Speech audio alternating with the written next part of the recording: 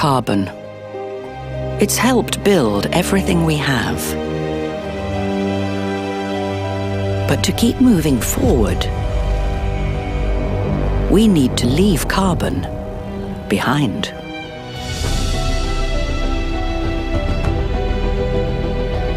At Standard Chartered, we believe money can be a force for good. So we're partnering with our clients to transition to clean energy where it's needed most. It's just one of the ways we're creating a brighter, carbon-free future.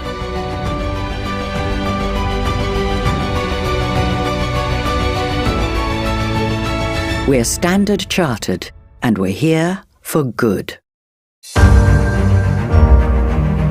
Digital revolution has changed the way we think. And in this era driven by information and technology, we at Dailyhunt are committed to our mission. Dailyhunt was born with a mission to empower the next billion Indians to discover, consume, and socialize content which entertains and enriches them. Since our inception, we have been pioneering the online news aggregation world. Started with 700 print partners, we have successfully moved to recommendation-based, hyper-local, deeply personalized, vernacular content.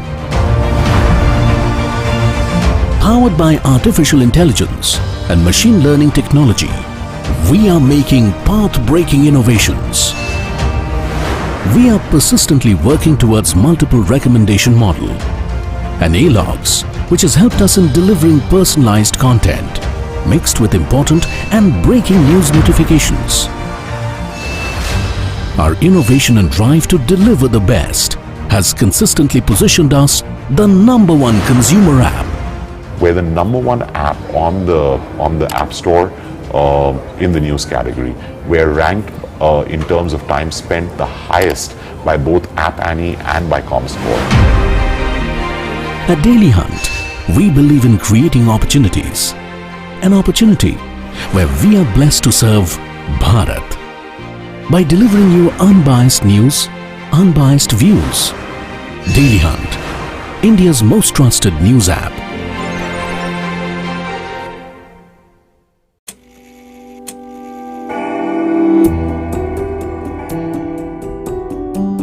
There is a life designed for the kings. A life from the time we only know legends of. A time when palaces weren't built on reason, but sculpted on a whim. When luxury wasn't manufactured for the few, it was handcrafted for the one. A time when every inch was carved and sewn to unravel the senses. Hear suites of the world's most beautiful Maharanis and Maharajas tell untold tales of their life and time. Welcome to the living palaces of Taj.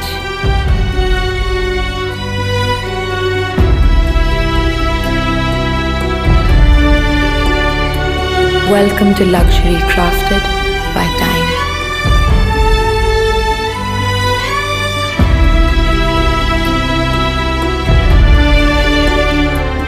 Wander through stories of love and valor and let your discerning mind sail across 4 centuries, where a dinner seems to be slow cooked for hundreds of years.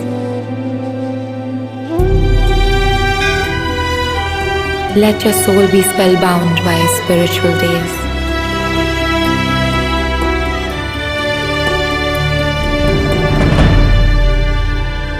Feast where praises echo effortlessly from one end to the other. Can you hear me over there? Your every moment is set in traditions as old as time.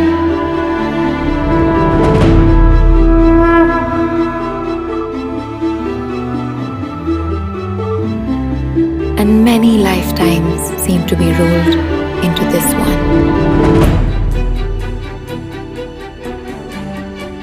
As your stay gracefully strolls along, you'll find that time has lost its effect on you.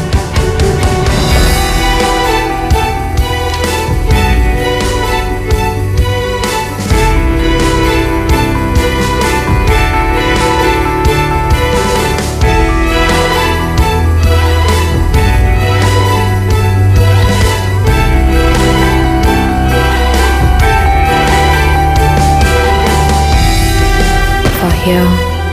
Yesterday is today, is tomorrow. The living palaces of Taj. Luxury crafted by time.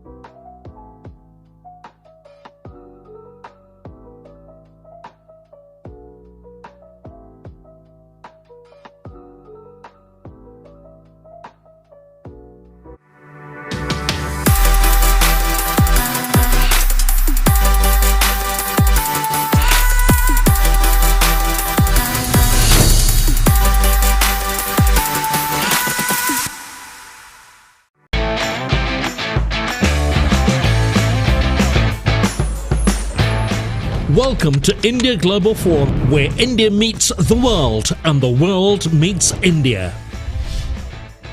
Hear from the most dynamic business leaders and technology disruptors as they share their insights and secrets of success. Meet and network with the most influential, the most innovative, and the most enterprising. India Global Forum is the agenda-setting platform. Visit www.indiaglobalforum.com.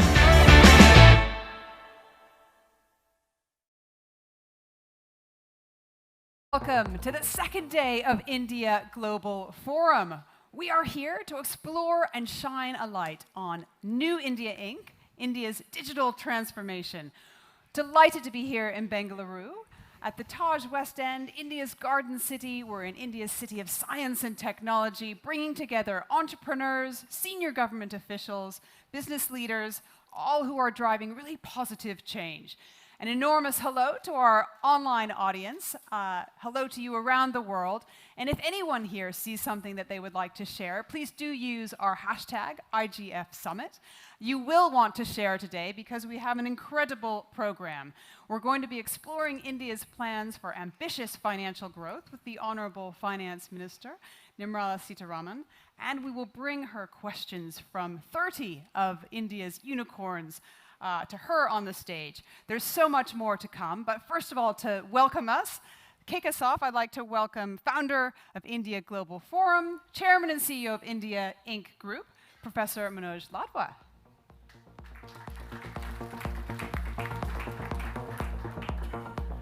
Happy International Women's Day. Happy International Women's Day as well to you. How are you? I'm a little nervous. Are you? Absolutely fine, no, thank you very much. Good, you've got some special announcements for us. I've got a few things to say. So all right. You leave me to it? I'll leave you to it. Okay, I'll be over thank you here very if much. you need me. Thank you.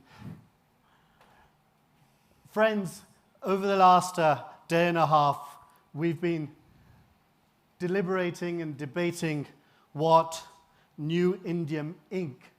means to India and also to the world. We've showcased Digital India, we've showcased the power and potential of Skilled India, and indeed of Stand-up India. But friends, what better example of the new, modern, aspirational India than having Her Excellency the Honorable Finance Minister of India in our midst, the first ever female Finance Minister of India. Please give her a very warm welcome. And Madam, you may have noticed, and I may have breached some protocol, there were no flowers, there were no garlands, there were no sweets. Because I wanted to welcome you on behalf of everybody here, our members and our partners, with a commitment. And that commitment is that through India Global Forum, we're announcing today an investors network. A network that will come together and support, through mentorship, through money, and through networks, Indian entrepreneurs to go global. And Madam, on this wonderful day of International Women's Day, I'm proud that we will make the first commitment to support 75 women entrepreneurs go global. And 75 is a magic number, because it is India's independence, 75 years of independence. And I'm delighted to share with you some of our friends that have come together as our founders of this network. It's open to many others, so please, if you're interested, do join us. The second is an invitation to join the journey of India Global Forum as we take the story of India Inc. globally. We're in Dubai in December. We're here in the epicenter of New India Inc. in Bangalore. In a few months in June, we will be in London. then in New York in October, and then back to Dubai, telling the story of the dynamic, aspirational new India. So please join us. We'll be announcing a program of membership as well in the coming weeks, and we'd like you to be part of this. Not because you're interested in making money or making networks, but because we're all proud of this country and the good that this country and the force for good that it can do for the world. That's our primary objective. And if along the way you do make some money and you make some great networks, so be it. But our primary objective is much higher. So without further ado, I'm delighted to welcome on the stage Her Excellency, the Honorable Finance Minister of India, Nirmala Sitharaman.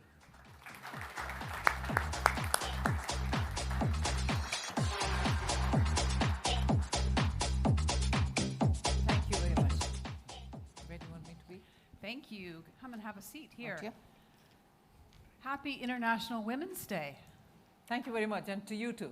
Thank you very much. So lovely to be with you. This conversation will be in two parts, so I'll have a few minutes with the Honourable Minister, and then we're going to invite our collection of unicorns to ask a few questions. Is that okay? Absolutely fine. So, Prime Minister Modi has been speaking about Amrit Kaul, and your recent budget is really designed around putting this into action. Taking, as Manoj said a moment ago, India from 75 years to 100 years of independence. And the world has taken note of this incredibly ambitious budget document. Ambitious goals of inclusive growth, technology-aided development, healthcare transformation, energy transition and climate action, and a cycle of investment fueled by the private sector. And interesting that Manoj made that announcement just a moment ago. But I'd love you to give me an overview of what you're trying to do. Thank you for having me here, and also thanks, Manoj. You've always been one of those very energetic, trying to get India on the top always, and that effort has actually today taken shape like this. And I'm very appreciative of all the efforts that you're putting to get India across to the globe. This budget is somewhat special in that it continues from the last, which was a pandemic time creation, the budget itself, coming up with the formulations for recovering the Indian economy since after the COVID-19. But even as we did that, soon after the budget was announced, you had the second wave, and we had to supplement the announcements made in the budget with additional doses of support to the sections which were hard hit by the second wave. So bringing that to be continued from last year, because we took the formulation that capital expenditure through public building of infrastructure itself will be the only route through which our recovery can be expedited. But this becomes special because not only because you're continuing from last year, but also making sure that recognizing we are at the 75th year of India's independence. The next 25 years leading India to be at 100 years are very critical for our development. For such a development where you shall be the leader in very many areas where our Indian youth have shown their capacity in using technology, in showing that entrepreneurial skill without having to be, run of the mill, by being great disruptors.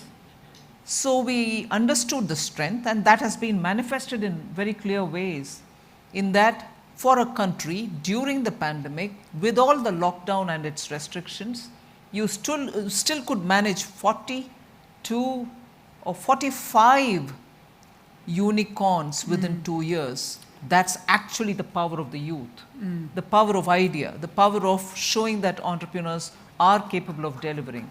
And that's what we saw during these 2 years. So this budget is special because we recognize that power. We recognize that nearly 60% of Indian population are young and revving to move, and that Indian population, which is all below 30 years of age, will in the next 25 years be the next generation to bring out the best talents that India can put out.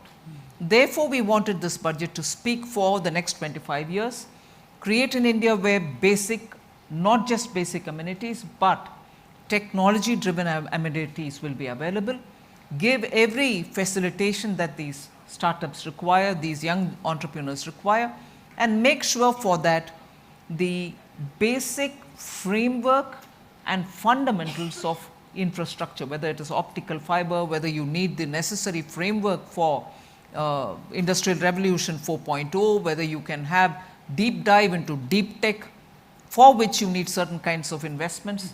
We have announced all that in this year. So when we refer to the Amrit Kaal, it's more and more of digitization, more and more of technology, infusing technology into a country in every aspect of our business is going to be a challenge, because we are also labor rich in the sense intense skilled, semi-skilled, partly skilled, high technology skilled youngsters are in abundance.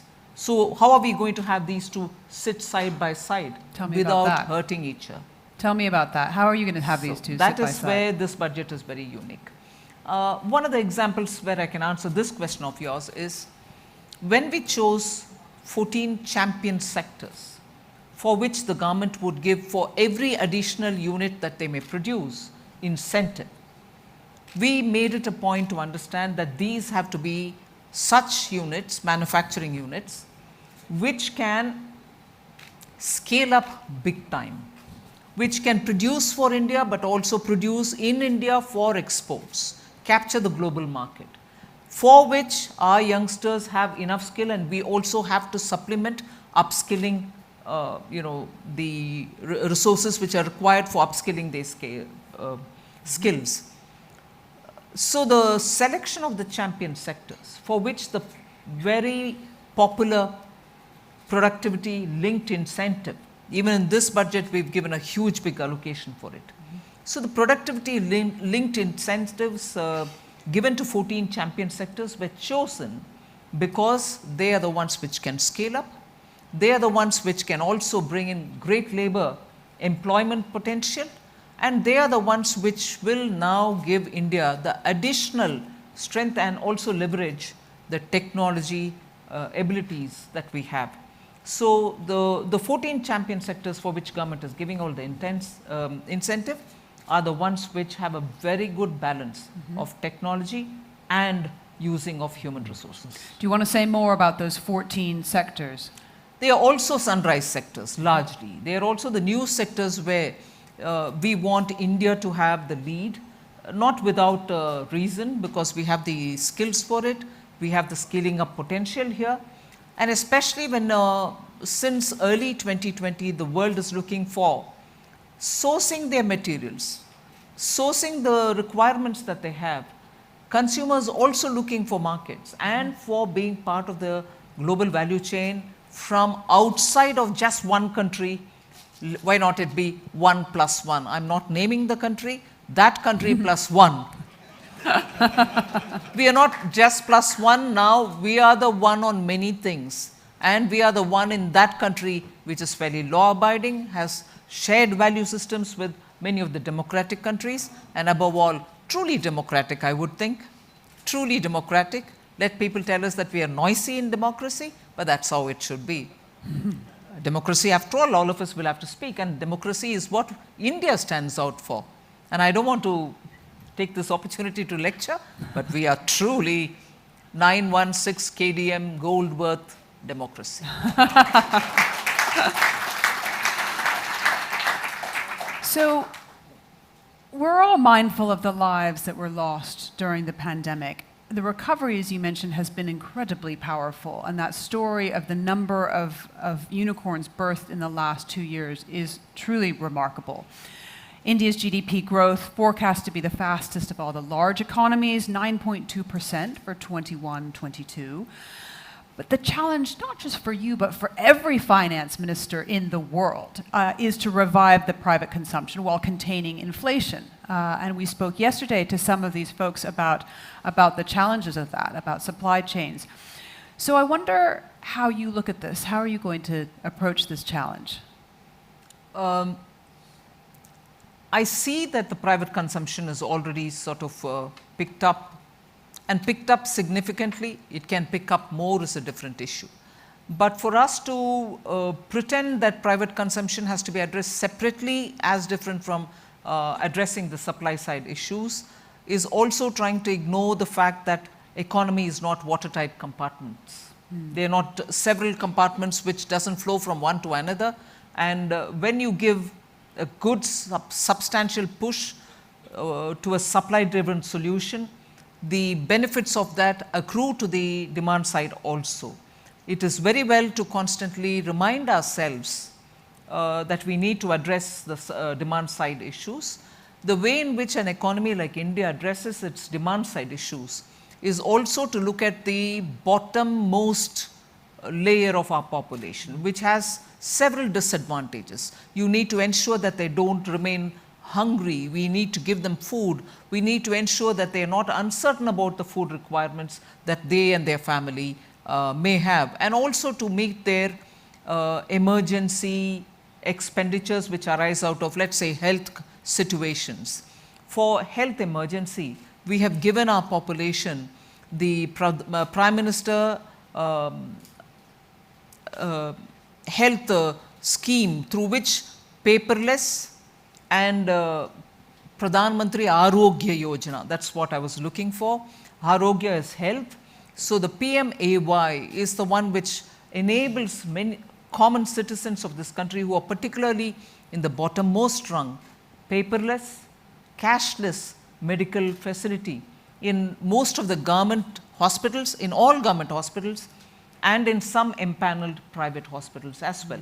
So not only the medical health of that individual, but every member of the family is being taken care of. It's a kind of government ensuring their health requirements. Second. And third, we are also, during the lockdown, I distinctly remember, we had given money directly using the DBT for the elder citizens, the senior citizens, particularly women among them, and also for women in the households, of the poorer households, and the disabled, who we call as Divyang.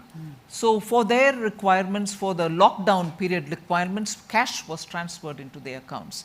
So when we do all this, we aim to see them being able to address their demands with cashless system or with some money where it is required.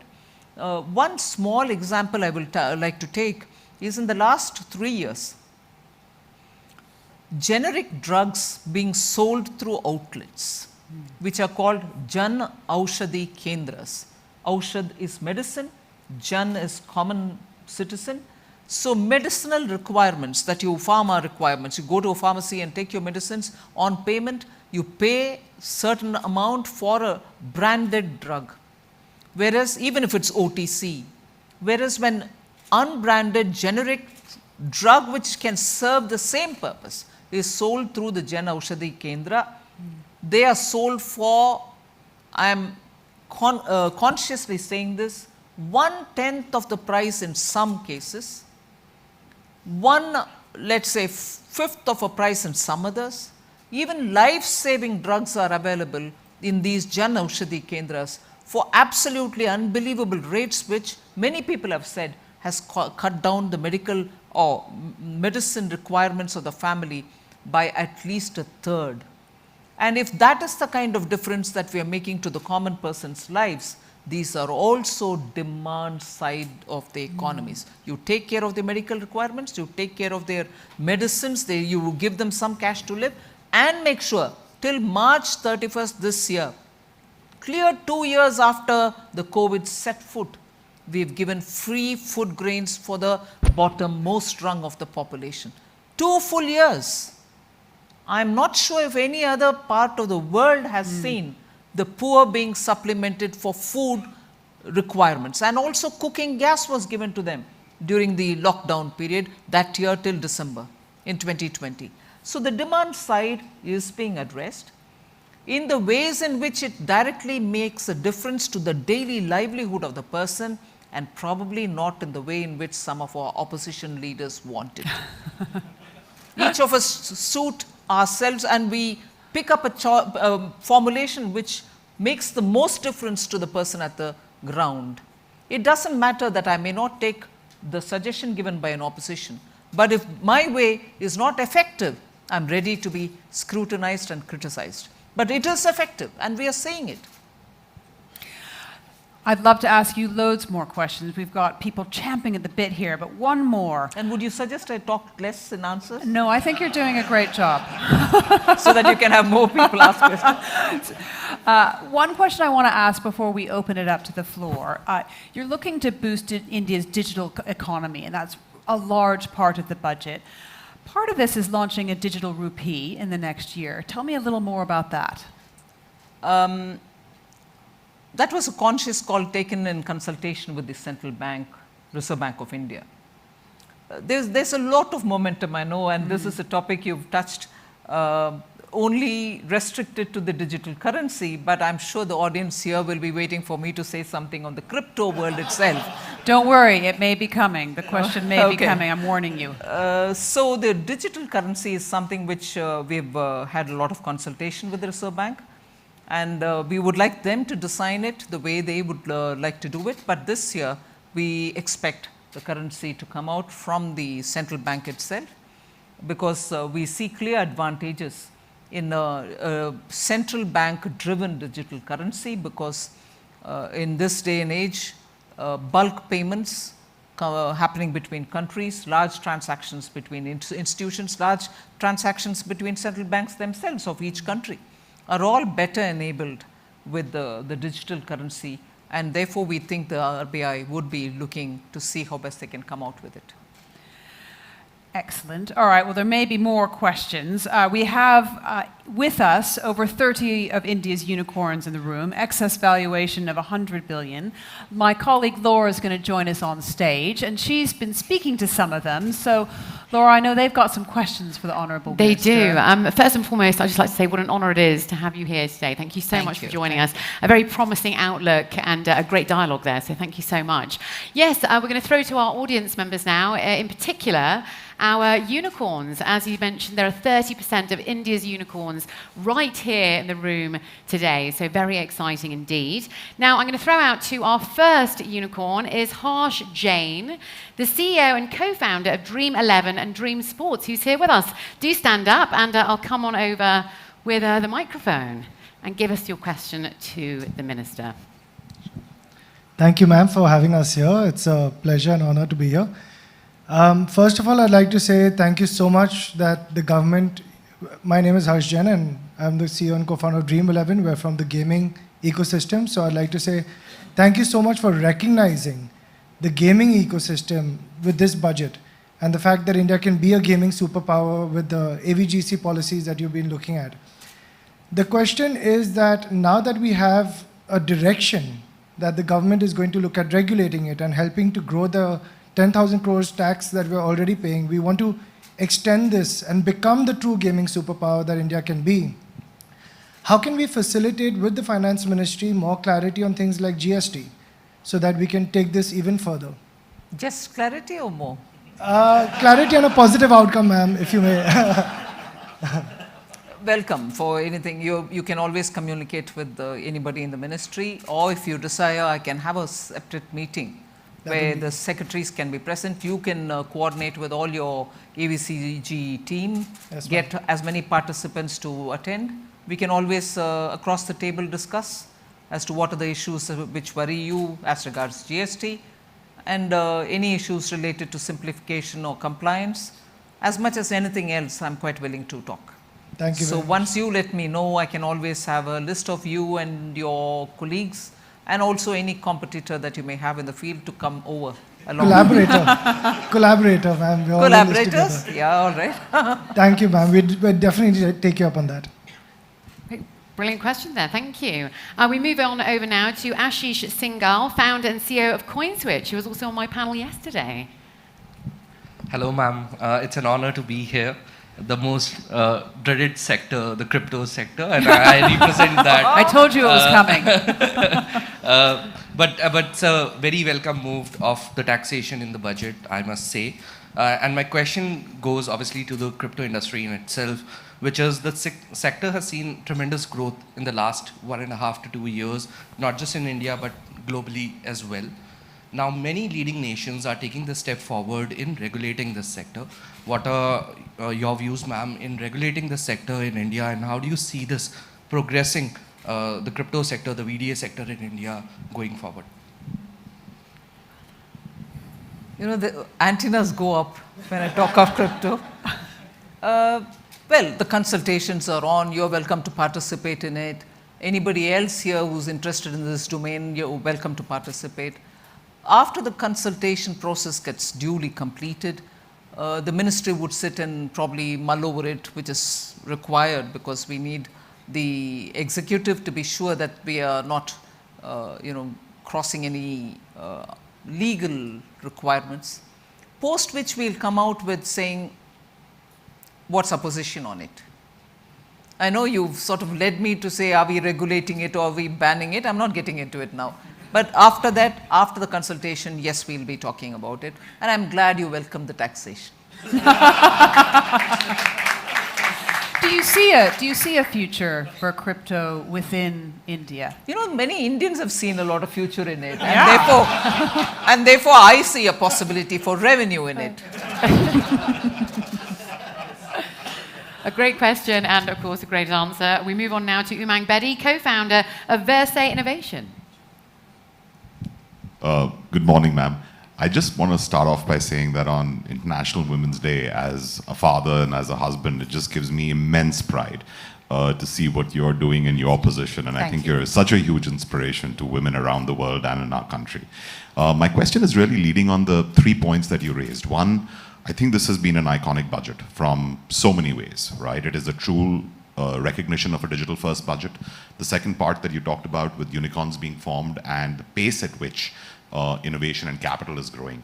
How do you think these two can get married in the sense that what can startups do in conjunction with the government to drive innovation, to fuel the growth that you've charted out for the next 25 years?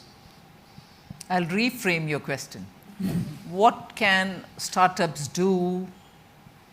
What else and what more can startups do in conjunction with the government? Because I think in the last few years, since after the Prime Minister announced startups and the momentum for, startups and the support that the government has to give for the startups.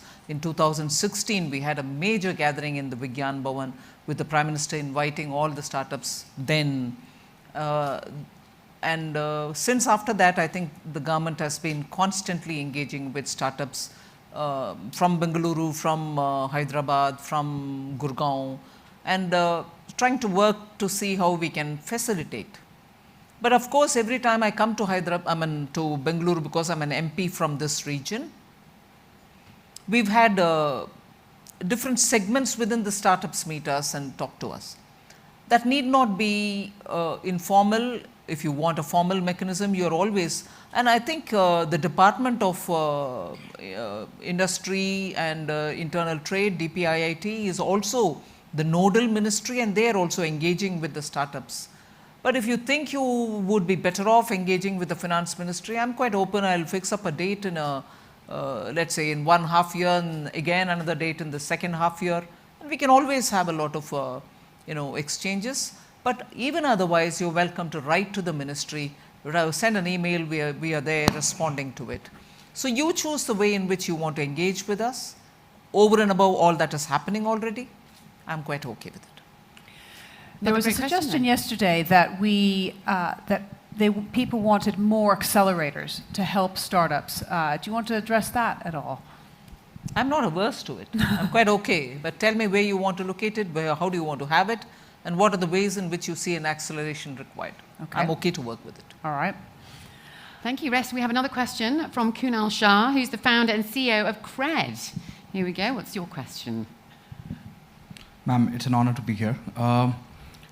out of the unicorns that came, I think bulk of them were fintechs, and the volume of fintech unicorns is likely to just keep rising. Would like to get the government's view on two topics, particularly digital lending through fintechs particularly, and how do you see role of neobanks or digital banks going forward? Will it eventually move away from the current players and have more players participate in that? Banks. Yes. This budget, again, is unique in having announced that through the country we'll set up 75, and when I say through the country, I immediately want to correct myself saying if I'm talking digital, what am I talking through the country? You can all be here in Bengaluru but still be through the country. So 75 DBUs, digital banking units, have been announced in this budget. Now, even as I'm talking, or when we were talking about it, there was this thought coming in the minds of people who normally put the checks and balances into the system, said, will you have that many number of promoters coming to set up digital banking units? Because when we announce something, gone are the days when it means government is going to do it. We announce our intention saying we like to see it this way, we want people to benefit from this, and when we announce it, we say we'll make an enabling policy for it and make sure if there are some hand-holding required, we'll provide it. But it certainly does not mean that that is going to be done by the government exclusively. So when I announced 75 DBUs, digital banking units, implicitly it meant that we are looking at people who want to set it up and we'll be with them. Now, I'm glad you asked that question, and I like to see you being the first one to set up a DBU and soon be followed by many others looking at your success to have many more DBUs in this country. We want DBUs because India is at a stage where, in spite of 75 years of pushing through a nationalized banking network, banking and financial inclusion has really not been as much as what we wanted it to be, and that made Prime Minister to come up with the Jan Dhan Yojana in 2014, where he said, I want every individual families to have accounts. I want every individual to have account. And it was on a mission mode that we worked, because I do remember being in the finance ministry then as the junior minister and working on the PM Jan Dhan Yojana. And it is because of that, let me tell you, that during the pandemic, and because simultaneously we built on the Aadhaar, the DBT and everything else, we were able to deliver at the doorstep through the DBT the kind of monies which had to reach them. Whether it was for relief, whether it is their due entitlements, everything reached because of the DBT and because of the digitized approach to banking. Now that digitized approach will have to now convert itself to be completely served through digital means. And I think our citizens have lapped up digital apps for various functions. The success of India Stack and the success of the ways in which DBT has now become one of the very efficient tools of transaction is because the common citizen of India has absolutely without hesitation taken it on, on his little phone, but he's proud to do his business with a QR code kept in front. So that support from the common citizen assures me that digital banking is that what they want rather than what is the way forward for the government. We'll have to walk along with them. We'll have to provide the facility for it. So that's, did I miss your first question? Yeah, digital lending. Let me tell you very briefly. What was this aggregator? Accounts aggregator. We said every individual's credit transactions or his bank operations are all data available. If there are authorized account aggregators functioning, and if you're able to therefore access data which is necessary for, let us say, credit inclusion of an individual, it is happening through the account aggregator. So digital banking there, digital credit extension there. Thank you. Happy to become one of the first DBUs? Okay. One last point which I would like to answer there. is also the fintech's growth is not surprising me. Haven't we come up with a global financial center, IFSC, in Gujarat? And that is going to now create so many different options, so many different ways in which fintechs can service. And this is going to be a service the globe with your fintech skills. So it is not just for us, it's not just within India. So fintech growing as a result of the government's push for a global financial services center is only but natural, and I'm very glad it's happening. Thank you so much. We're going to now throw out to the rest of our unicorns, and then hopefully after that to the wider audience. So please do get some good questions going. We do have some more time. So if you are a unicorn, you have another question, please do raise your hand, and I'll come over with the microphone. Do we have any more? Yes. Please do tell us who you are and your company name as well. Thank you. Good morning, ma'am. My name is Rahul. I represent Swiggy. We are a food delivery platform. One thing which I would like to bring to your attention is the whole FDI bit for Indian companies. So historically, mostly strategic capital used to come through the FDI route, but today it's a lot more investor capital, which is financial in nature. They do not want to control these companies. So the whole concept of majority foreign owned, but India controlled. So is that something that the government will be willing to look at? Because that will help us to unlock a lot more value creation within the country. But isn't that what has driven our FDI policy for various sectors? Because we are looking at investment capital. We are looking at even, in fact, we've gone to the extent of saying we're quite happy for them to be in the board. If they choose not to be in the board, very welcome, that's their choice. But we have enabled fund coming in, investment funds coming in, and also opening up the management in such a way that it is completely democratized, and to the extent of one's share capital, a space in the board is naturally, through the company's law, works. But if you choose to say out, that's very well. Nobody is going to restrict them from bringing in investment capital and also equally compelling them to sit in the board. No board, no choice, that's fine. Right. So a specific question on that, ma'am, just if I had a follow-on question on that, is basically the restrictions that are on foreign controlled companies, right? The FDI restrictions that exist in the country. Now specifically for domestically grown up startups which have financial majority ownership from foreign capital, we kind of get restricted in the same FDI bucket. So maybe I'll present a paper to your office. You can please present the paper and I'll gladly look into it. It's one thing to talk about investable fund, investable capital, and a totally different thing if you talk about investment companies, right? Absolutely. So do send me financial capital. So thank you. Great question. Do we have any more questions from our unicorns in the audience? Any more questions from our unicorns? I'm going to give you one last chance. If not, I think we're going to throw out to our wider audience over here. Please do tell us who you are and where you're from as well, please. Here we go.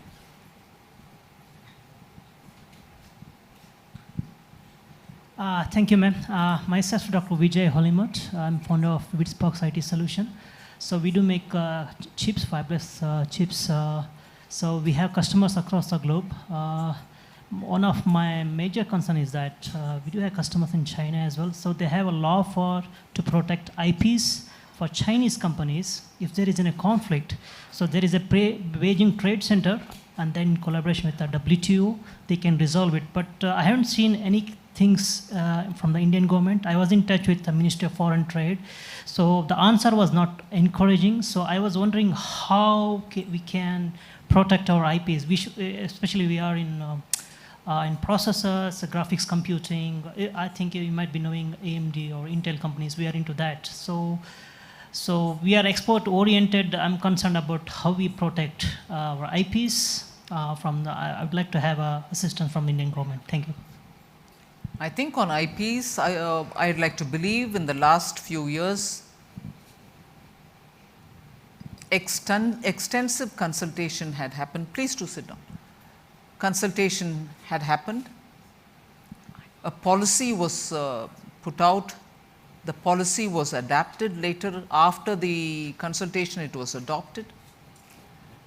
Several mechanisms to reduce the time from the time of application to get the approval has been made. The time has been reduced. and also the number of approval giving specialists who are got to be recruited had also been brought in. There was an IPAB, the Intellectual Property Appellate Board, which got revamped. It was abolished. The entire process had to be cut down in terms of any litigation that arises out of it. And in fact, I was saying yesterday when I met up with the startups, I recognize and I fully appreciate the effort the Delhi High Court has made, in that they've set up a separate bench to take care of litigation arising out of increasing number of patent-related, copyright-related cases, and that is now going to be spread all over the country. You're going to have probably in Bengaluru, in Chennai, or Bengaluru, Hyderabad and Mumbai.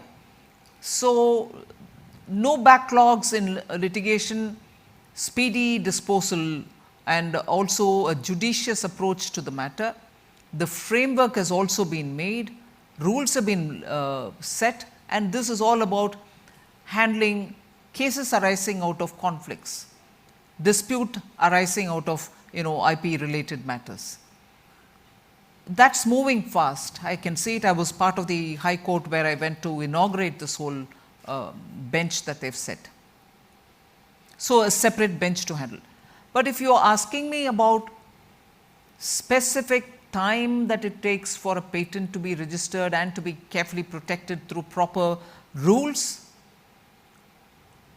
I'm possibly giving you a second-hand answer, second-hand information-based answer, but I'll certainly take it up and check up if there's any issue. But you're welcome to write to me if there are any specific issues that you want me to look into and get sorted out. Thank you. So we want to get a little bit of audience participation at this point. We've got a couple of poll questions and we'll come back in a moment. So if you have questions, in a moment put your hand up and we'll come to you. First of all, we want to ask you a question about, do you think that the boom in unicorns that we've seen would have happened without the pandemic? So do you think that yes or no? Would the unicorn boom have happened without the pandemic? Yes? Okay. Anyone for no? Anyone think it would have happened without the pandemic? Okay, a couple. Should we get why do you think that? I think every crisis accelerates a behavior that's more efficient, and I think everybody was forced to adopt more digital behavior. I think crisis accelerates efficiency and eventualities, and what happened is because of the restrictions, a lot of people actually were forced to or had to adopt digital things, and I think that accelerated a behavior change. Just give an example, my dad, who was averse to apps, thanks to the COVID vaccination and everything, was out there downloading the app and figuring out everything on his own, and now he's pretty much on his own on all the apps. So I think it was just, there was a CTO in every household between the age group of 14 and 21, and eventually everybody else became tech savvy as well. Thank you. We've got another question as well, which is just on the screen behind me. Which do you think had the biggest impact in creating unicorns in India? You can see the choices. Who thinks demographics? All right. What about a strong startup ecosystem? Some more votes for that. What about government initiatives? All right, you know who your friends are here in the room.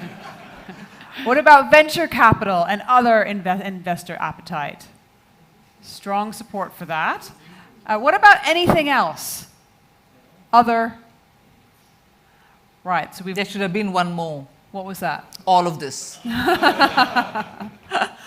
Thank you. All right.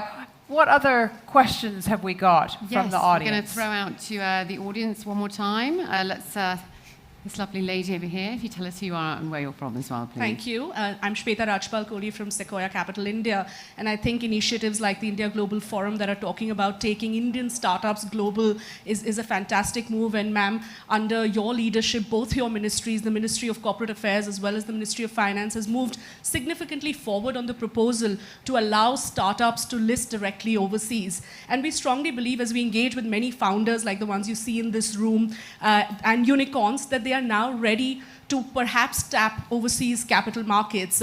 We'd love to understand if there's any movement forward on that reform, which we think will be the biggest game changer for putting Indian startups on the global map. You're aware of the position. We moved forward and we'll move forward.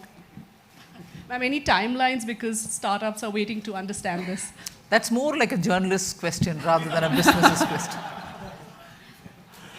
Yes, any more questions? Obviously in line with our theme, the New India Inc.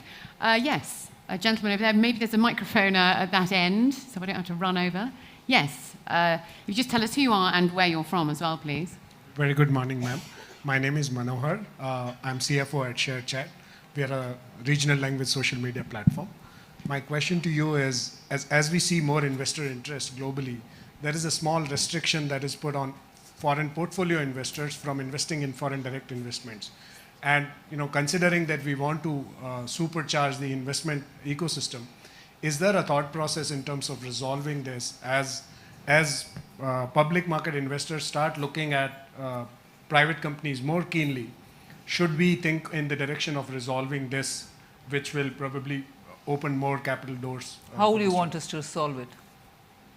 This restriction looks like, it was probably very good in older days, but now the lines between public and private companies is blurring, and all it needs is for them to go through the process of setting up a new entity. The same entity cannot invest in FDI and FPI.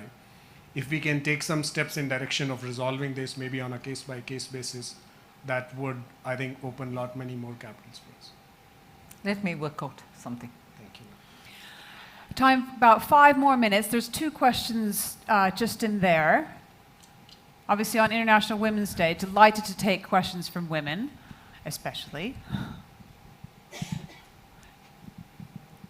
Tell us who you are and where you're from, please. My name is Bharti Harish, and I run a boutique called Madhurya to promote Indian heritage weaves and crafts. My question to ma'am specifically is that among the unicorns, there are only 5 women. So I would like to, she's our first woman finance minister. I would like to understand from her what should we as women change in our attitude or outlook so that we can come more confidently to the forefront and lead and become more unicorns as well. They should just observe you. Soft and gentle but firm. I've seen your hand being put up 3-4 times and finally the mic reached you. Perseverance. Thank you. Well, that is a good moment to end on. So we want to thank all of you for your attention, for participating, and for your commitment to building the New India Inc. And thank you so much, Honourable Minister, for being with us here this morning. Happy International Women's Day. Thank you very much, and it was great being here. Thank you. We'll be back in just a moment. There's a networking break, and we look forward to seeing you shortly for a discussion on an inspiring journey with Executive Chair of Biocon, Kiran Mazumdar-Shaw. See you in a moment. Thank you very much. Thank you very much.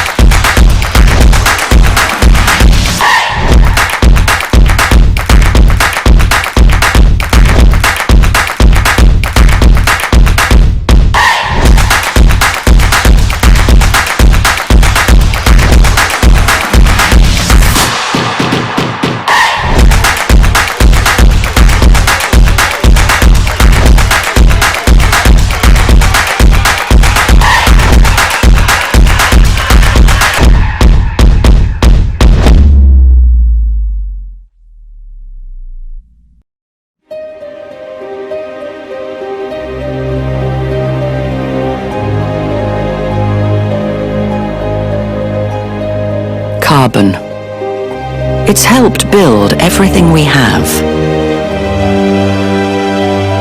But to keep moving forward, we need to leave carbon behind.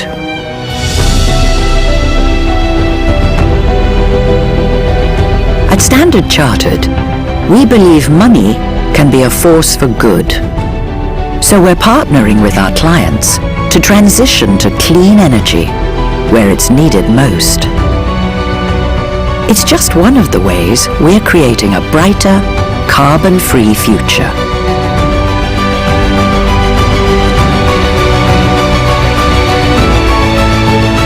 We're Standard Chartered, and we're here for good. Digital revolution has changed the way we think. And in this era driven by information and technology, we at Dailyhunt are committed to our mission. Dailyhunt was born with a mission to empower the next billion Indians to discover, consume, and socialize content which entertains and enriches them. Since our inception, we have been pioneering the online news aggregation world. Started with 700 print partners, we have successfully moved to recommendation-based, hyper-local, deeply personalized, vernacular content.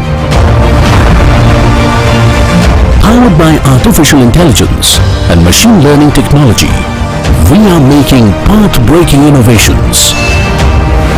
We are persistently working towards multiple recommendation model and A-logs, which has helped us in delivering personalized content mixed with important and breaking news notifications. Our innovation and drive to deliver the best has consistently positioned us the #1 consumer app. We're the #1 app on the App Store in the news category. We're ranked in terms of time spent the highest by both App Annie and by cosmetic. At Dailyhunt, we believe in creating opportunities. An opportunity where we are blessed to serve Bharat by delivering you unbiased news, unbiased views. Dailyhunt, India's most trusted news app.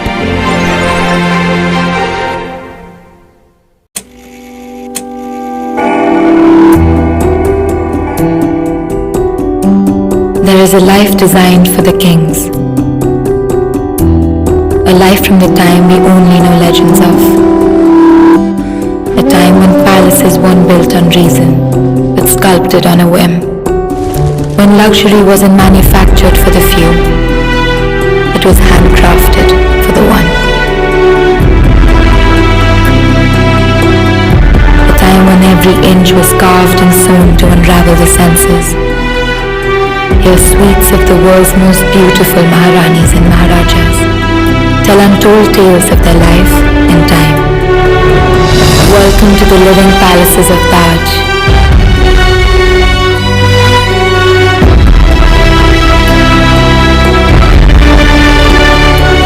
Welcome to luxury crafted by time.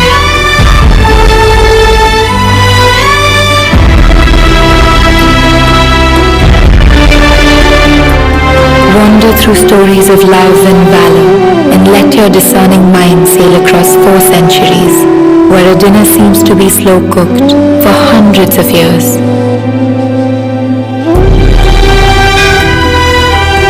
Let your soul be spellbound by a spiritual days.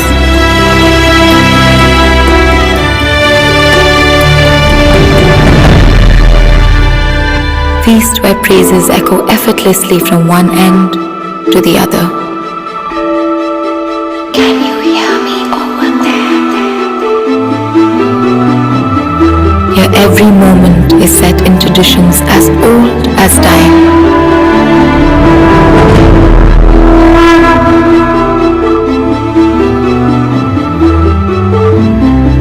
And many lifetimes seem to be rolled into this one.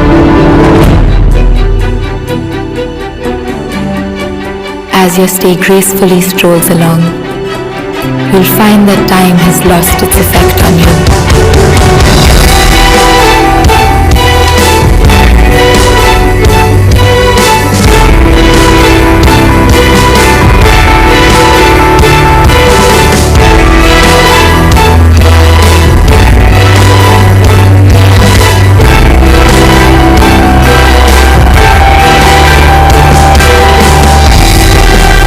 here.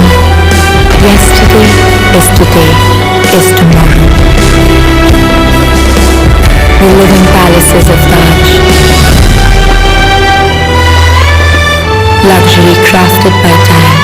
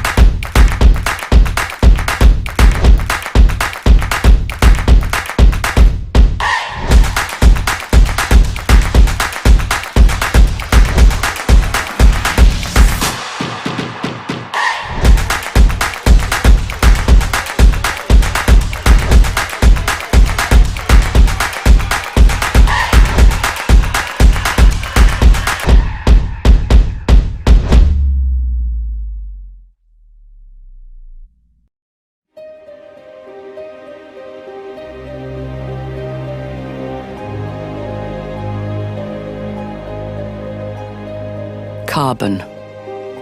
It's helped build everything we have. But to keep moving forward, we need to leave carbon behind.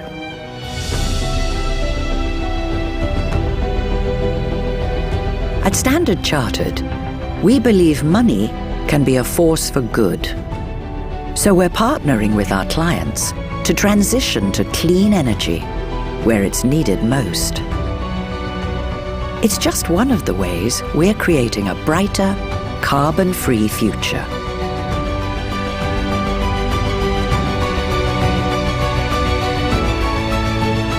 We're Standard Chartered, and we're here for good.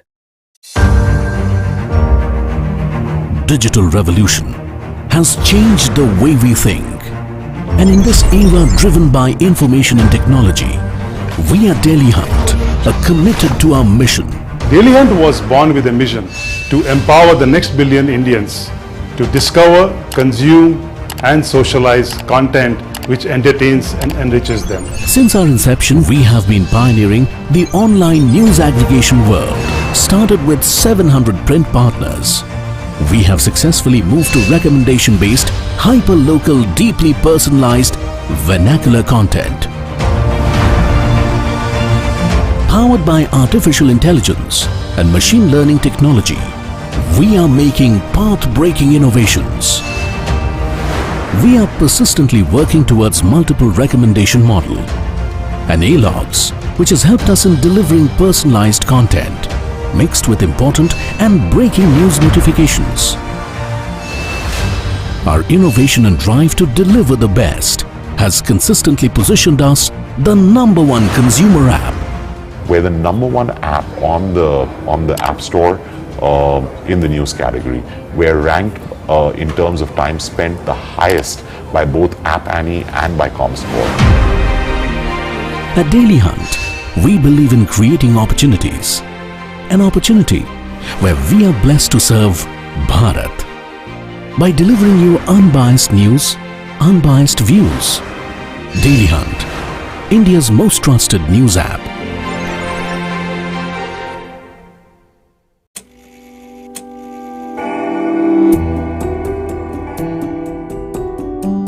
There is a life designed for the kings. A life from the time we only know legends of. A time when palaces weren't built on reason, but sculpted on a whim. When luxury wasn't manufactured for the few, it was handcrafted for the one.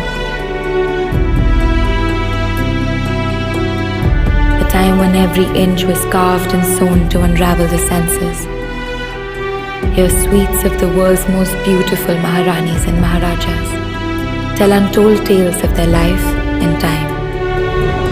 Welcome to the living palaces of Taj.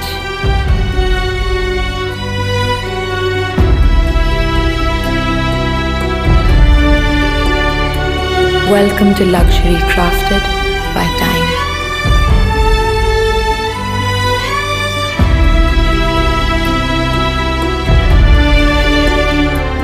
Wander through stories of love and valor and let your discerning mind sail across 4 centuries, where a dinner seems to be slow cooked for hundreds of years.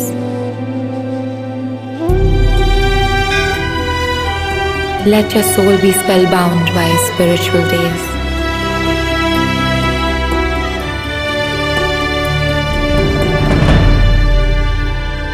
Feast where praises echo effortlessly from one end to the other. Can you hear me over there?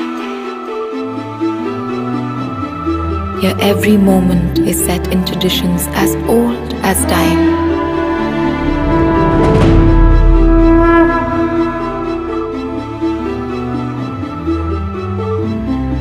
And many lifetimes seem to be rolled into this one. As your stay gracefully strolls along, you'll find that time has lost its effect on you.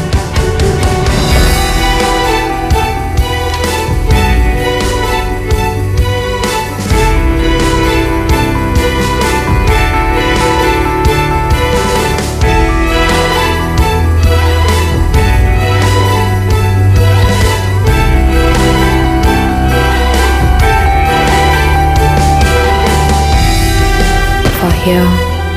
Yesterday is today, is tomorrow. The living palaces of Taj. Luxury crafted by time.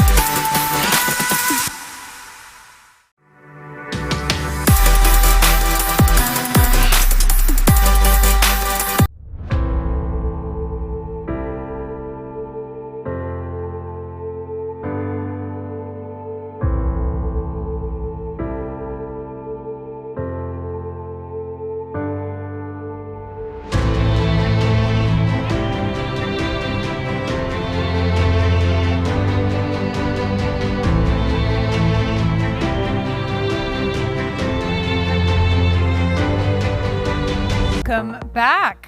So this is a special session now called Inspiring Journeys. We've had these in London, we've had these in Dubai, and it's a moment when we dive into an entrepreneurial journey, with somebody that we really want you to meet. And today we have a special guest for you. Our guest is Executive Chair of Biocon, Kiran Mazumdar-Shaw. Why don't you come on up?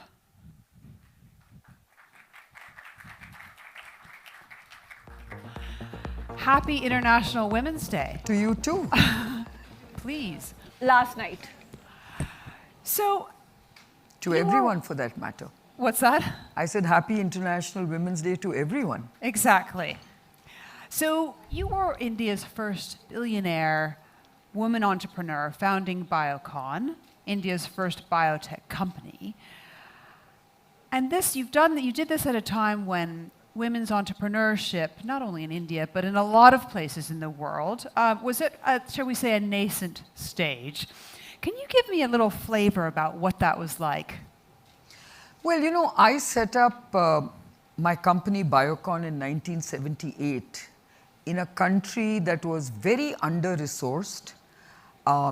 It was at the height of what we used to call the license Raj, because you needed permits and permissions for every single thing. And of course, it was a time when entrepreneurship was almost non-existent in the context of what we are discussing today. There was no venture capital. It was all debt financing. And I was a 25-year-old woman trying to set up a business with 10,000 rupees in my bank account and trying to create a new business based on biotechnology which nobody understood. So I had huge credibility challenges, and I was considered high risk because I was too young to be an entrepreneur in the minds of the people who were going to lend to me. I was considered to be a high financial risk because I had no collateral to offer. I had no business experience. I had no sugar daddy. And I also was trying to do something which they thought was too daunting for a young girl to take on, which was about starting a biotech business which they themselves couldn't understand.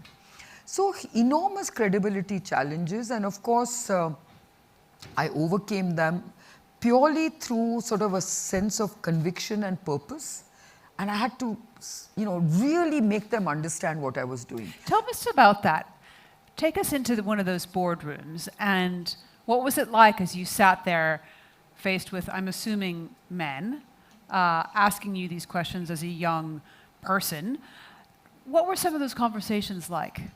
Oh, they were very, very, some of them were very difficult conversations, and some of them were very interesting conversations. So the difficult conversations were, give us 2 reasons why we should, you know, give you loan you any money. What collateral can you provide us? Can your father provide a guarantee? And I said, my father has nothing to do with my business, okay? So I can give you a guarantee, but they didn't want mine, okay? I said, well, you accept personal guarantees from every other founder or entrepreneur, why not me? Is it because I'm a woman? So I would take them on head on, you know. I, of course, was trying to explain the business to them. I was telling them how exciting it was. They said, you know, why are you trying to develop a homegrown technology which is so risky? You don't know whether it's going to work. I said, well, that's what biotech is all about. No, why don't you license a technology? They were very used to licensing a technology and, you know, just basically manufacturing something out of it. And that was the engineering licensing technologies that they were very used to. I said, no, this is biotech. You've got to actually have a research capability. You've got to be able to do research. You've got to be innovative. You know, I had to make them understand what it was. So fortunately, I did get some people who believed in me and invested in me. And so I think I quickly realized that it was a case of, you know, clearly articulating what you were trying to do to the people who are going to lend you money. And they were all men, of course. Right. And I think I wanted to make myself, in their eyes, somebody worth investing in. And I met a few of those people who felt I was worth investing in. That's what turned my destiny. If I hadn't found those few men who believed in investing in me, I don't think it would have been that easy. And it was all debt financing, you know, interest at 16% those days. Wow. So it wasn't easy. And apart from access to capital, it was also access to talent. People didn't want to work for a woman employer because they felt I was not able to give them job security. So even today, when I look at the situation that women entrepreneurs are facing, you know, as we speak, I think access to capital, access to talent, and access to technology are some of the most formidable challenges even today. You know, I just want to put right, you know, I was at one of these Women's Day discussions yesterday, and I said, you know, there was a very interesting point of view put forth by one of the panelists, and she says, you know, in the venture capital world, a VC's question line, you know, the line of questioning for a woman who's seeking funding and a man who's seeking funding are extremely unfair. The woman is always asked questions about, tell us the risk of this business if you get married. Tell us the risk of this business if you have kids. You know, and these kind of questions. Whereas the man is always asked about, so tell us how big this business can be. Tell us what, you know, the risks of this business are.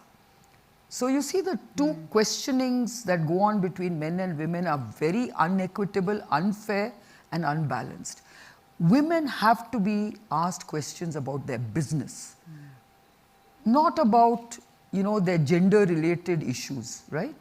That's where we start this whole gender inequity, is what I feel. So I always tell my colleagues, so today, of course, thanks to ESG and, you know, the DEI component, I think I've encouraged HR and my managers and everyone who's involved with improving the gender balance to make sure that they really provide equal opportunities for women who are seeking a job in our organization. It's very important. I hope that Manoj is taking note for his investors group, the questions not to ask the 75 women leaders. Well, these are questions even HR asks in most companies. You know, which is where the problem starts. I mean, I can tell you that it's not just women entrepreneurs, too. No, that's what I meant. Right? I mean, it's people ask them of women mountain climbers. You know, why are you mountain climbing when you have children? Well, the question that they never ask a male mountain climber. We'll leave that one for now. But tell me about Biocon. Has a huge presence, not just in India, also in the West. And you have faced, you've really successfully created competition against some of the Western pharmaceutical companies. Not a feat for the faint-hearted. Tell us about the resilience and perseverance that takes, but give me some specific examples of what that looks like. So I think the best example of, you know, risk-taking that I have personally, you know, taken. And again, I go back to this busting myths that women don't take enough risk, they're not ambitious enough, they don't think big. And I think I busted those myths, if I may say so. When I think about the risk I took when I got into this whole field of, or the segment of biosimilar medicines, the biosimilar pathway had not even been scripted in the US and European regulatory systems. And I was going to be making huge investments in developing biosimilars that will finally get me the big return that I was seeking for my investments from the US and advanced markets. And I thought that was a big risk. But what I did was I said to my colleagues, they thought I was taking too much of a risk for a small company like ours. And I said, no, let's follow the science. If we follow the science, I'm sure we will align with the regulatory guidelines. And sure enough, it worked out that way. And we had many firsts to our credit. We were the first company to be approved by US FDA for 2 of our biosimilar drugs. And we were the first company globally, again, to get an interchangeable label for our insulin by US FDA. So I think we did pretty well, you know, and in hindsight, I felt we took a risk, but we took a calculated risk, which worked out. And I think that's what really, in hindsight, makes me feel that, you know, I played a good leadership role. And even though I got absolutely, trolled, bashed, whatever you might say, for taking that decision of moving into biosimilars and investing so much R&D dollars into such a risky business. So I can tell you my stock price didn't move for many years. Right. And I was... How many years? Oh, almost 3 years, 3 or 4 years. And people were constantly kind of, you know, accusing me and alleging that I don't understand what business is all about. And that, you know, you're putting your shareholders' money at risk. And I would say, look, please don't invest in my company if you're so faint-hearted. So, you know, I've been through those times. But of course, once you start delivering, so it is about credibility building, you know. Everything is about building credibility. Whether it's about building credibility as a woman, whether it's building credibility as a woman entrepreneur, whether it is building credibility as a biotech entrepreneur, ultimately, the moment you start showing signs of success, I think that glass barrier or any barrier disappears. And that's something I want to say to all women here, that the glass ceiling disappears when you start demonstrating credible success. Tell me about your thoughts on inclusion. Technology, inclusive technology can really help, especially when done mindfully. And I'd love to hear about your thoughts in the healthcare sector especially. First and foremost, let me start by saying that a gender-balanced economy is a smart economy because it is smart and sustainable. And I really believe that without the inclusion of women in the economic mainstream or the economy in general, none of the SDG goals will be accomplished. And I really mean that. I think women have a big role to play in delivering on our SDGs. And that's why I think you need to be inclusive. That's why, and you have to be inclusive across the board. You know, I think technology is a great transformer. And I think women have to be part of that digital transformation if you want to see that change. One thing I do believe is that women are change influencers and change makers. You can see we don't come with baggage. And therefore, we are daring, we are willing to experiment, and we are willing to explore. You can see even in the political leadership today, of all the women who are playing very strong political roles, including our finance minister that you heard a while ago, we are willing to listen. We are willing to change if necessary. We are willing to experiment. If it doesn't work, we can do something else. But we are not afraid to, you know, take on those kind of, challenges or experimental, opportunities. I don't find men being able to do that so easily because they are very rigid, they are very worried. They are, I really find men are extremely insecure when it comes to bringing about change. What will happen to me? What's going to happen to the business? I don't think men are as big risk takers as women for that matter. Who are your role models? Who do you look up to? I look up to people who inspire me. And there are a number of men and women who inspire me all the time.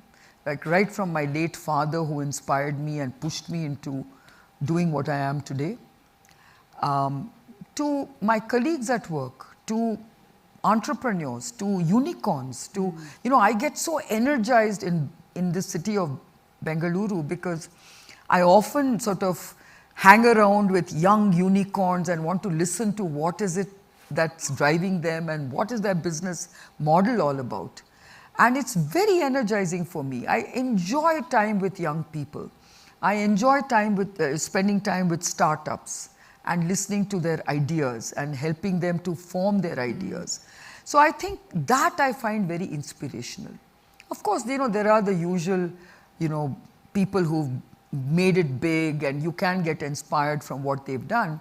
But I get much more inspired connecting with people and, getting that inspiration from people whom I talk to, from people whom I have, brainstorming sessions with. So that's the way I get inspired. That's how you get energy. And those are my role models. Because I feel if I spot one or two of those people who are really doing something phenomenal, I think I draw a lot of inspiration from them.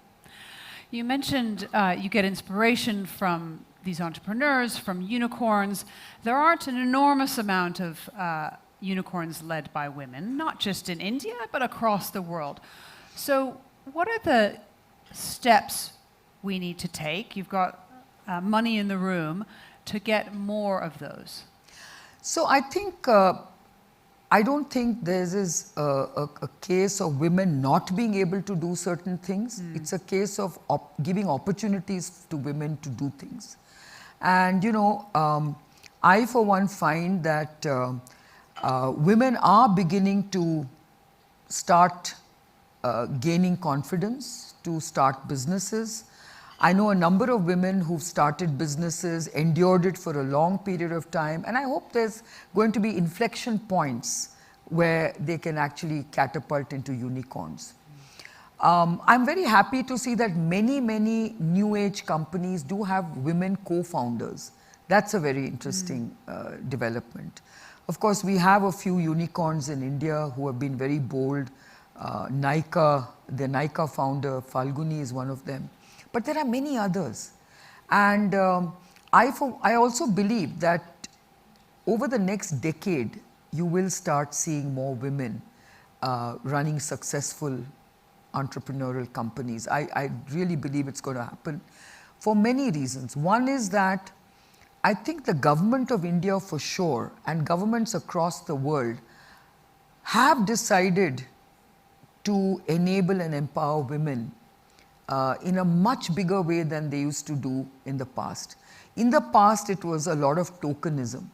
Today, I think it is very serious because they realize that leaving women out of these very important areas is only going to hurt them.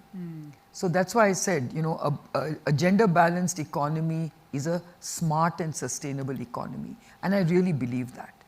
And I know for a fact that all of us who have been successful are, influencing other women to take this bold step and to dare to dream and dream big, But I still feel that I've seen a lot of women-led, companies even in the US.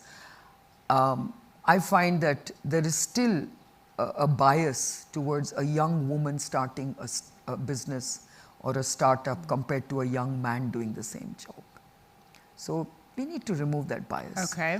And it's about myths, and we've got to bust it. Okay. What's next for you? What are you most excited about in terms of the impact you can make? So, I think every one of us ought to be driven by a sense of business purpose. And my sense of business purpose has always been about making huge impact on global healthcare. And I have actually spent my entire entrepreneurial life in the last decade and a half to provide affordable access to life-saving and essential drugs. And in my case, I chose biologics, biosimilars, and complex generics because that's the most expensive part of healthcare costs.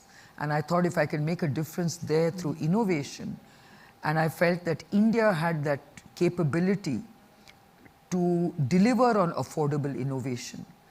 And so that's my dream of saying, how do I make big impact now that I'm global? And I've just recently acquired, my partner's economic interest and created a very large biosimilars company. I hope it's going to be the biggest one day. And I want to do it with this in mind, health equity. To me, health equity, affordable access is my business purpose. I'm glad to hear you're helping to achieve the Sustainable Development Goals. Well, thank you so much for spending time with us here at India Global Forum, Kiran. Thank you, it's been a pleasure. Really appreciate it. Thank you.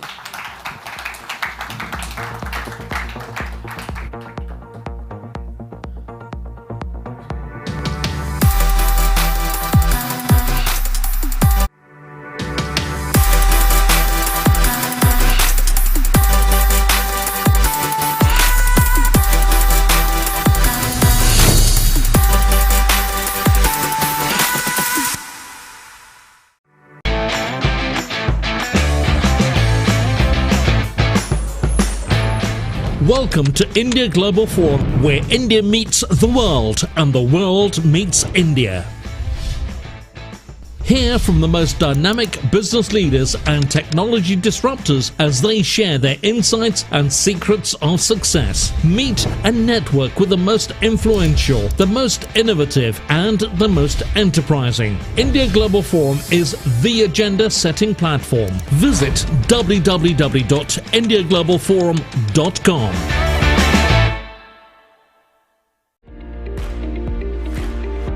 Stay with us for an exciting Global Disruptor series with Divya Gokulnath, co-founder of Beju's, and Vanita Singh, founder and CEO, Velvet Lifestyle, moderated by Your Story founder, Shraddha Sharma. This IGF series does a deep dive into the minds of trailblazers whose cutting-edge innovative ideas have disrupted the market. Join India Global Forum Bengaluru, where New India meets the world and the world meets India.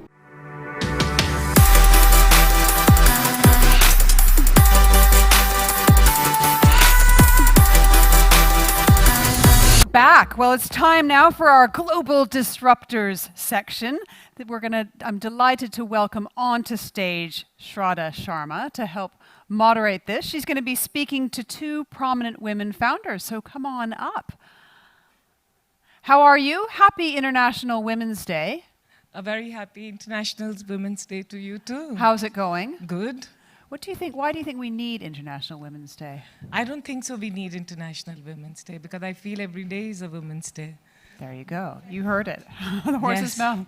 And before we start the session, I just want to say that, as a country, as people, as men and women, we really need to give a very standing ovation to this lady, to this woman, Kiran Mazumdar-Shaw, whom I absolutely love because, yes, you make us very, very proud, Kiran. Thank you so much. Thanks so much for inspiring us for years. Thank you. Now with this, I'm very excited to be part of India Global Forum. We're talking about unicorns and we are in Bengaluru where we only see, it's raining unicorns in our country. But then, unicorns are the passe. Now let's talk about decacorns. And then if we have to talk about decacorns and one of the most valuable startup in the country, then we have to talk about Baiju. And today I'm very excited to be talking to Divya. I hope Divya is here. We'll have a conversation with her to figure out how do you create one of the most valuable, impactful startup out of India. Divya. Now this is new for me. I will be talking to her virtually.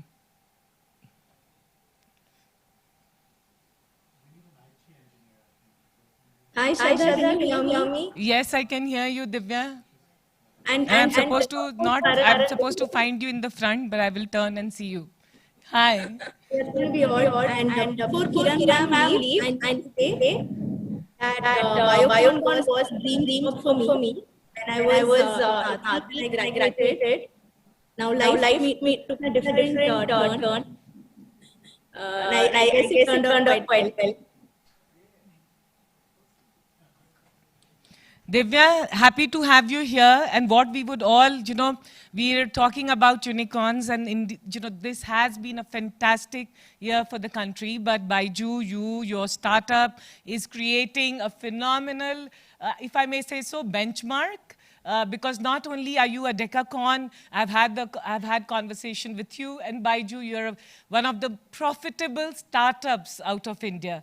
Tell me, what does it take to create this kind of scale, this kind of impact, and this kind of business? So if you look at the whole startup ecosystem itself, I think that's what is helped us also. Is there an echo? No. It's fine.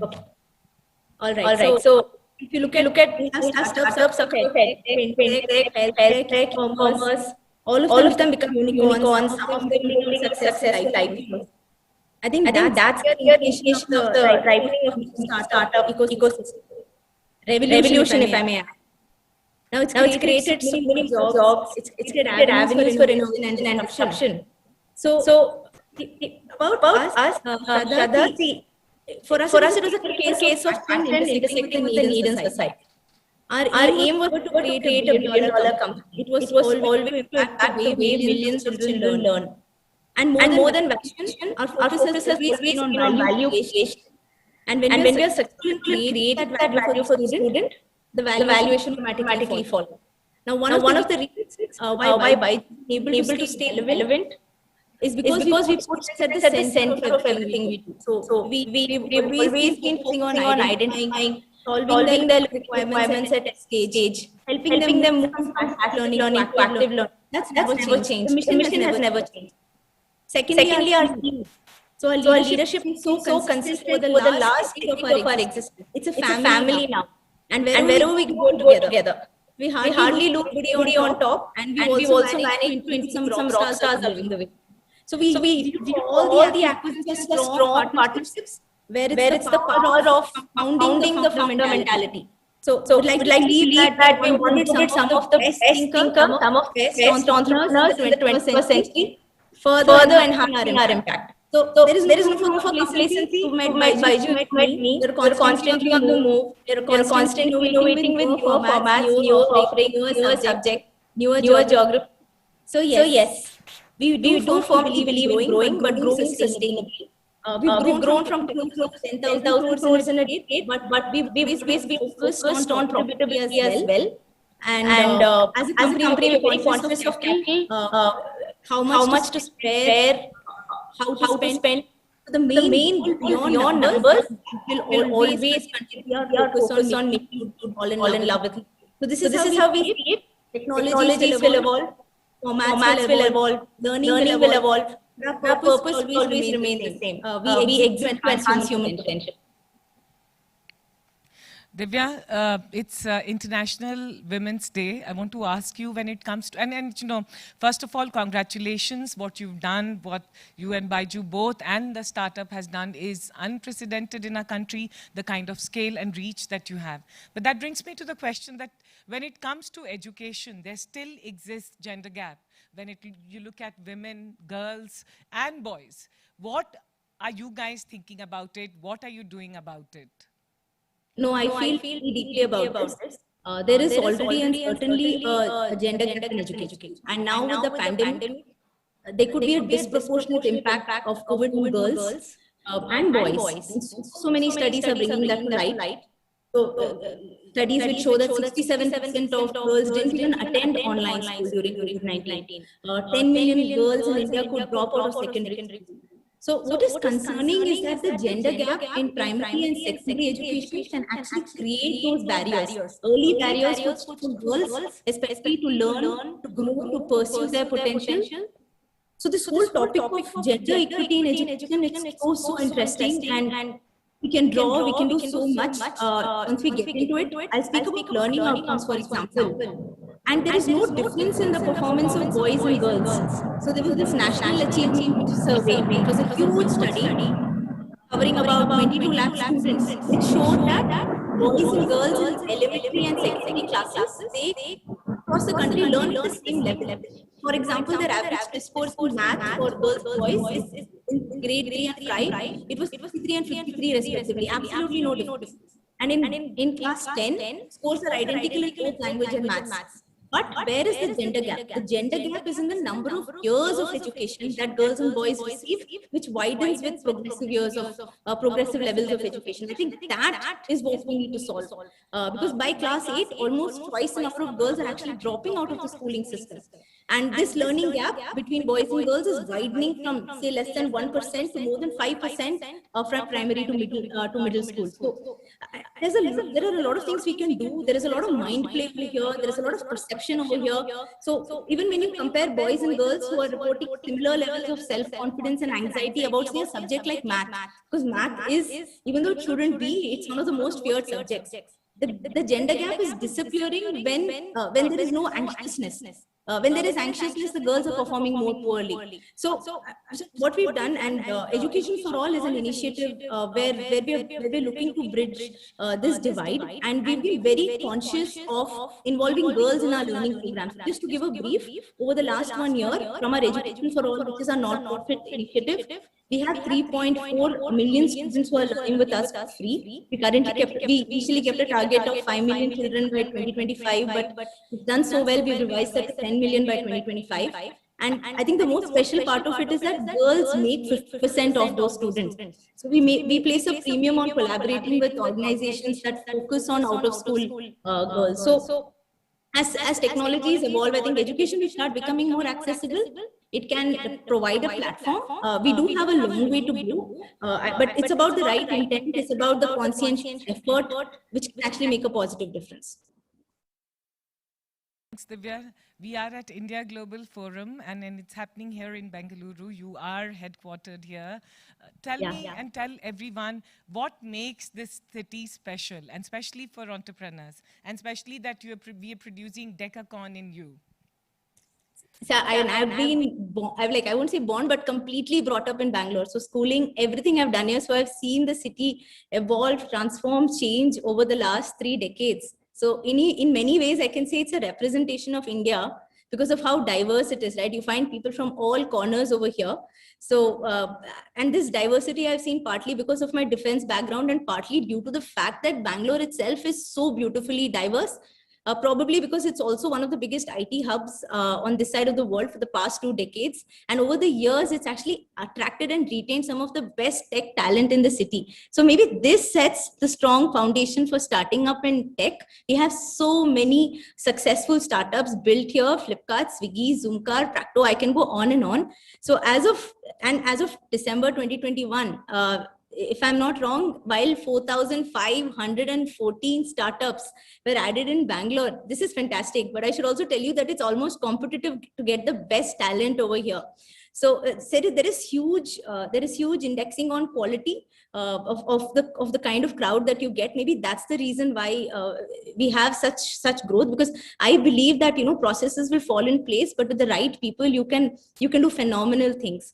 So I think a large population of youngsters in the city also creates an audience of early adopters willing to try, willing to experiment new things, which is needed for a tech-based startup. So.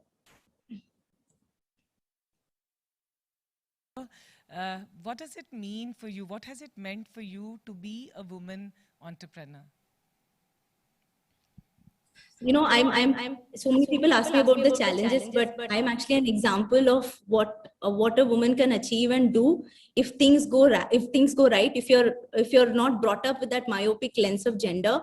I've been the only child to my parents, and I've been given the same exposure that a boy would have been given. So from my grandparents, my parents, all my aunts have been working. So defense, biotechnology, banking, all of these backgrounds. So inspiration was all around me. I've always grown up assuming that women can take care and also take charge, because I've seen them have loving families, but also make a career and a mark for themselves. So for me, this was but the norm to grow up, be independent. Of course, I didn't know that this is the path I would take, but I knew that I would make a career for myself.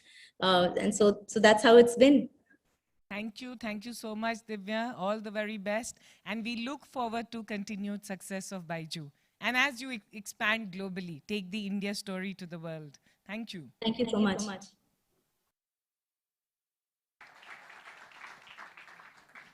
Now, can I please invite Vinita Singh, co-founder and CEO of Sugar Cosmetics, onto the stage.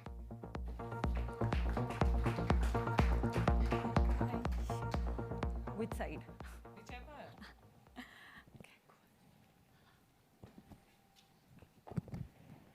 You know, I was just thinking that, should I say that, should I invite Vinita Singh, co-founder and CEO of Sugar Cosmetics, or should I say... I prefer that introduction. Or should I say, shall I invite the cool shark from the Shark Tank?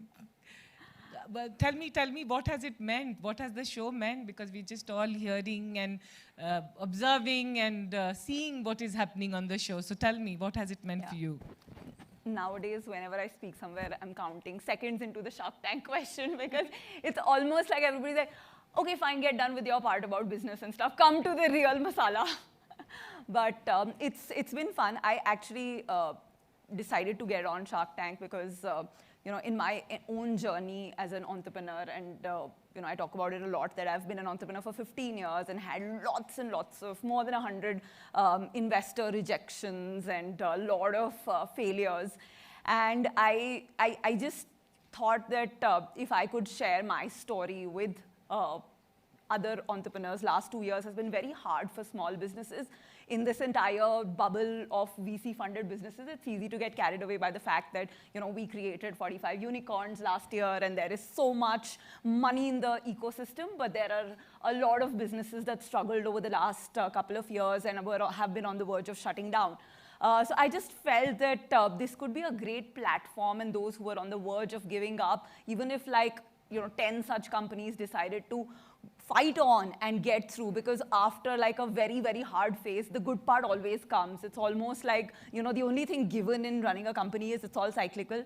And whenever you're going through a hard phase, the good phase will come. So just hang in there, keep trying. That was the idea. But I think a lot of things I didn't expect happened, right? First was, of course, the number of women who actually came to Shark Tank and got funded. More than about 48% of the people who came to pitch were women, and most of them got funded as well. So in my investments, about 55% of the capital I put in went to women-led companies, and same is the case for many of the sharks. It was, very eye-opening living in Mumbai and, having access to places like Delhi, Bangalore, and seeing that all the innovation is happening there. But then you realize it's in the smaller tier 3, tier 4 cities where people are really solving the problems of Bharat. And many times you think sitting here that, oh, this can't be a large market, but you have no idea what's happening in the smaller cities. So I feel that it was very eye-opening. I was living in a bubble, and my eyes opened, and I learned so much from all these entrepreneurs. And I'm very proud of the fact that this turned out to be also a platform where only 7% of the money went to people from IITs, IIMs. Again, unlike the traditional VC businesses, 93% went to founders from no-name colleges. And I feel that's the beginning of a big revolution, and I'm excited to be a part of it.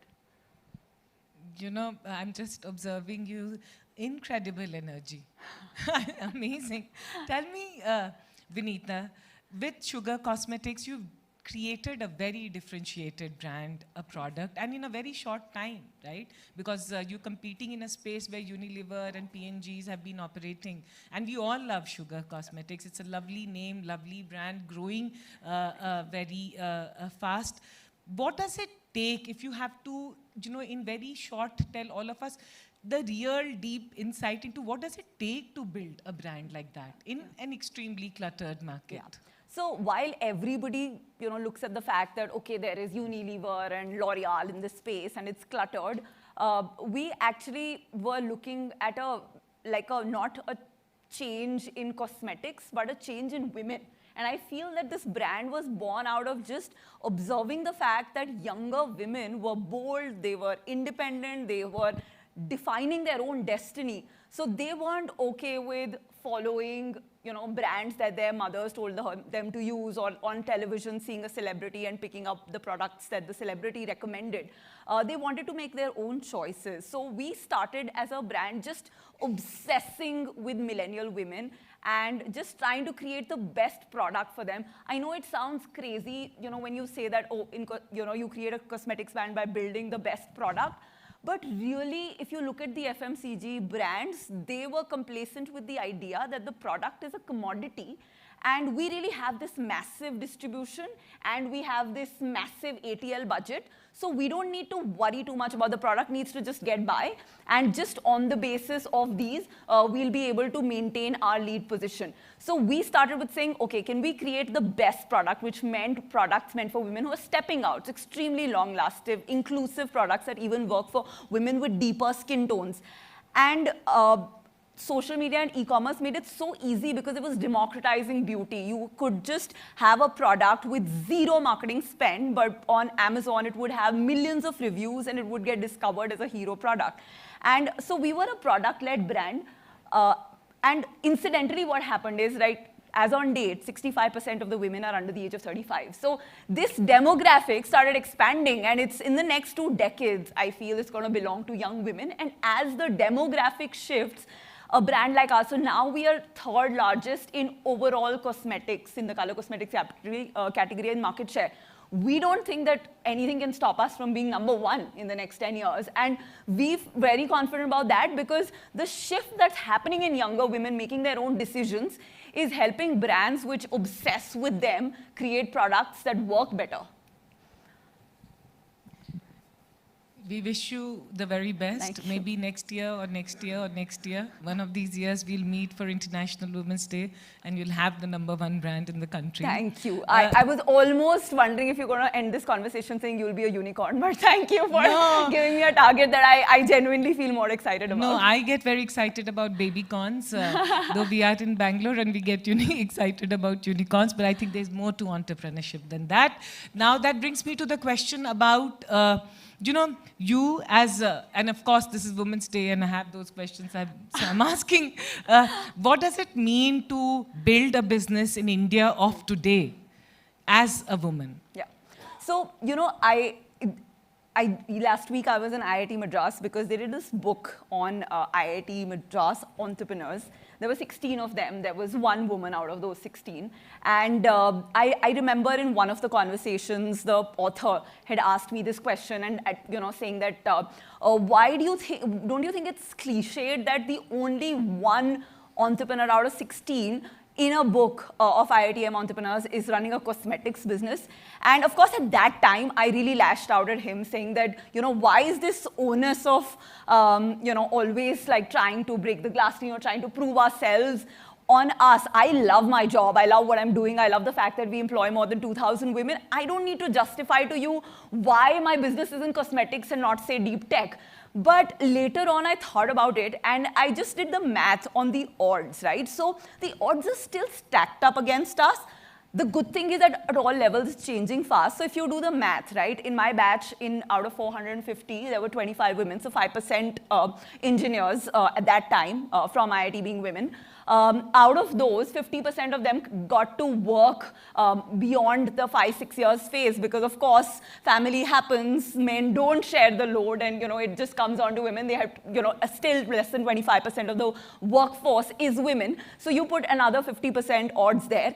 Then all of these businesses, 16, were funded companies, except for 1, which is, of course, Sridhar Vembu's. But if you look at the number of businesses funded globally, which have women founders, it's 2.6%, right? So you multiply those odds, and then, of course, even after getting funded, only 10% of the businesses really scale.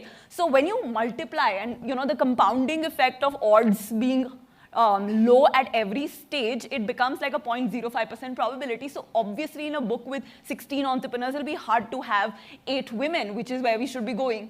But the good thing is, of course, at each of these levels, in IIT, in the current batch, there are 25% are women. So all of these are changing. So I'm very optimistic about the fact that, the next decade is going to belong to women entrepreneurs. We'll see a lot of them creating large businesses and inspiring stories like Falguni's, as I think Divya or Kiran had mentioned. So it is, it is for me. I was lucky to be at the right place at the right time. And even though I had 100 rejections, I needed only that 1 investor to believe in us. And they really believed in us and backed us continuously through our journeys of figuring out our pivot. But I'm very grateful, but I'm also very determined that it is important for people like me who've benefited from all of this to pay it forward. So I invest primarily in women-led companies as an investor. I ensure that 60-70% of our workforce is women. My goal is to employ more than 10,000 women. And I do feel that that's eventually going to have a cascading effect, because women employ more women, then they run their own companies, they employ more women. I feel that, you know, just having more role models and paying it forward continuously is what's going to help us really change. And someday there'll be a book of IITM entrepreneurs, all women. Brilliant, brilliant. We have 2 minutes to go. If there is any question, then please ask. Quickly. Any question? No Shark Tank questions. No, you can ask. Okay. Cool. So, Vinita, what would you like to say to all the investors, because you faced 100 rejections, and I remember that number. Yeah. So tell me, what would you like to say? Because, you know, Kiran was also talking about that women get, you know, they experience different questions. Yeah. What would you like to say based on your own personal experience? Yeah.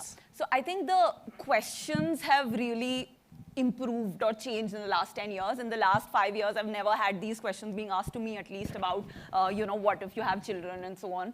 And that it was very common 10 years back. And I think there are a lot of these cohorts, etc., in these investment funds that are dedicated to women. I still feel that, you know, the real action will be the numbers. So I do feel that, and a lot of times it's, you know, considered that, is it right to have women-focused funds and, you know, have a certain corpus dedicated to women? And people question that. But unfortunately, what happens is that, you know, without that, the numbers are taking just too long to come up. And if it's going to take very long, we're not going to have enough role models. Just to accelerate that journey, I feel put your money where your mouth is. Really, you know, ensure that, like we have these you know, diversity initiatives, ensure that at least 20-30% of the businesses you invest in have female founders. Have that as a drive, not just, you know, having programs around. I feel this whole Women's Day, where one day we celebrate them and rest of the year there's nothing, no change. I think that's one of the things. But the bigger thing I feel that men need to do is really share the load at home. I feel that all investors, like the first, you know, they can come here and talk about how women entrepreneurs are better than men, etc. And then they go back and then, you know, they let women do 6 times more work at home than they do, including educated women. And that's a statistic, right? Women do 6:1 of unpaid labor. At the end of the day, we have a certain number of hours in a day and a certain bandwidth, right? So if you're doing 6 hours of homework where our husbands are doing 1 hour, it's not going to be a level playing field no matter what you do at workplace. So I think for all investors and men, solve that at your homes first. And I think that'll be the biggest contribution men can do, because they always talk about coming, you know, to the Women's Day celebration and being a part of the solution. So. Brilliant. Vinita, very proud of you, and all the very best to #1 cosmetics brand in the country. Thank you so much. Thanks.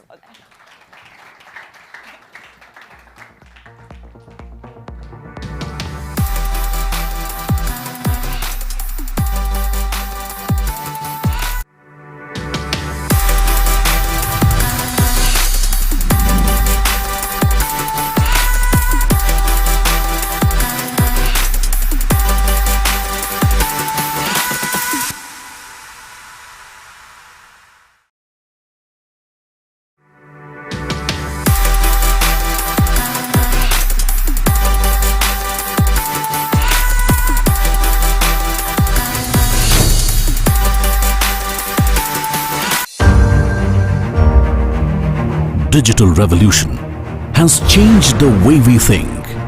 And in this era driven by information and technology, we at Dailyhunt are committed to our mission.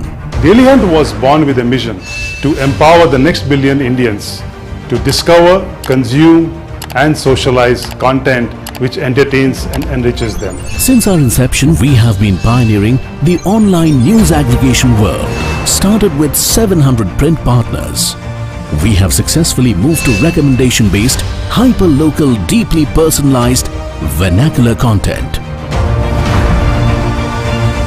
Powered by artificial intelligence and machine learning technology, we are making path-breaking innovations.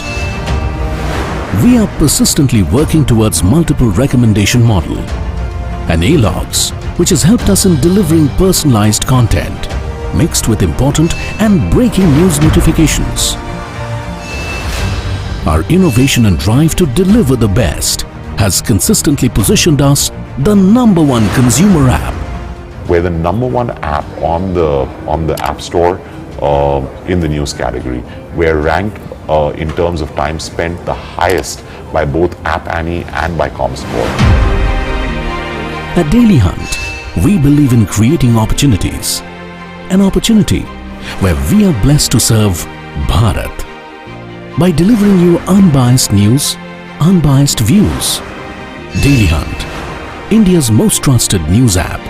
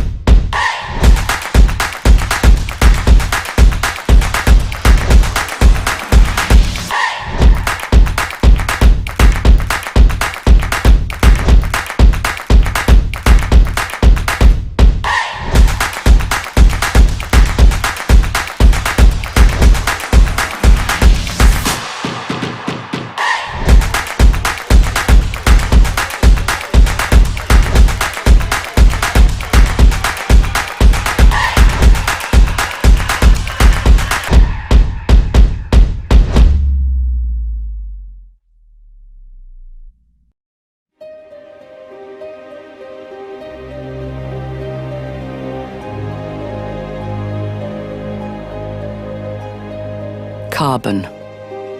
It's helped build everything we have. But to keep moving forward, we need to leave carbon behind.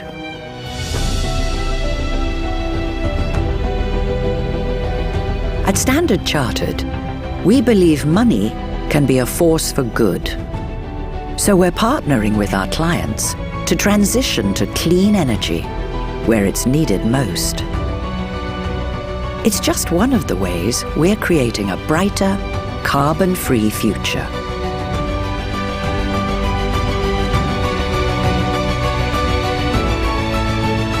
We're Standard Chartered, and we're here for good. Digital revolution has changed the way we think. And in this era driven by information and technology, we at Dailyhunt are committed to our mission. Dailyhunt was born with a mission to empower the next billion Indians to discover, consume, and socialize content which entertains and enriches them. Since our inception, we have been pioneering the online news aggregation world. started with 700 print partners. We have successfully moved to recommendation-based, hyper-local, deeply personalized, vernacular content. Powered by artificial intelligence and machine learning technology, we are making path-breaking innovations. We are persistently working towards multiple recommendation model and A-logs, which has helped us in delivering personalized content mixed with important and breaking news notifications. Our innovation and drive to deliver the best has consistently positioned us the #1 consumer app. We're the #1 app on the App Store in the news category. We're ranked in terms of time spent the highest by both App Annie and by ComScore.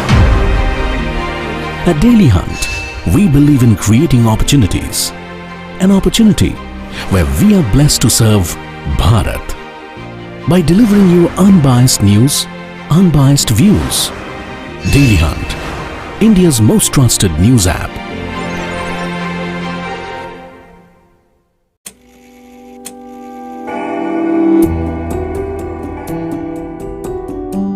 There is a life designed for the kings. A life from the time we only know legends of. A time when palaces weren't built on reason, but sculpted on a whim. When luxury wasn't manufactured for the few, it was handcrafted for the one. A time when every inch was carved and sewn to unravel the senses. Hear suites of the world's most beautiful Maharanis and Maharajas tell untold tales of their life and time. Welcome to the living palaces of Taj.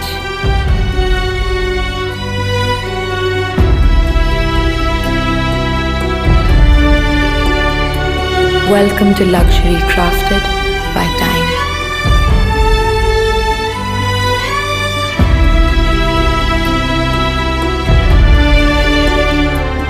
Wander through stories of love and valor and let your discerning mind sail across 4 centuries, where a dinner seems to be slow cooked for hundreds of years. Let your soul be spellbound by a spiritual days.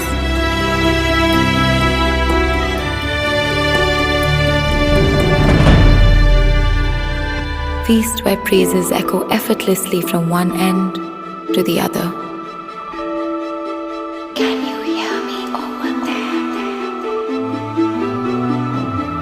Your every moment is set in traditions as old as time.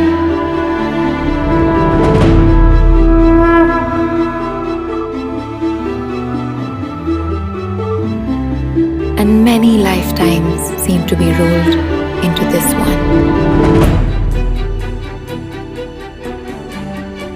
As your stay gracefully strolls along, you'll find that time has lost its effect on you.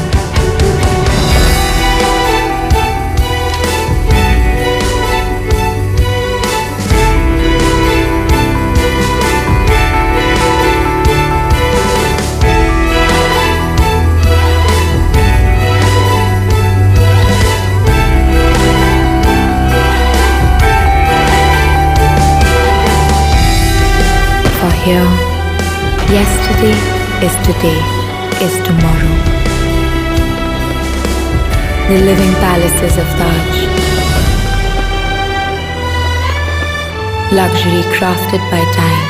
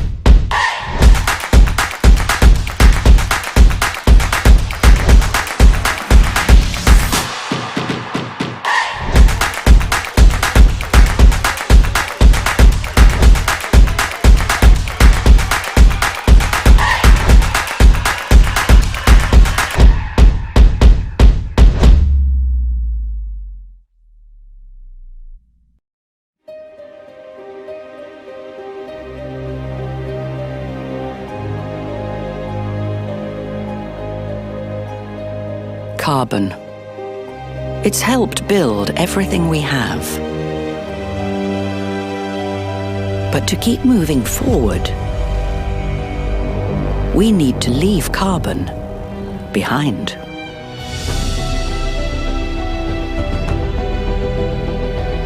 At Standard Chartered, we believe money can be a force for good. So we're partnering with our clients to transition to clean energy where it's needed most.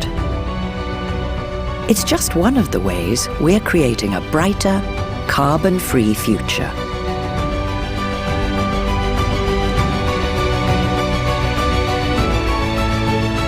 We're Standard Chartered, and we're here for good. Digital revolution has changed the way we think. And in this era driven by information and technology, we at Dailyhunt are committed to our mission. Dailyhunt was born with a mission to empower the next billion Indians to discover, consume, and socialize content which entertains and enriches them. Since our inception, we have been pioneering the online news aggregation world. Started with 700 print partners, we have successfully moved to recommendation-based, hyper-local, deeply personalized, vernacular content. Powered by artificial intelligence and machine learning technology, we are making path-breaking innovations. We are persistently working towards multiple recommendation model and A-logs, which has helped us in delivering personalized content mixed with important and breaking news notifications. Our innovation and drive to deliver the best has consistently positioned us the #1 consumer app. We're the #1 app on the App Store in the news category. We're ranked in terms of time spent the highest by both App Annie and by ComScore. At Dailyhunt, we believe in creating opportunities. An opportunity where we are blessed to serve Bharat by delivering you unbiased news, unbiased views. Dailyhunt, India's most trusted news app.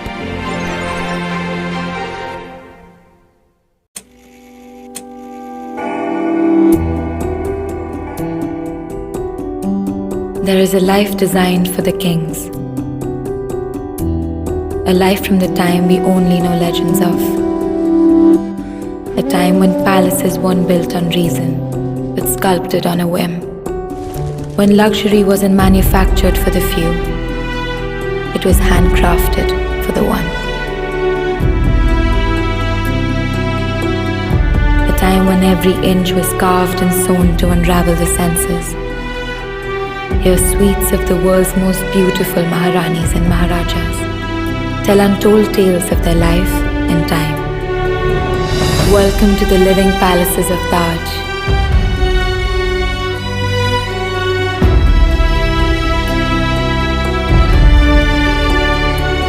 Welcome to luxury crafted by time.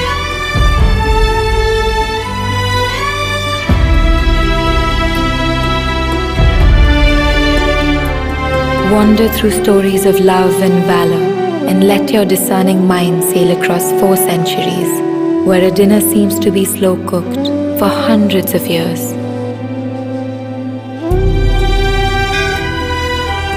Let your soul be spellbound by spiritual days.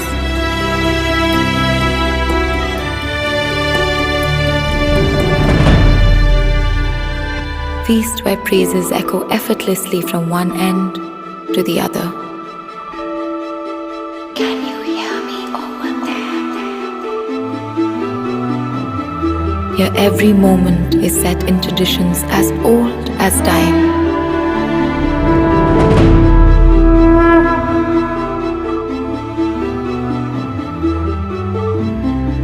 And many lifetimes seem to be rolled into this one.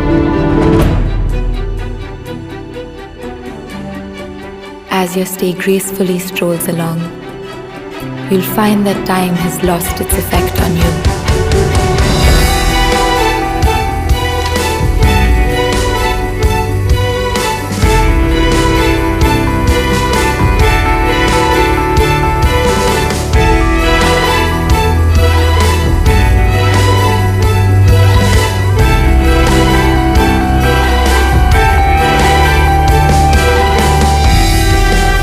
here. Yesterday is today, is tomorrow. The living palaces of Taj. Luxury crafted by time.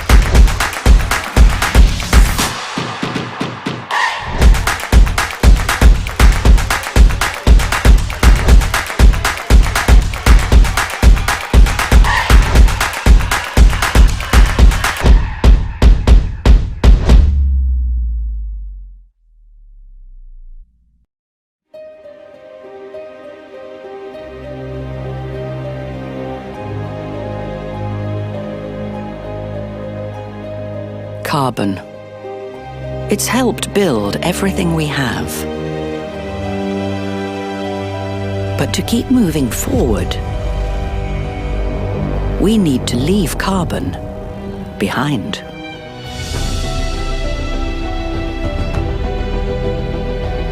At Standard Chartered, we believe money can be a force for good. So we're partnering with our clients to transition to clean energy where it's needed most. It's just one of the ways we're creating a brighter, carbon-free future.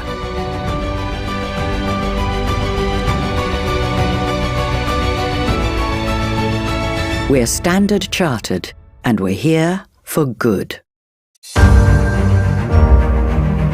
Digital revolution has changed the way we think.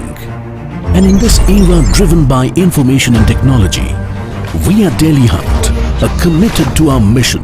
Dailyhunt was born with a mission to empower the next billion Indians to discover, consume, and socialize content which entertains and enriches them. Since our inception, we have been pioneering the online news aggregation world. Started with 700 print partners, we have successfully moved to recommendation-based, hyper-local, deeply personalized, vernacular content. Powered by artificial intelligence and machine learning technology, we are making path-breaking innovations. We are persistently working towards multiple recommendation model and A-logs, which has helped us in delivering personalized content mixed with important and breaking news notifications. Our innovation and drive to deliver the best has consistently positioned us the #1 consumer app. We're the #1 app on the App Store in the news category. We're ranked in terms of time spent the highest by both App Annie and by ComScore.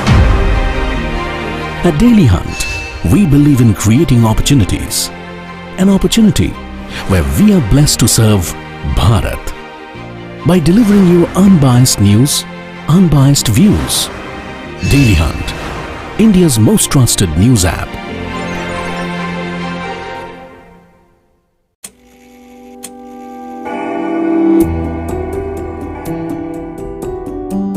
There is a life designed for the kings.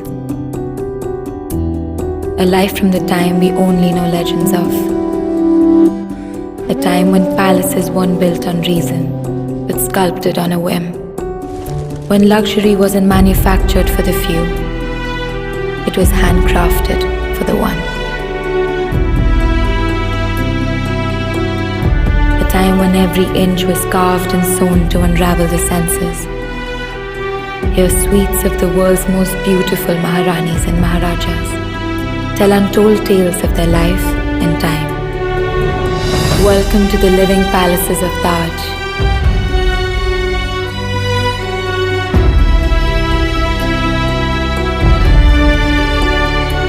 Welcome to luxury crafted by time.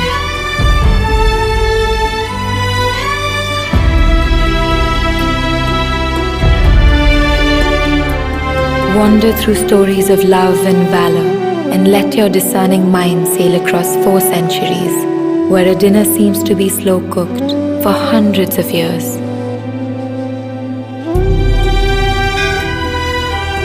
Let your soul be spellbound by a spiritual days.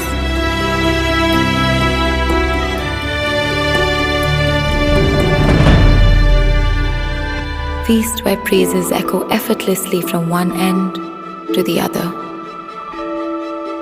Can you hear me over there? Your every moment is set in traditions as old as time.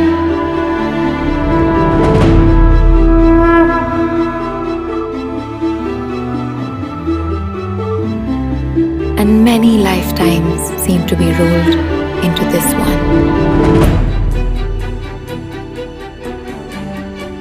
As your stay gracefully strolls along, you'll find that time has lost its effect on you.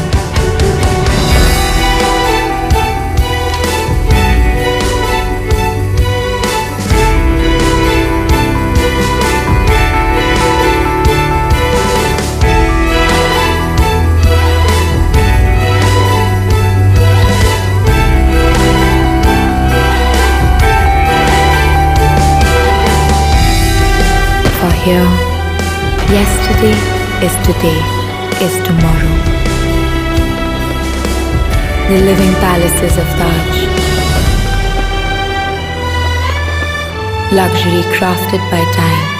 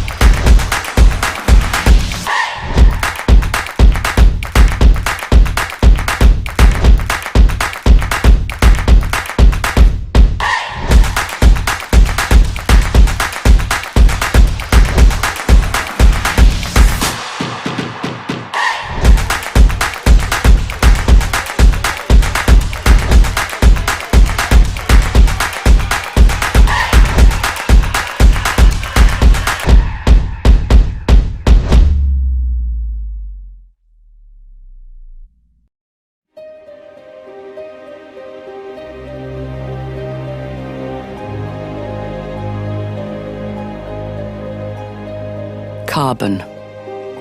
It's helped build everything we have. But to keep moving forward, we need to leave carbon behind.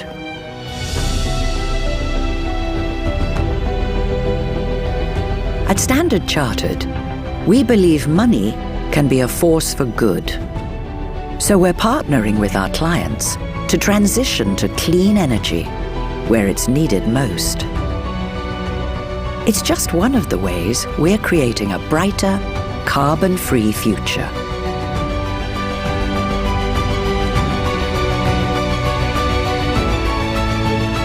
We're Standard Chartered, and we're here for good. Digital revolution has changed the way we think. And in this era driven by information and technology, we at Dailyhunt are committed to our mission. Dailyhunt was born with a mission to empower the next billion Indians to discover, consume, and socialize content which entertains and enriches them. Since our inception, we have been pioneering the online news aggregation world. Started with 700 print partners, we have successfully moved to recommendation-based, hyper-local, deeply personalized, vernacular content. Powered by artificial intelligence and machine learning technology, we are making path-breaking innovations. We are persistently working towards multiple recommendation model and A-logs, which has helped us in delivering personalized content mixed with important and breaking news notifications. Our innovation and drive to deliver the best has consistently positioned us the #1 consumer app. We're the #1 app on the App Store in the news category. We're ranked in terms of time spent the highest by both App Annie and by ComScore. At Dailyhunt, we believe in creating opportunities. An opportunity where we are blessed to serve Bharat by delivering you unbiased news, unbiased views. Dailyhunt, India's most trusted news app.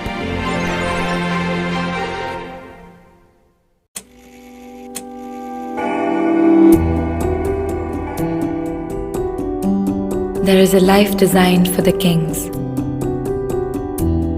A life from the time we only know legends of. A time when palaces weren't built on reason, but sculpted on a whim. When luxury wasn't manufactured for the few, it was handcrafted for the one. A time when every inch was carved and sewn to unravel the senses. Hear suites of the world's most beautiful Maharanis and Maharajas tell untold tales of their life and time. Welcome to the living palaces of Taj.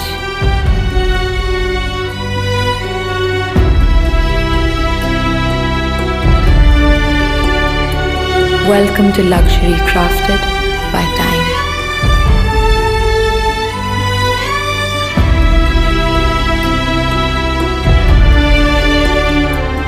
Wander through stories of love and valor and let your discerning mind sail across 4 centuries, where a dinner seems to be slow cooked for hundreds of years.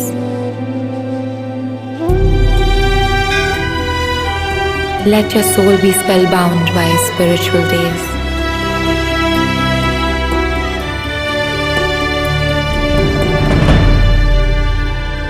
Feast where praises echo effortlessly from one end to the other. Can you hear me over there? Your every moment is set in traditions as old as time.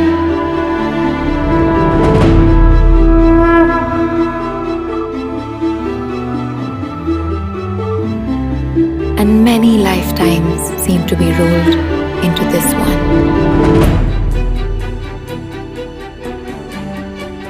As your stay gracefully strolls along, you'll find that time has lost its effect on you.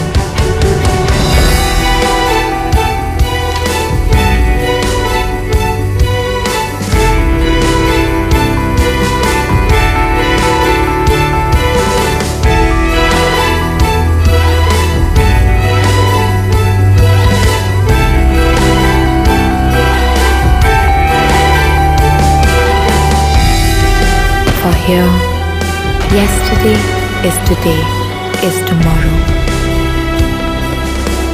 The living palaces of Taj. Luxury crafted by time.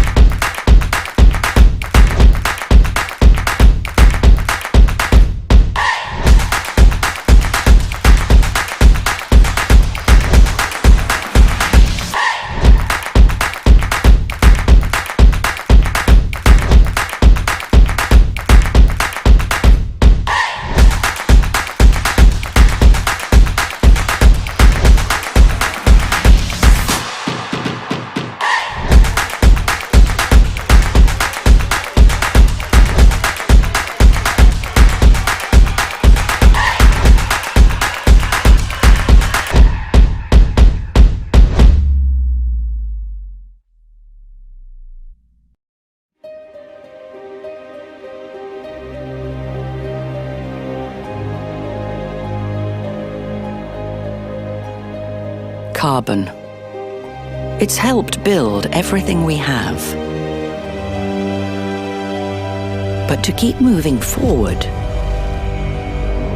we need to leave carbon behind.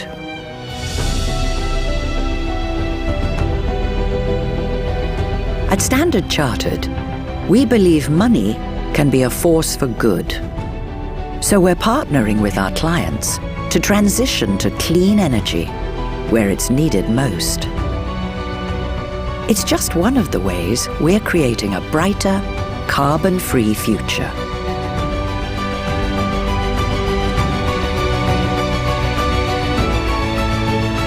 We're Standard Chartered, and we're here for good. Digital revolution has changed the way we think. And in this era driven by information and technology, we at Dailyhunt are committed to our mission. Dailyhunt was born with a mission to empower the next billion Indians to discover, consume, and socialize content which entertains and enriches them. Since our inception, we have been pioneering the online news aggregation world. Started with 700 print partners, we have successfully moved to recommendation-based, hyper-local, deeply personalized, vernacular content. Powered by artificial intelligence and machine learning technology, we are making path-breaking innovations. We are persistently working towards multiple recommendation model and A-logs, which has helped us in delivering personalized content mixed with important and breaking news notifications. Our innovation and drive to deliver the best has consistently positioned us the #1 consumer app.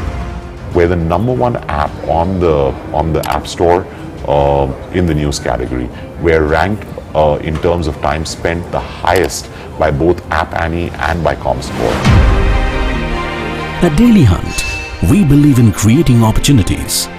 An opportunity where we are blessed to serve Bharat by delivering you unbiased news, unbiased views. Dailyhunt, India's most trusted news app.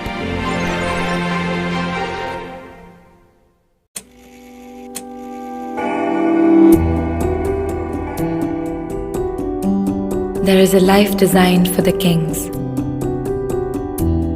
A life from the time we only know legends of. A time when palaces weren't built on reason, but sculpted on a whim. When luxury wasn't manufactured for the few, it was handcrafted for the one. A time when every inch was carved and sewn to unravel the senses. Hear suites of the world's most beautiful Maharanis and Maharajas tell untold tales of their life and time. Welcome to the living palaces of Taj.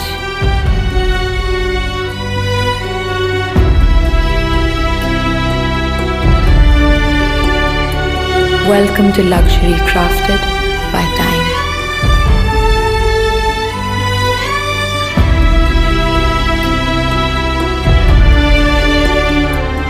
Wander through stories of love and valor and let your discerning mind sail across 4 centuries, where a dinner seems to be slow cooked for hundreds of years.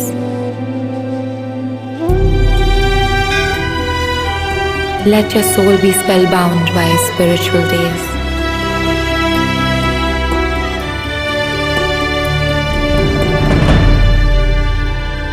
Feast where praises echo effortlessly from one end to the other. Can you hear me over there? Your every moment is set in traditions as old as time.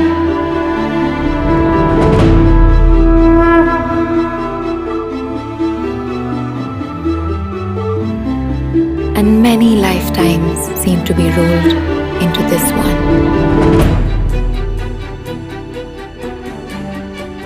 As your stay gracefully strolls along, you'll find that time has lost its effect on you.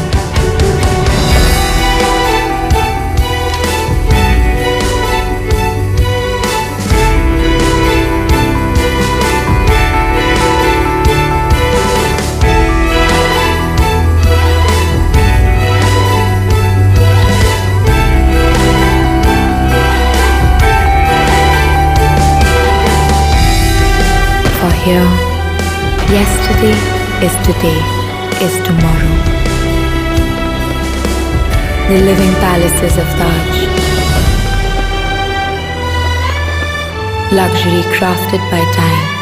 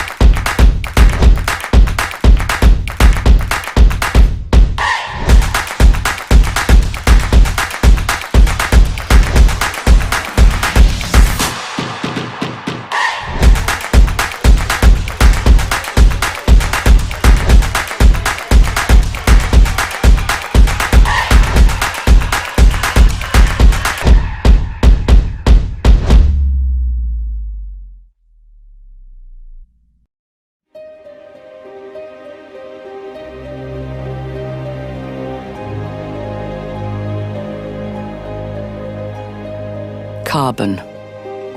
It's helped build everything we have. But to keep moving forward, we need to leave carbon behind.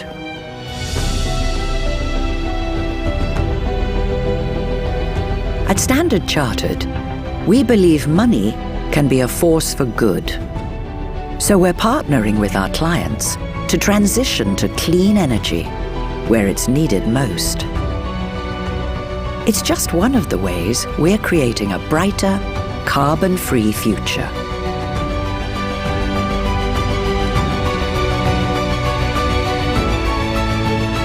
We're Standard Chartered, and we're here for good. Digital revolution has changed the way we think. And in this era driven by information and technology, we at Dailyhunt are committed to our mission. Dailyhunt was born with a mission to empower the next billion Indians to discover, consume, and socialize content which entertains and enriches them. Since our inception, we have been pioneering the online news aggregation world.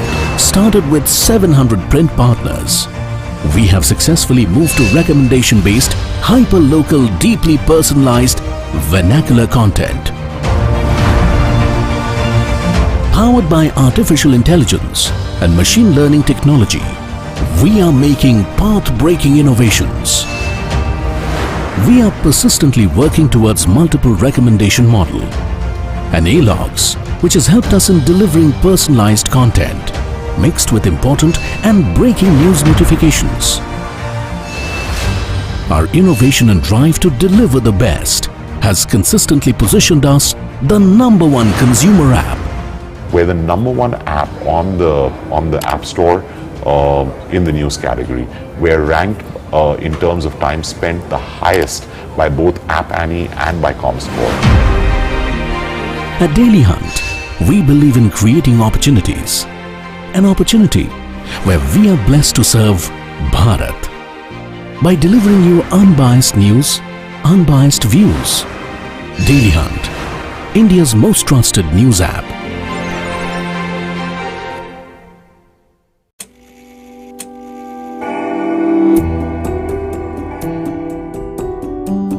There is a life designed for the kings. A life from the time we only know legends of. A time when palaces weren't built on reason, but sculpted on a whim. When luxury wasn't manufactured for the few, it was handcrafted for the one. A time when every inch was carved and sewn to unravel the senses. Hear suites of the world's most beautiful Maharanis and Maharajas tell untold tales of their life and time. Welcome to the living palaces of Taj.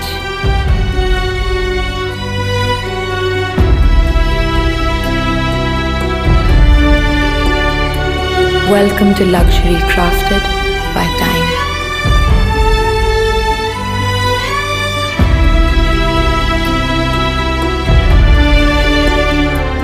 Wander through stories of love and valor and let your discerning mind sail across 4 centuries, where a dinner seems to be slow cooked for hundreds of years.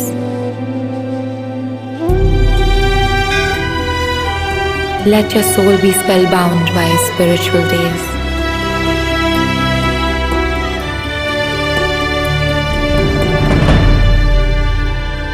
Feast where praises echo effortlessly from one end to the other. Can you hear me over there? Your every moment is set in traditions as old as time.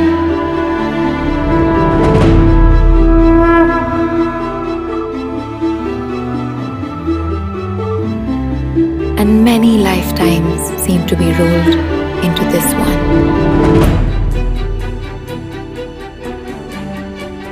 As your stay gracefully strolls along, you'll find that time has lost its effect on you.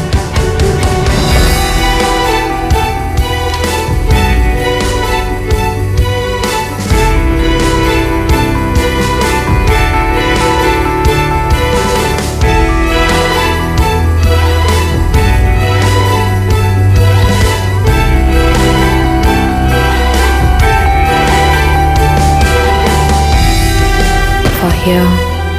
Yesterday is today, is tomorrow. The living palaces of Taj. Luxury crafted by time.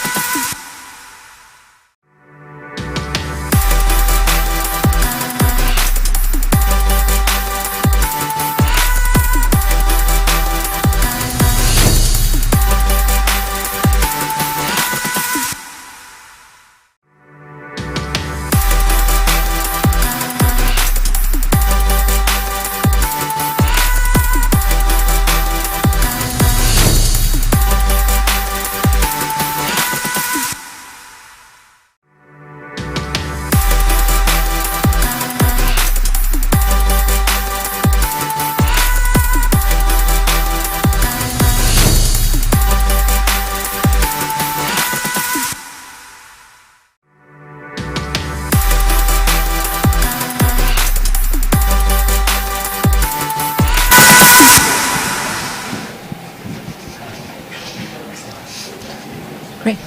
Do you want the video for the set? Thanks everyone for being here. We're going to start our session. I'm Priyanka Deo and I'm joined with Mr. Prabhat Verma, who is the Executive VP Operations here at Taj Group of Hotels. Thanks Prabhat for being here. And let's just get started because I think we have a very fast-paced session. Yes, please. So we all know that the Indian hospitality industry, tourism was hit. And this was not just in India, but around the world. That was just common sense because of the pandemic. You are a professional in this industry. What were some of the biggest challenges that you faced? So thank you first to all of you to bring back that momentum of getting into meetings in physical presence. So, and that's the best thing that can happen to break the COVID factor, as we call it. Challenges are huge because 10% of employment globally is from the hospitality sector. Right. And when you get down to zero income for a long period of time, you can imagine it was a very difficult phase that we have endured. Right. In 3 different phases of COVID, 1, 2, 3, yep. And hope not anymore. Mm-hmm. It has changed the way that we looked at hospitality, from saving life to saving livelihood. To reimagining ourselves how to deal with no income coming, we've come a long way. Right. And the pandemic is still ongoing. So when you say that you've come a long way, what are some of the things that you've done to overcome and have us all here today? I think to instill trust and confidence in people, to say that this industry is all about meeting people. We've got into digitalization, which is ultimate way that the world is shaping up. That got accelerated. We've worked on Zoom and Teams and whatnot. But what we did was to look at alternate revenue streams, and from staycations to vacations to homestays to delivering food. As Indian Hotel Company with different brands, we created 2 brands during the pandemic, right. And we launched it across the globe. We have a homestay of 72 of them already during the pandemic, and we are now serving meals with our brand called Cumin, and I'm sure you must have seen the Cumin truck. The whole ecosystem has developed during this pandemic. That's a cool truck. That's a cool food truck. And I'm a personal, my favorite was taco trucks in the US. So I think if you get that, I'll be a visitor very frequently. You know what else we've done? This is a digital app, the Cumin. Right. And in 9 countries where Indian diasporas are in greater numbers, you can download this app, order it from there for your loved ones in India, in 20 cities from 100 restaurants all across India. That's amazing. Congratulations. Emotional connect, very important during this time. There you go. I love the title of this session, Bringing Tajness Back. Can I ask you what Tajness means? Because it really is a brand. And how are you resonating, especially with youth? So, one thing I'll have to start by saying on a International Women's Day, Tajness, and we call it She's the Taj. Okay. So the whole warmth and trust and getting to feel that this is your own comes from the word Tajness. Right. It's become synonymous and adjective of staying with us in our hotels. It's a way that we come across, the way we treat our colleagues, our guests, and the whole ecosystem on a triple bottom line and beyond. And that's what is a culmination of all that comes as a behavior of Tajness. And this property especially is very beautiful. I am a member of Taj, but I've been all over the country. This property especially is so beautiful. I think I was walking around and just enjoying it. I heard it has quite a history. So can you tell us a little bit about this property? It's a hotel since 1887, a 10-room Bronson's hotel now as Taj West End, iconic vintage, heritage, legacy. And what Bengaluru stands for, the green lung, I think this 20 acres of landscape, does justice to Bangalore. Can't get better than this. Well, thank you so much for being here, and we appreciate you having us all over here. We're enjoying ourselves a lot. We thank all of you. I think that's the spirit of Tajness in which we are welcoming you, and thank you for choosing Bangalore. And thanks to Mr. Ladwa, Indian Global Forum. We as the Indian Hotel Company, as brand Taj, have been associated with them in London, in Dubai, and now in our own country here in Bengaluru. And we hope to continue this association. Awesome. Thank you very much. Wishing you all the very best. Thank you. Round of applause for We have a wonderful session with EaseMyTrip up next, so stay tuned.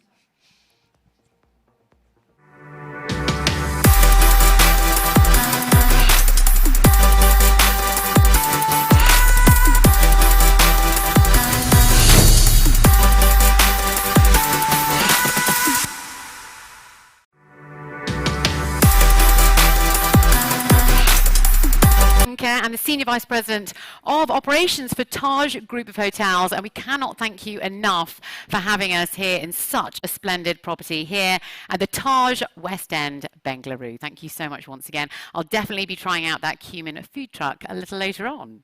So we move on to our next session, ladies and gentlemen. Just what does it take to build a unicorn and for it to stay profitable? Well, now we're going to find out through one of the co-founders of EaseMyTrip, who's now going to tell us about his unique business model and the structure that they have used to maintain growth momentum, financial health, and to navigate their continued growth. Now, just a reminder, after the presentation, we do have time for audience Q&A. So I'd really like it if you could get some really good questions going, and let's make this interactive, shall we? So in the meantime, a very warm welcome to the co-founder of EaseMyTrip. It's Prashant Pitti.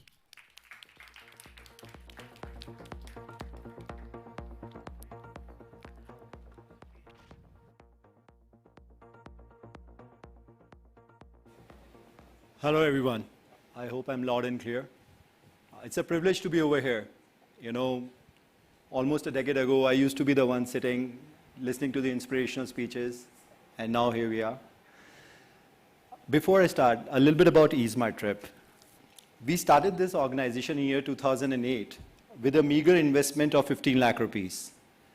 And in the last 13 years, we have created India's second largest travel portal, who's also recently got listed. About a year back, we got listed. Now, in our journey, there were two unique things which I'd like to highlight. One, we were able to grow this business till IPO without ever taking any money from either bank or any VC. And the second is, in the last 13 years, we have always been profitable in an industry where almost all of our competitors are loss-making every year. Now, I'm over here to share some of the learnings which we have also inculcated ourselves of how we were able to do what we were able to do in the last 13 years. So the first lesson which we learned was always start with the why and surrogate your way in. Start with the why and surrogate your way in. We come from a very humble background, and to match that, we actually started a very regular mom and pop travel agency. Now, we ran that for almost about a year. And then we realized that there are a lot of problems which travel agents must be facing throughout the world, which could be solved using technology. Those were the problems which we were facing ourselves. So we had a very strong why of what we were doing. We found that why by actually running that company for about a year. And then we started this organization only to serve travel agents, not for the regular consumers. We did that for about 3 years. And this way, we avoided fighting the giants who had raised tons of monies. Now, this was a surrogate way through which we entered. And during this 3 years time period, before we started our B2C wing, which is consumer wing, we created our technology, we built relationship with the airlines, and we built our operations. The second lesson is it's okay to not to be able to raise. In the beginning, we also tried raising money. We met a couple of investors. For some reasons, we were not able to raise money. Now, but very soon we realized it's better for us to start spending more time with travel agents, start meeting them rather than creating pitch decks. See, VC money is a great money to solve your teething problems, but it's not the necessity to your success. The unit economics of the company cannot be replaced by VC money just because there is an abundance of it. See, when there's an abundance of VC money, entrepreneur usually focuses a lot on growth rather than efficiency of the company. Now, each industry has a cycle of getting a lot of investments and then consolidation afterwards. This is how usually every industry goes through. So at the time when there is a lot of VC money, if you only focus on growth and not focus on efficiency of the company, 10 years later, when the money dries up, it becomes extremely hard to change the culture of the company. This is one common problem which I see. Plus, I think VC money solves a lot of problems, but then also there are some drawbacks. For example, in year 2011, when we were growing very rapidly in our B2B space, we were basically solving problem of travel agent. At that time, we decided to pivot and become a B2C company. Now, we were almost doing business of 200 crores annually.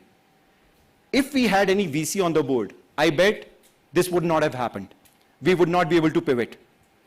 We could see the future, that 10 years later, everybody will be booking online and travel agent may even become obsolete. A VC, their goal is to look for the short-term value. In the short term, how the company is going to respond. But an entrepreneur's job is to look for a decade. And hence, there could be some misalignment. The third lesson which we learned is that over the period of time, by sticking to the basics, it compounds. It compounds very heavily. Let me explain what do I mean. See, we believe that businesses are done only for two reasons. One, to serve your customers very well, and two, to do it profitably so that you can serve them for longer duration of time. Every business has a unit economics and it must be respected. In my line of business, the gross margins are anywhere between 8 to 10%. For all the bookings we do, the gross margins are 8 to 10%. Now, almost 5% is gone in marketing, discounts, and payment gateway charges. Remaining 3 to 4% is there as a profit plus expenses of salaries and admin expenses. So, for us, it was a necessity to create a very different structure around. And we did this by using this hack. At EaseMyTrip, we usually hire freshers for our call center department. And the ones who are overachievers, we make them go through the process of training. And we make them product managers, quality analysts, business analysts, and even designers. So instead of hiring people from outside, we promote people from within. Now, this strategy has worked out wonderfully well for our company. Almost 70% of our managers are the ones who have spent at least 2 years in our call center department. And those are the people, believe me, those are the people who know company better than even I do, since they are regularly on the phone. It gives us tremendous amount of moat and advantage to grow people from within, and it also keeps them motivated to do their job well. The fourth learning is, in the tough times, the entrepreneur's job is to find opportunity. Worrying part can be delegated. Obviously, you would know that for the last 2 years, the tourism industry was the hardest in the industry. Yet, at EaseMyTrip, our profits have only gone up, even despite the pandemic. Now, there are a couple of things which we did very differently, and I would like to talk about them. First, as soon as lockdown was enacted upon, all the flights were cancelled, and everybody was looking for refund.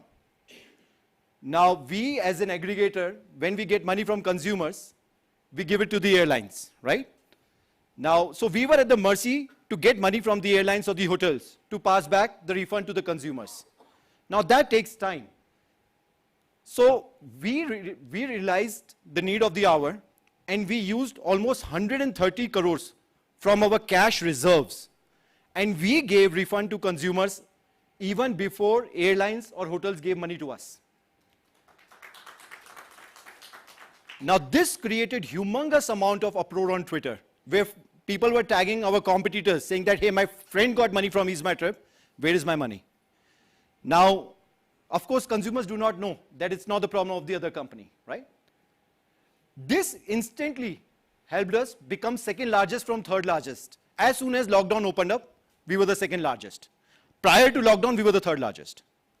The second instance I'd like to point out is right after second COVID wave. At the end of second COVID wave, we realized that people wanted to travel, but there is a hesitation. What if I get quarantined? What if I get sick? So at EaseMyTrip, we came up with a path breaking feature, which is use EaseMyTrip for no additional charges. If you were to cancel your flight ticket for any medical reasons, just upload doctor's prescription and we will give you 100% money back, even the money which airline is deducting. That our company will provide. Now, this feature got some of the people within the organization a little bit worried. See, we know how easy it is to get doctor's prescription, right, in India. So, and almost 12 to 15% tickets get cancelled. So, it would have created huge havoc for the company if all those people started uploading fake certificates. But if you put trust in people, they trust you back. We are only seeing between 0.5% to 1%. From all the 12 to 15%, between 0.5% to 1%, people claiming for the money because of medical reasons, which we believe should be pretty accurate. These were the learnings which I wanted to share, and I know the time is also running out. So thank you everyone for listening. Well, thank you so much. An incredible story, it really is. And thank you so much. We do have a few minutes, as I mentioned, for our Q&A. So we'd like to give our audience a voice now. Please do not be shy. This is your one opportunity to ask any questions that you might have. So who would like to ask our first question? We, of course, give them the money. We refund the money, which is either deducted by the EaseMyTrip or the airlines. And that money goes to the consumers. There is no forensic way to find out. We should have a microphone actually around, if there's a microphone. Yes, there's a gentleman in the back that has a microphone. Who would like to ask the next question? Yes, lady at the front, please, here. Tell us who you are and where you're from, please, as well. Hi.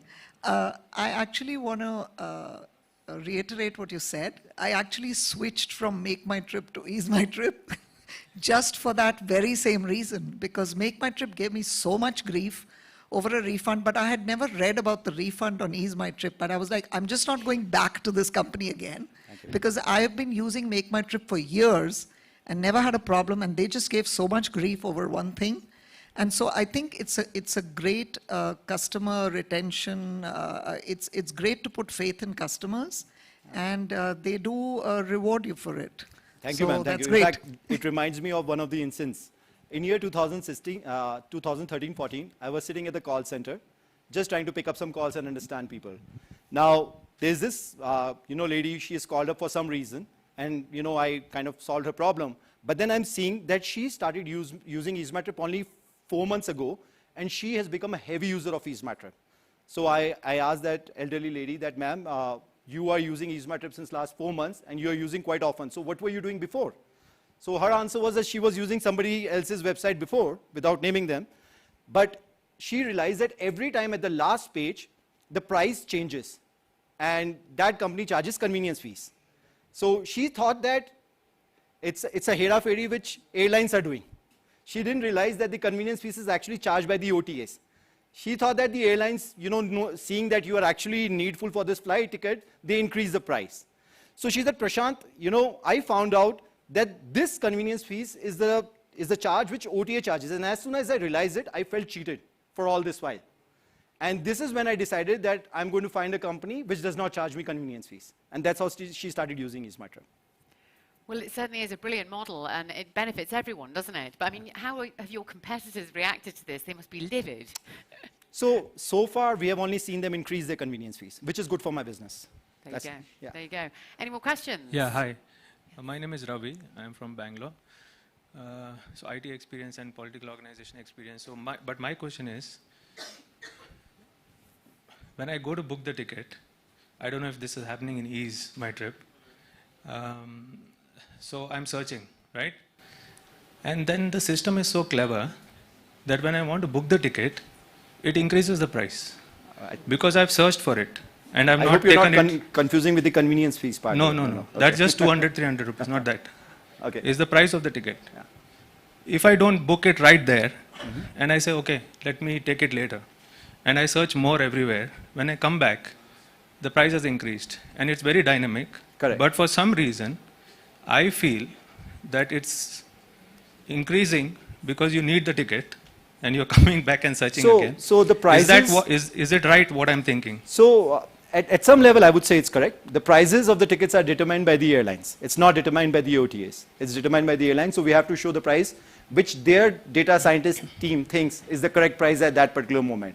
However, to ease this problem, we have solved one way. You could use EaseMyTrip on WhatsApp. There's a WhatsApp number 999-330-330. You could use EaseMyTrip on WhatsApp. You can write Delhi, Bombay, 23rd February, for that matter, and it'll show you the price options on WhatsApp itself. But the beautiful part is, it will keep pinging you whenever prices changes, either goes up by 10% or less than by 10% for the same flight. So this way, we have taken away the pain for consumers to keep searching. Because one thing which we realize that most of the people are coming to search to know what the current status is. Now the system will automatically ping you and tell you if there is a dramatic price change, one way or the other. But before the price changes? No, it has to be at the moment of the price change. We don't know what prices airlines are going to put up at the time of price change. So this is happening, right? Maybe you will have a solution for this. So there's a possibility, and I wouldn't know about that. Those results are coming from the airline side. I'm going to have to invite you to take this off stage, because I do apologise, but our time is up. I cannot thank you enough for being with us here today, though. Thank you so much for telling us about your growth story. I wish you nothing but the best in the future. Thank you so much. Ladies and gentlemen, let's hear it for Prashant Pritty there, co-founder of EaseMyTrip.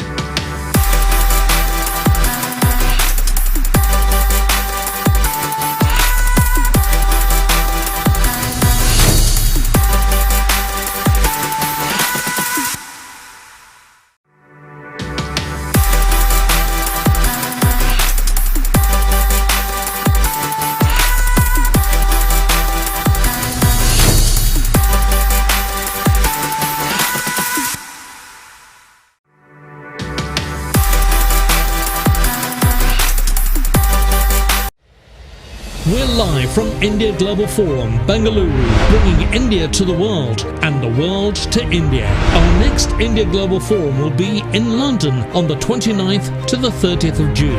Join leading politicians, world business leaders and thought leaders as they discuss, debate and deliberate global geopolitical developments and their impact on India, the UK and how businesses can thrive in the face-changing global events through resilience, reinvention and regrowth. Plus, on the 1st of July, we'll be hosting the 4th UK India Awards, where we'll be joined by a star-studded group of over 300 VIP guests and influential figures from the world of politics, business and entertainment.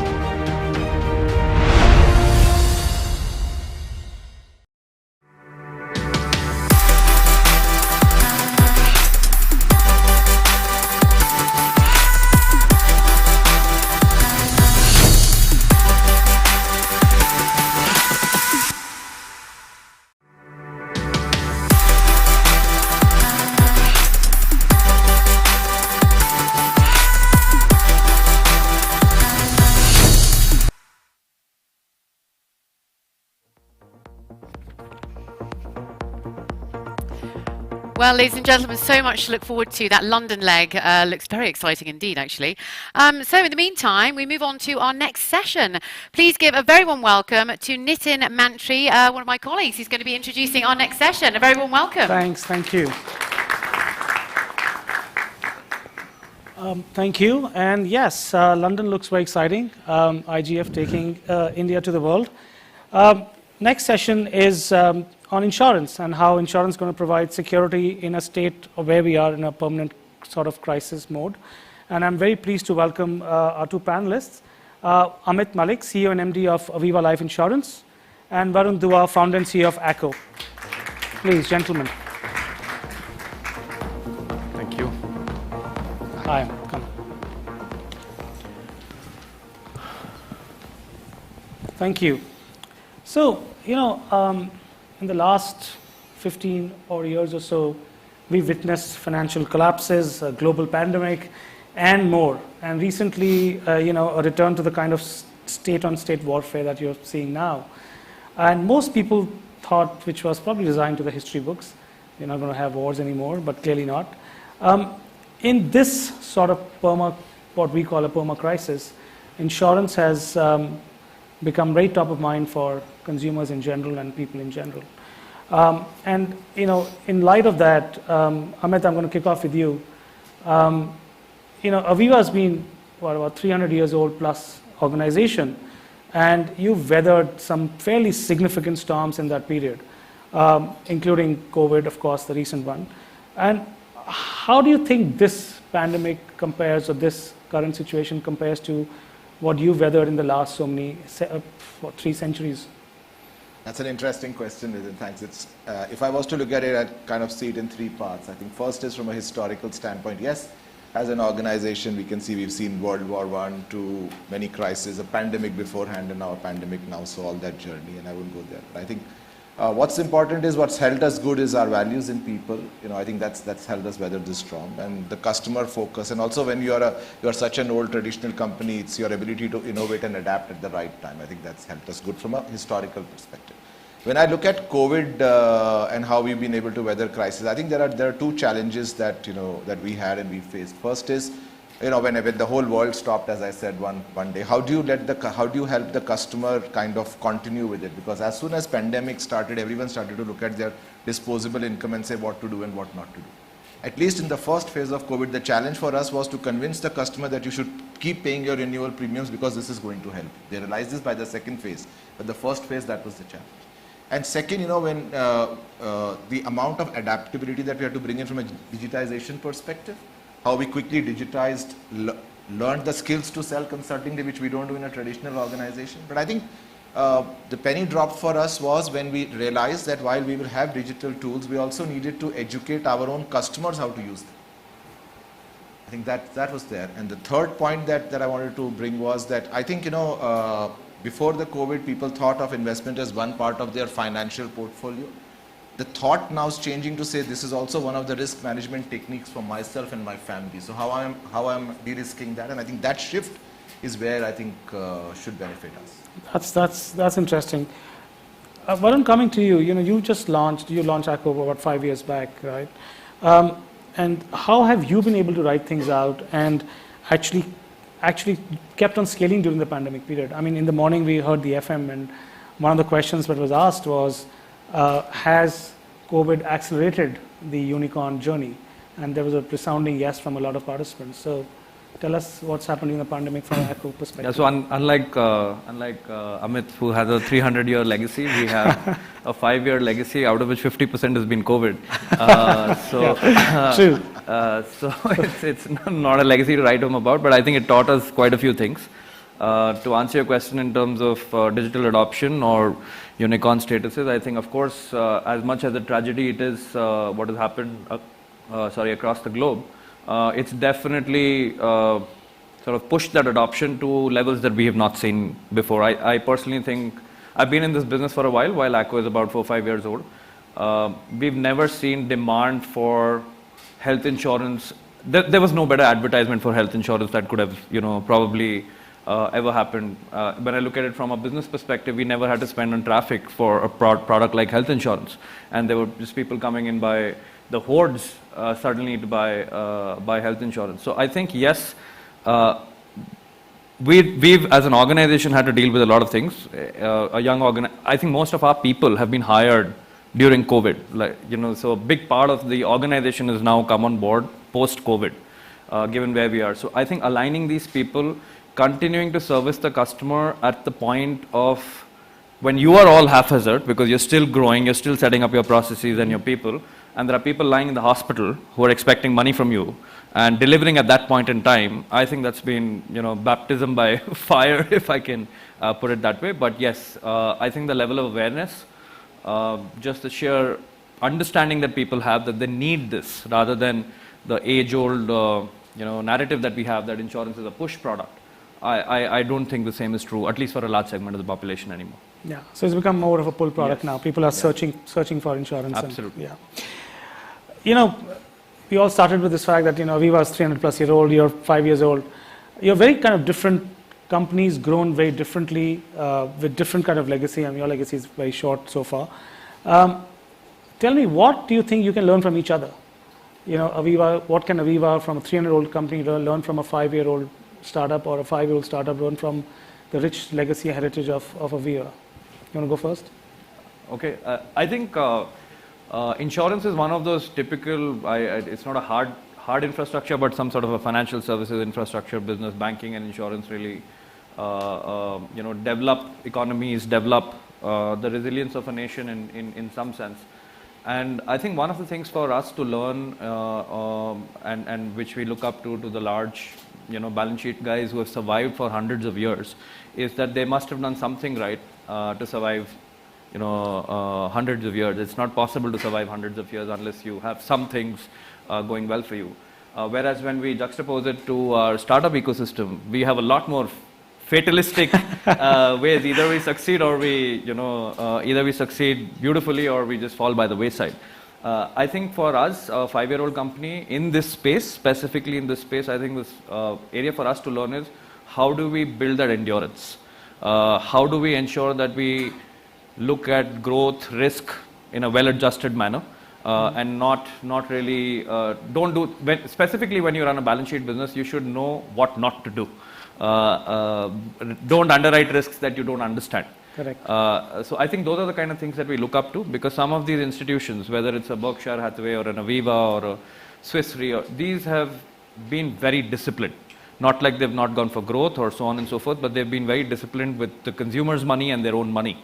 I think that's one of the biggest things that we look forward to. We would love to be a company which has at some point a 100-year legacy, but for that we'll have to be fairly disciplined. That's what we look towards. Okay, discipline.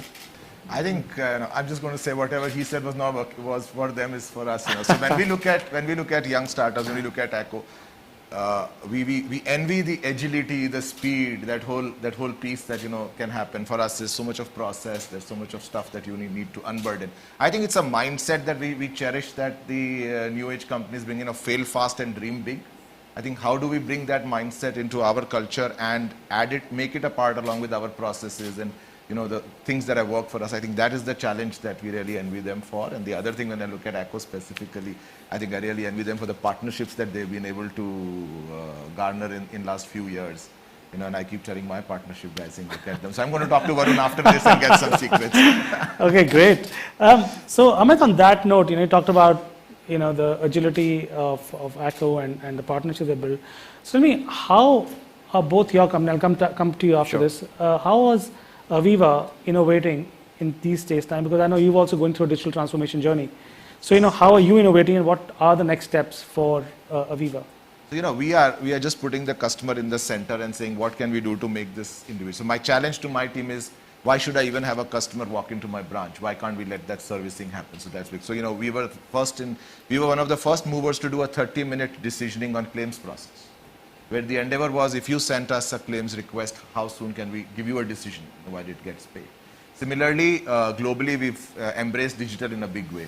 We were discussing about how Aviva Global is and where our learnings are from that whole digital ecosystem that we can look at from not only in India, but learn from our peers outside of India or competition outside. And those test cases, those labs are something that we are getting in. But the idea, again, is to say, how do we simplify the process? From a back end, we will take all the complexity. For the customer, we'll just give the ease. And I think that's the mindset that we are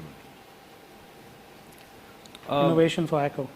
So I think we've tried to go back to the root as to, so technology and innovation and all that is possible. But at least at Acko, we seriously believe technology is a tool to some end outcome. It's not the outcome in itself. So one of the reasons, couple of reasons why, insurance is hard to market or hard to sell or innovate on is primarily because of two reasons that we've at least understood.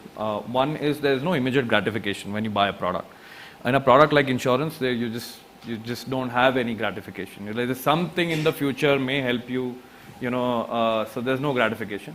The second is there's also no need for the customer to talk to you once he's bought it. So there's low engagement and no gratification. This is a hard problem to solve. And most of us who look at our, I'm sure a lot of smart people in the room, when they look at their personal finances, they usually, it's not the best handled that way. There's always room to do better. We put out boring tasks. So this is one of those boring tasks where there's no gratification. So what you really need to do is, in our opinion, the innovation therefore starts from how do you just make that decision first an impulse, reduce the cost of trial, show some small benefit in a way which creates that gratification. That's really the vector on which we are planning our innovation. If I tell you to buy a 20,000 rupee product, you think about it, you don't understand it, and you'll procrastinate. We are all wired for, we're all monkeys, we're all wired for something here and now, right? Like it's hard to, think intelligently far ahead. So I think the innovation vector that we're looking at is, hey, can I insure your mobile phone when you're impulsively when you're buying it, because that's something you want. There's consumerism in it. You want the newest iPhone and you don't want the screen to break. That's an impulse I can latch onto. That's a, when you're traveling, that's an impulse. We partner with Prashant meaningfully. We're trying to innovate on that side, on the travel side. These kind of products sort of get customers into the fold. And when they suddenly see value, if you can delight them at that point, then they start moving up the ladder. Okay, here's, I purchased my mobile phone insurance. Now let me also insure all the gadgets at home, because it's just convenient. Now I've realized it's convenient. I think you need to take customers along with you in a journey. That's really how we're looking at it. I don't think you can say, here's my big bang product and please buy it. Got it. Yeah. Just to add on to what Varun said and build on, I think from our own industry perspective, the challenge that we are facing when you talk of innovation in future is how do we start to hyper-personalize the product for the individual, and from there we would need a regulatory support. How do we come in, and that hyper-personalization is what the customer is going to ask. I think, when you are underwriting me, you're looking at my medical data, you're looking at my financial data. Are you also looking at my health data? Are you going to give me credit for all the good things that I've been doing? And how do you build that in from an engine standpoint? I think those are the stuff that one would have to look at. Fair enough. We have a couple of minutes before I ask my next question. If there's any question in the audience, really happy to take a question or two. Yeah.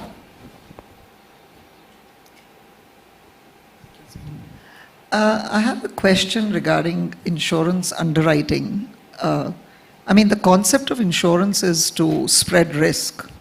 So why is it that insurance companies are always trying to charge you a higher price if, as you said, for all these good things you're giving us a discount, but the whole concept of insurance is. So I have a problem with, somebody who's sick has to now pay like double the insurance, or somebody who had an accident now suddenly has to pay double the insurance, because accidents happen, and that's the whole concept of insurance, that you spread the risk across a lot of people so that everybody's not claiming at the same time. So, what is the underwriting process and why is it always sort of stacked up against the consumer? Yeah, you should look at the profitability of the industry and you may reverse your thought process that it's not, because if that were the case, the insurance companies would be making a ton of money, which I can assure you they're not. But let me attempt that. And I'll bucketize, something like car insurance and health insurance. These are very different subjects, and we all this has been my pet peeve. We all sort of put all of insurance in one big bucket. In car insurance, yes, your premium jacks up if you have an accident. There are two issues with it. One, of course, insurance companies want to theoretically I say, promote safe driving behavior. And therefore, if you have a claim, you have to pay more, because if you have more claims, your cost of insurance goes up. The challenge in India, however, is there is nothing called establishing fault. So you could be stationary and somebody else could just come and bang into you, and theoretically that guy's insurance should be paying for your claim. That doesn't happen in India, because our law enforcement establishing whose fault, no fault claim, and so on and so forth is just let me say where we are, it's too difficult. at how we've, so that should ideally happen. So you are paying only for your own fault. That is also if you're constantly having accidents. If you have one-off accident in 3-4 years, that won't jack up your premium. Here, the no-fault concept doesn't come in India because law enforcement doesn't. If you go to Dubai and you have an accident, everything just stalls. The police will come in and establish whose fault it is, and that guy's insurance pays it. So you don't have to pay. So that concept doesn't hold here. So everybody's premium kind of slightly jacks up in some sense. On health insurance, what you say, ma'am, is incorrect. You're not allowed to raise premiums after somebody falls sick. I don't know the case on life insurance, but you cannot. So let's say we underwrite someone and God forbid they get cancer 5 years after they bought our policy. We cannot jack up their rates. The rates are fixed, and that's the whole design that the regulator follows, and I think it's a fair design that you cannot. The whole purpose of buying it was to protect you from such an eventuality.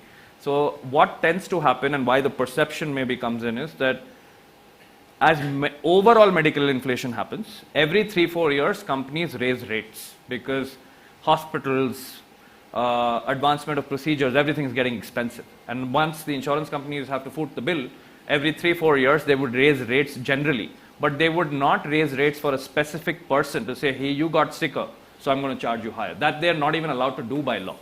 So overall the rates go up for everyone, not just the person who's unfortunately been sick. Great, thank you. Amit, any views on that? No, I think on the life insurance, it's the same. When we evaluate, we may give you a different rate than what the salesperson would have, depending on your medical record and history. But once we agree, before we issue, we tell you what the rate is, and if you are agreeable, then that stays till the term of the policy. Great. Thank you. Time's up. So thank you for patient listening. And Amit, Varun, thank you so much. Thank you. Thank you. Thank you.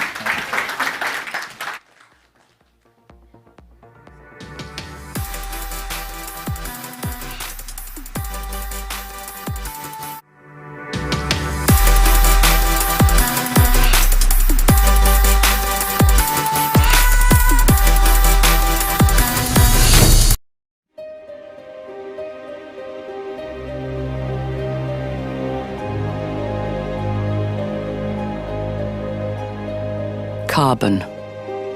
It's helped build everything we have. But to keep moving forward, we need to leave carbon behind.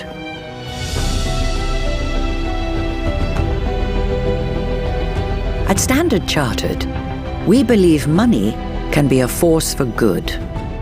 So we're partnering with our clients to transition to clean energy where it's needed most.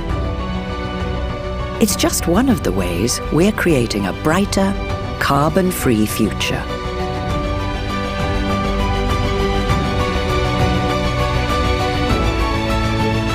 We're Standard Chartered, and we're here for good.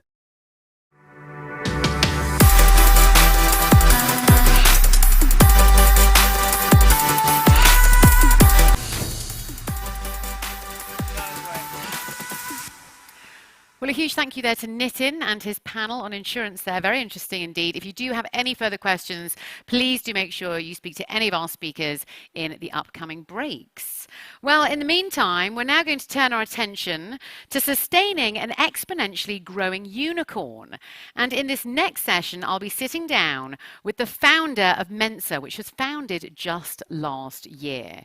Its self-styled house of brands raised $50 million pre-launch and is looking to scale India's homespun brands and take them global. Time now to discover how Mensa plans to stay profitable and maintain exponential growth. Please give a very warm welcome to Anant Narayanan, the co-founder and CEO of Mensa. Actually, this will make it slightly more relevant for you, Priyanka. I'll give you a little visual. I don't know if you got a chance to look at the video. That's before and after. Oh, I think there's a microphone on in the other room that we can hear. Do apologise about that. Right, fabulous to have you here. I wanted to start off. My first question was actually going to be on, how on earth you've achieved this record unicorn status, and you're actually the first in India to achieve this record status in just 6 months' time. But I'm going to get to that in a moment, if you don't mind.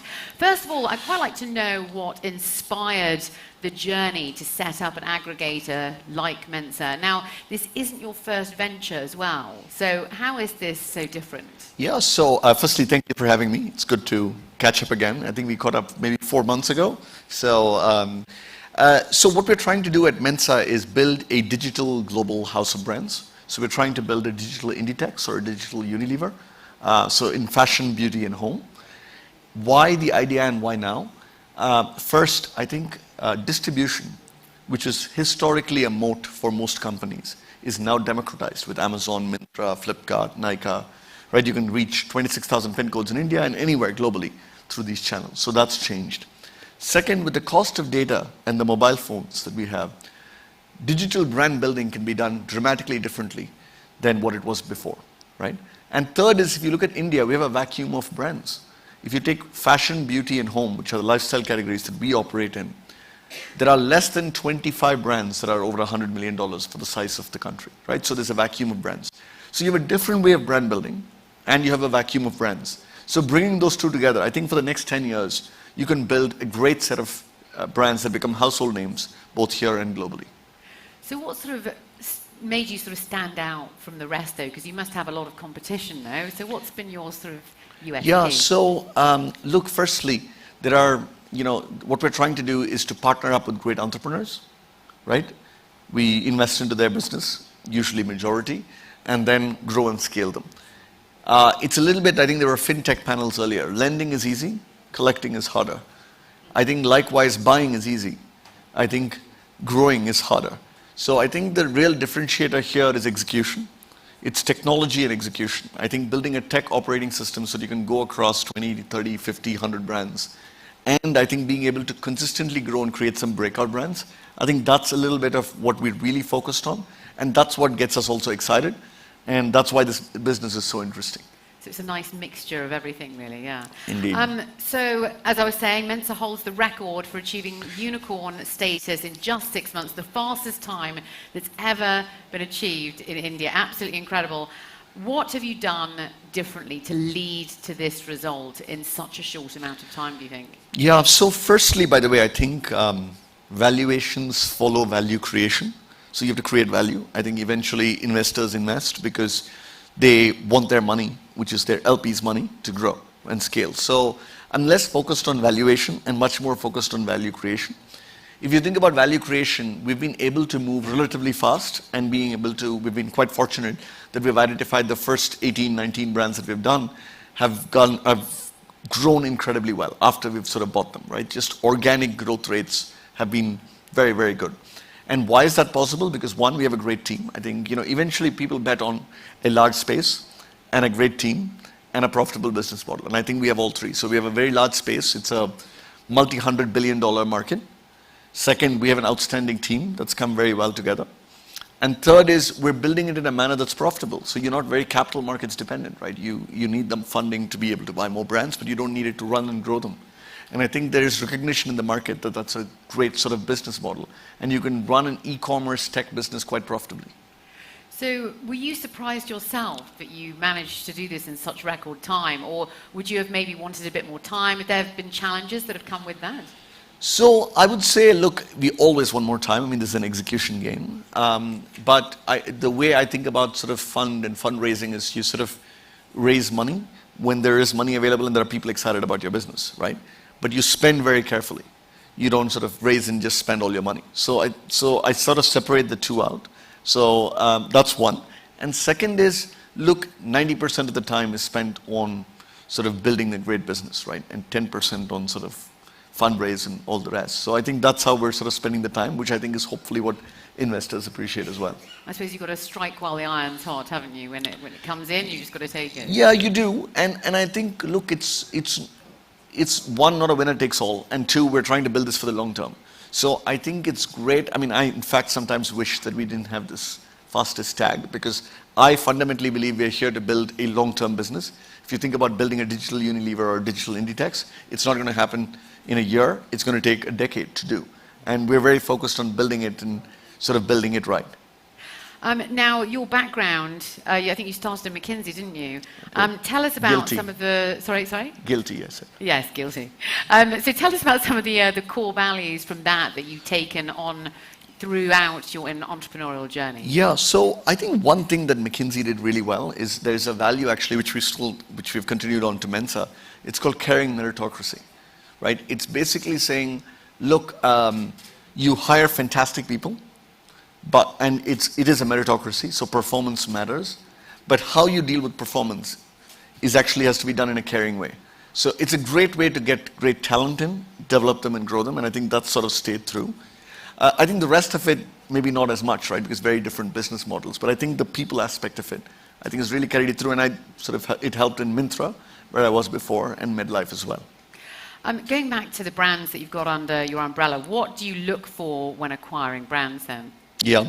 So there's no formula, but we look for three things. We look for great founders, because the founders stay with us for between 2 and 5 years. We don't do a full buyout. They stay with us and grow and scale. Second, we look for customer love, right? Which is something that you can't make up, right? Either you have it or you don't have it. We try the product, we look at reviews and ratings and all of the rest. And third is we look for a moat. What is it that has been built over the last 3-4 years that is defensible? It could be sourcing, it could be design, it could be some aspect of the business, but has the founder and the team built something that's interesting and defensible? So these are the three broad things we look for. Of course, there are financial parameters and all the rest, but these are the three major things that at least I spend time on to make sure that we have a clear answer. Mensa's been supporting some incredible brands, the latest being Pretty Crafts, is that Right. correct? Yeah. Tell us a little bit more about, how you add value to your brands as well. Yeah, no, so I think that's a lot of the work. Actually, the buying part, as I said, is relatively easy. We work on brands on both the supply side and the demand side. So supply side is, how do we actually improve the selection of the brand? How do we improve the operations of the brand? How do we improve consumer experience of the brand, etc., right? A lot of it is done through technology. On the demand side is what we call classic growth hacking, which is how can you grow while paying the minimum Google, Facebook, Amazon, Myntra, Flipkart tax that you possibly can and continue to grow and scale the brand. And third aspect is how do you actually do brand building, which is for the brands that are breaking out, how do you invest in viral marketing that starts to make them more of a brand? To give you an example, we have a brand called Villain, which I'm very excited about. It's a terrific fragrance brand and men's accessories brand, growing at north of 400% year on year, right? And it's fantastic. We have an ethnic wear brand since it's International Women's Day. By the way, 50% of our founders are women that we're partnered with. So I'm really excited about it, right? It's 50%, right? So we have a brand called Karagiri, which is a sari brand, which we are now selling not just in India, but globally. So to the India Global Forum, we're taking the India brand and taking it to the US, the UK, and so on, where there's an India spora, right? So, so those are the kinds of things that we actually do. So we open up new channels. We use technology for both supply and demand side improvements, if you will. Very good to hear, very good to hear. What is the vision going forward for Mensa then? How are you going to continue this growth trajectory? So I think three parts to it. First, as I said, it's a long-term compounding game. We're not in a rush. I think we're trying to build this right for the next 10 years. Success for us in 5 years is, if 10 of the 100 brands that we have at that point of time become household names, so you can recognize them here in the US, in the UK, right? They become global brands from India, and I think that hasn't happened yet. So that would be one marker of success. I think the second is would love to be known as a great place to work. I think the journey matters as much as the destination. So we would love to see if we can actually nurture great talent. Flipkart and Myntra that I was at has spawned a whole series of entrepreneurs, right? That have all done incredibly well. So we would love to do the same, right? So great place to work is the second big thing that we would do. And I think the third is really using technology very differently for brand building. And I think would love to sort of be known as sort of the tech-led house of brands, right? So, genuinely having technology that allows us to do non-linear things, whether it's pricing, whether it's any aspect of retail and brand building. Could we rethink and reimagine that for this century, given the technology that we actually have? So I would say those are the three. I think maintaining growth momentum is important. Doing it profitably and maintaining the growth momentum is the real key to it, which is what I think we're very focused on. So you get both parts of the equation right, not just one. We are running out of time, sadly. that's actually all I've got, and I'd really love to throw out to our audience to hear if any of our audience members have any interesting questions for us up here on the stage. Do we have any questions from our audience? Yes, please do pass over the microphone. It's always nice to make it a little bit more interactive, isn't it? See what our audience thinks and what they have in mind as well. Do we have a microphone ready? Yes, please do go ahead. Hi, Anand. Good evening. My name is Abhishek. I'm from True Beacon. What runs in your mind when you build such multiple brands across different parts? Like you have. Sorry, could you speak up a little? My question is, how do you think of creating such different and unique brands? You started off with first Myntra, and then you now moved to MedLife, and then you went to Mensa. So, I mean, they all have M in common. Yes. That's not how I made the decisions, though. Look, a bit of this is it's serendipity plays a big role in my view. So I was at McKinsey and I'd met Sachin and Binny at an event like this, and that's how Myntra happened, right? So a lot of this happens by chance. It's not like you script it, but I think the key is to sort of roll with the punches and enjoy the journey. So I think it's more serendipity. I think Mensa and starting Mensa, however, was a conscious choice. And there I felt like the next 10 years, there's a real opportunity to build brands very differently. So that's why I decided to sort of do Mensa. So, but the path it is what it is. Sorry, just a follow-up question. What prompted you to take so much of risk? That's all. So I don't think of it as taking risk. I think of it as betting on yourself. I think there's risk involved in almost all decisions. And obviously you have to be thoughtful about it financially at various points of time. I started up much later. I did 15 years at McKinsey first. So concepts of risk also changed with that. But I felt like if you enjoy the journey and you can build something special, I didn't want to regret not doing it.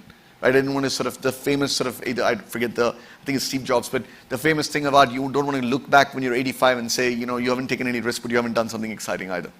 But do you think it's also quite a good idea to get the experience beforehand, before becoming an entrepreneur? Because as we were saying with the minister yesterday, it's very fashionable to become, everyone wants to be an entrepreneur, right. But no one realizes it's a 24-hour job. So it is. What was your recommendation? My recommendations, I don't think age matters at all. I do think depending on the startup experience matters. So what we're doing now requires a little bit more experience because you combine investing plus operating plus financial rigor plus whatever. But I think I think it has to be an idea that catches you and that you're passionate about. I think what most people don't realize is it's a slog. I think people talk about your valuation, people don't talk about your day-to-day. So I think the day-to-day is tough as an entrepreneur, and I think that never goes away. So the key to doing this at whatever age is, one, be financially prudent so that you can feed your family and put your kids through school and all the rest. And the second is be passionate about the idea because tough times are going to come. And so you're going to ride through the cycles and you're going to keep at it till it actually lands somewhere, right? So I think that's the second thing that I would say is important. Very good advice there, thank you. We do have time for one more, two more. And there's a gentleman at the front here as well after. Hi, should I? Remember, I didn't heckle you, Prashant. Yes, please go ahead. Can I go ahead? Okay. My name is Ravi Anand. I just wanted to know why this name Mensa, because as soon as I heard Mensa, I thought it was a perfume or a men care product. And right. How did you come up with this name and idea? Most other people think of it also as a high IQ society. It's none of those three. Yeah. Mensa actually means constellation. So we're trying to build a constellation of stars. Each of our brands is a star. So we want to make a constellation of stars happen. So that's why the name Mensa, and it also followed the M theme, but that wasn't the most important. And my next question was on IQ, because I heard you require 98 to be on Mensa. No. So if you have less than that, can we? No, there's no IQ thing. So all right, very quickly, the gentleman at the front here. Yeah. Very, very quickly. I think we've got time. Yeah, we've got a few more seconds here. If you had to guess out of your stable of brands, which sector do you think will produce the first Indian global brand? Beauty. Beauty. I think beauty and personal care. I think it translates across, and there's Indian ingredients that go across. Big business, isn't it? Yeah. And very quickly, I think we'll quickly throw over. Oh, sorry, he's taken the microphone away from you. Sorry. Very, very quickly, final question of the session. All right. So for the entrepreneurs who are listening to you right now, what are the reasons they should choose to be part of Mensa, not the others? Great team, lots of wine from my personal wine collection, and the ability to build the coolest brands on the planet. Great, good answer.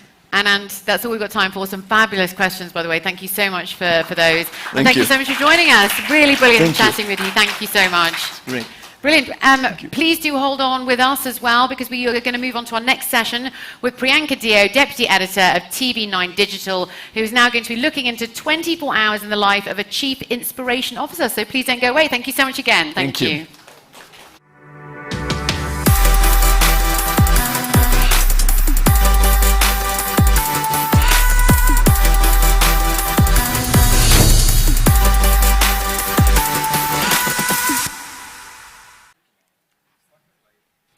Hello, everyone. Hi again. Good to see you. We now would like to call Mr. Amitabh Shah, who is the founder and Chief Inspiration Officer of Yuva Unstoppable. Amitabh?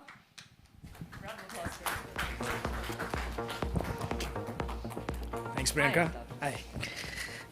So we were talking just a little bit outside, and I was hooked onto your story. So let's just start out with Yuva Unstoppable. What is a Chief Inspiration Officer? So Chief Inspiration Officer is someone who keeps getting inspired by everybody else. So, who gets inspired by the maid who's working, 14 hours a day to take care of her children's education, by the security guard at Taj, who's there saluting everyone, by the waiters outside taking good care of us, by the teachers, the frontline warriors. So Chief Inspiration Officer is someone who keeps getting inspired by everyone and tries to bring a smile on other people's faces. That's fantastic. And you are doing some fantastic work all across the country, especially during the pandemic. Can you tell us a little bit about what Yuva Unstoppable does? Sure. So there's about 1.1 million schools across India, the government schools. A lot of these schools, for 400 girls, there'll just be 1 or 2 bathrooms.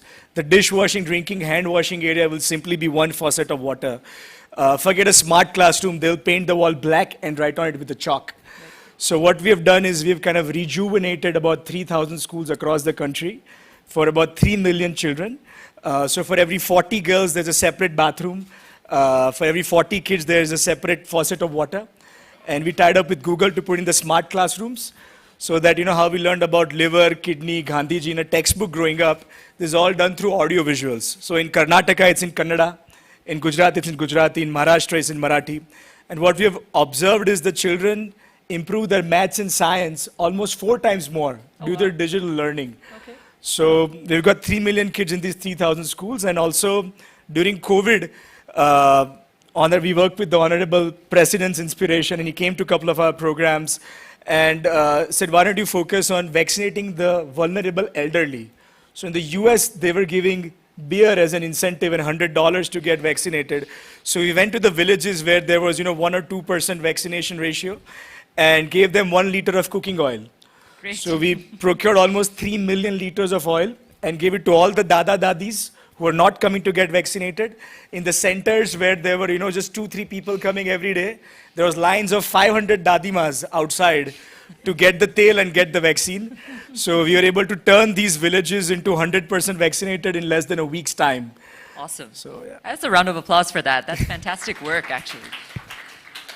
Can you tell me a little bit about, since you're the Chief Inspiration Officer, what inspired you to do this type of work?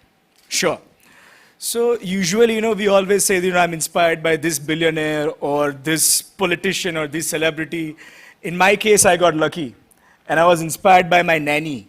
Oh, really? So my nanny, doodh ka glass leke piche aati thi, she was, putting oil in my hair, bathing me as a baby. Her name was Kamraba. I went to Yale for my MBA. And one of the summers when I'd come to Ahmedabad, which is my hometown, I saw Swadesh, which some of you might have seen with Shah Rukh Khan. And I told my mom, I want to go and find my nanny. So she was close to Nirma University. There's a village called Gota Chokadi, and she was sitting under a tree, only weighed 25 kgs, skin and bones, 82 years old. And I found out that she was being abused by her kids, just being fed. One super vibrant place in terms of giving and leading the way across the country. So round of applause to all the unicorns and startups doing so much good work for the society. And my last question to you, actually you led me right into it, that 60% of youth is below the age of 30. I think about over 50% is below the age of 25. So India is a very vibrant democracy, one of the most vibrant in the world. Not many countries have this type of demographic. Can you tell me about, and maybe some of our audience will also be able to relate, how are you planning to engage youth on more than a volunteer basis? You've turned this into your life and your career, but somebody from Yale or somebody from Harvard doing their MBA or doing their MPA and coming down here, how can they turn their career into meaningful work like yours? See, I think young people are not useless, but they're used less. And I think every single young person now is so sensitized towards giving back to the society, be it the time, talent, treasure. You see a lot of fundraisers on Give India where so many young people are giving 5 rupees, 20 rupees, 1,000 rupees. People are coming and teaching maths and science online to kids. Not just that, but we have thousands of girls who we have given scholarships to have, right after 10th, if anybody gets more than 80% dhobi ke, rickshaw wala ke, unke beti betiya, we help them through the JEE NEET until they become an engineer or a doctor. Great. And these girls have gotten into IBMs and Googles, and they are giving us scholarships. They're like, our parents are used to staying in a 12 by 12 bhaiya, so they will stay there for maybe 2-3 more years, but can we fund 5 girls' education? So I think it is already happening all around us. And COVID has brought that compassion in us a lot more because we've all lost someone around us, during the second wave at least. So we all think, what is the purpose of life? Jab main upar jaunga, so the zeros are not going to come. Kitne achhe karm kiye, that's going to come. And young people are thinking like that. And when we met Honorable President just 2 months ago, we had taken several of the unicorns from here who were pledging their wealth, 25% over a period of their lifetime. And he said to all you fintech and edtech guys, I want to tell you about the mathematics of God. That if you will give one, you will 100% get 1,000.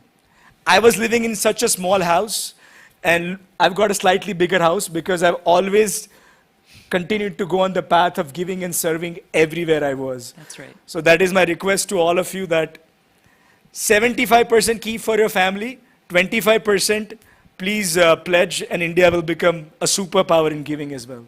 Right, thank you so much, Amitabh. I think we're out of time, but thank you for your wonderful story and all of your great work. Thank you so much. Thank you, Priyank. Thank you.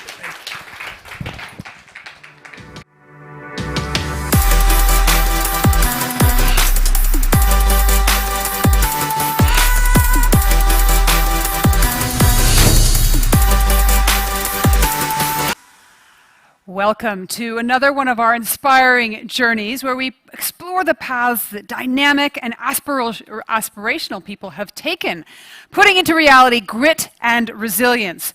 Today, the first woman to chair the State Bank of India shares with us the lessons of her life and work from over 30 years in her career.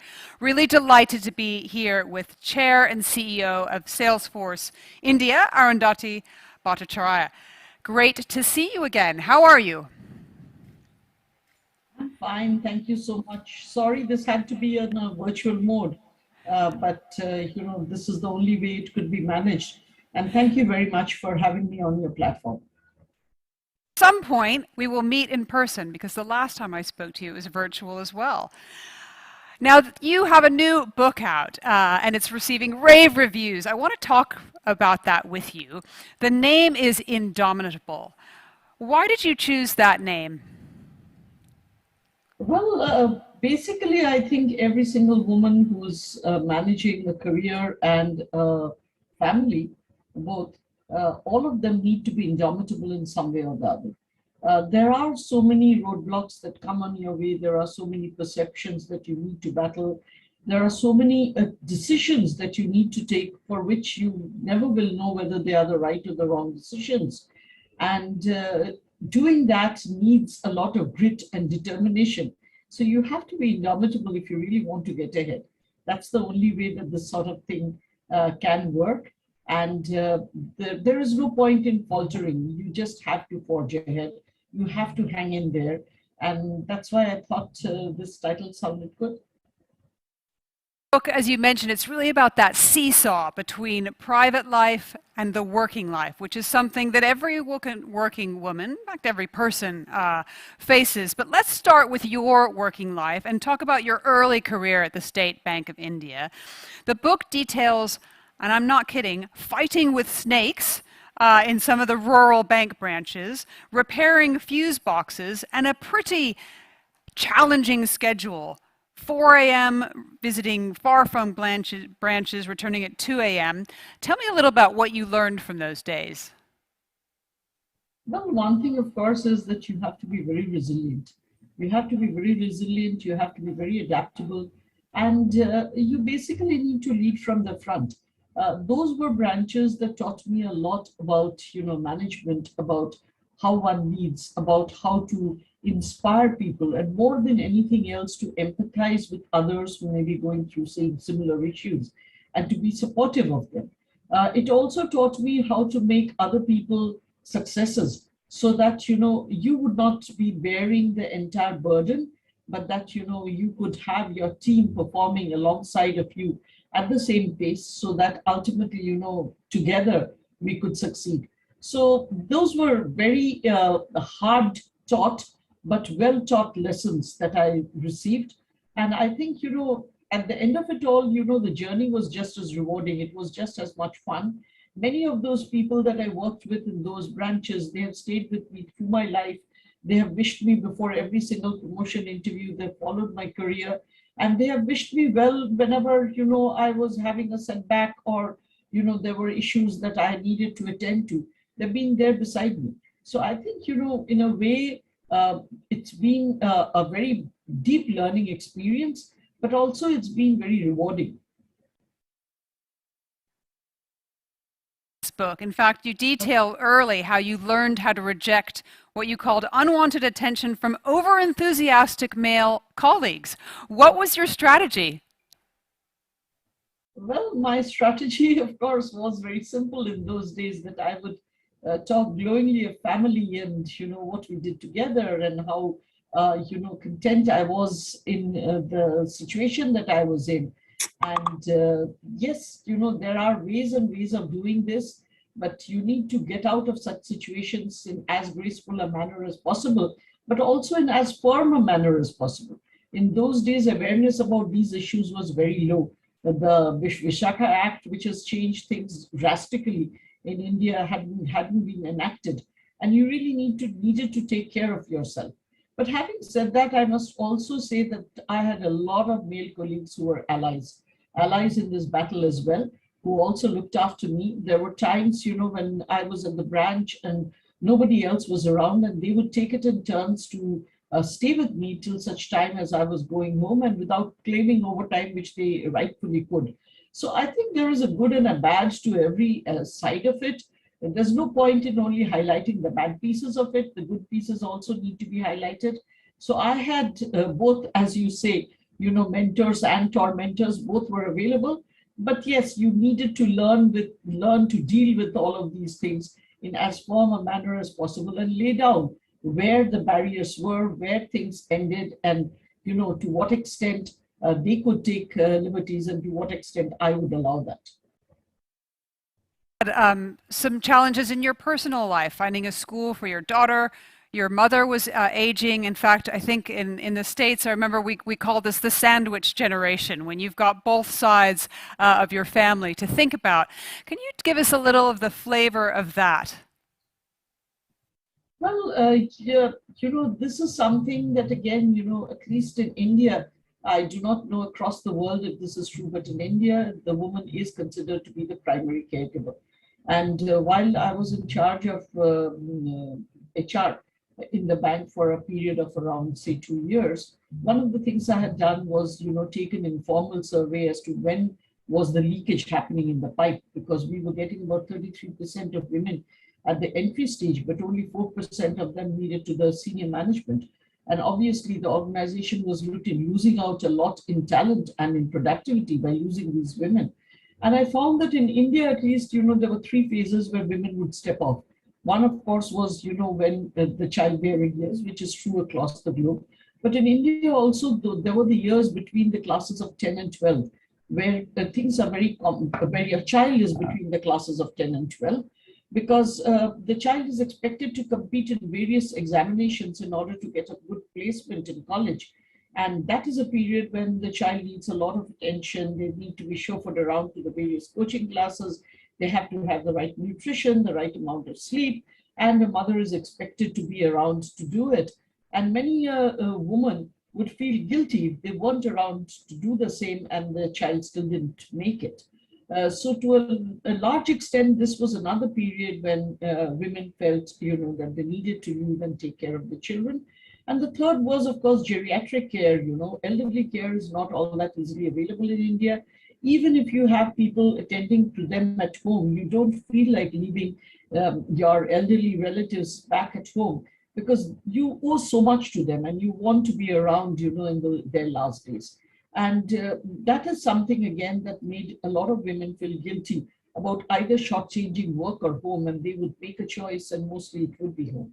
So, by providing a 2-year sabbatical, I tried to balance this, and this was meant for child as well as elderly care, which I don't think is available in most cases. It's mostly child care that is available.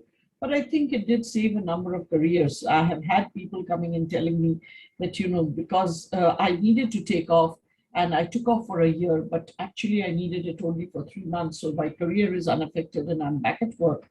And I think that made a big difference. It makes a big difference for women to feel supported during such periods when you need to make that difficult decision as to which way you should be going. Now, especially with, the remote working made possible and proven by the pandemic to work just as well, these women should be further supported to ensure that they don't miss out on years of their career. They don't miss out on the seniority levels. They continue to work at jobs which will allow remote working and yet allow them to be at home during that period when they need to be at home.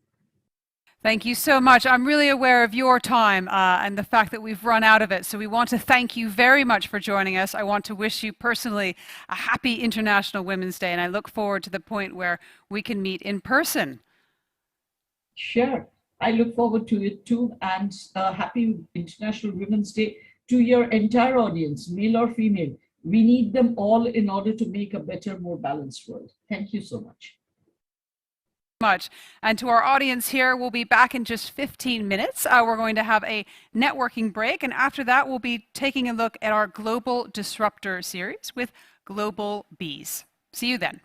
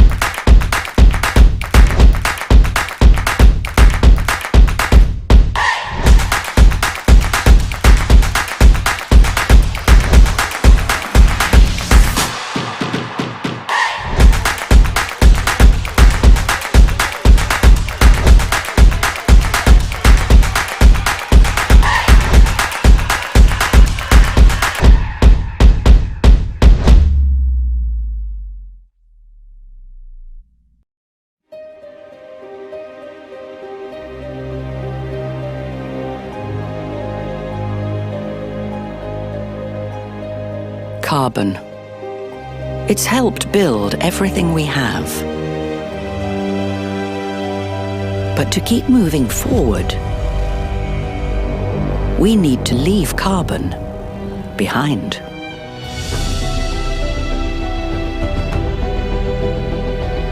At Standard Chartered, we believe money can be a force for good. So we're partnering with our clients to transition to clean energy where it's needed most. It's just one of the ways we're creating a brighter, carbon-free future.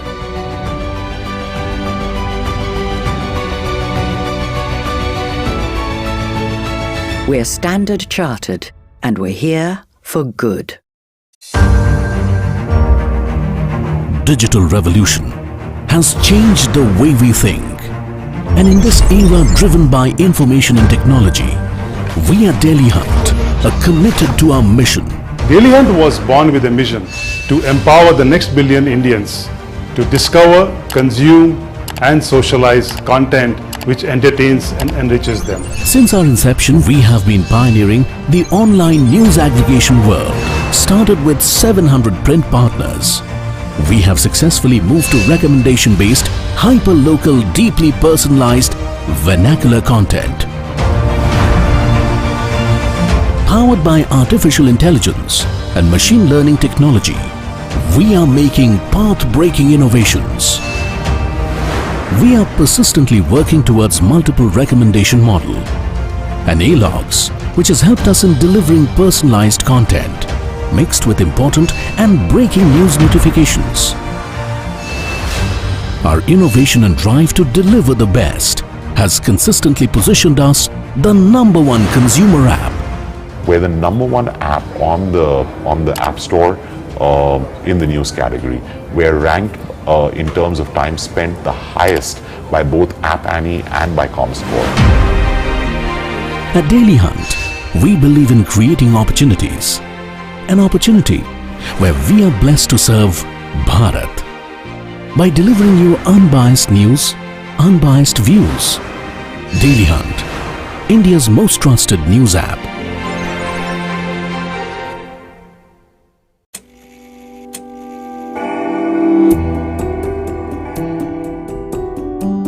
There is a life designed for the kings. A life from the time we only know legends of. A time when palaces weren't built on reason, but sculpted on a whim. When luxury wasn't manufactured for the few, it was handcrafted for the one. A time when every inch was carved and sewn to unravel the senses. Hear suites of the world's most beautiful Maharanis and Maharajas tell untold tales of their life and time. Welcome to the living palaces of Taj.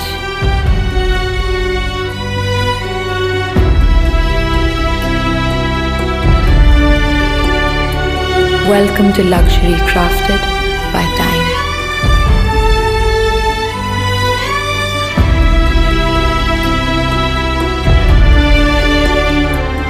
Wander through stories of love and valor and let your discerning mind sail across 4 centuries, where a dinner seems to be slow cooked for hundreds of years.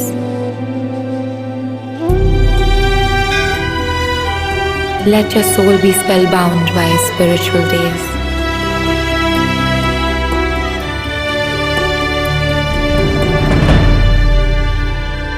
Feast where praises echo effortlessly from one end to the other. Can you hear me over there? Your every moment is set in traditions as old as time.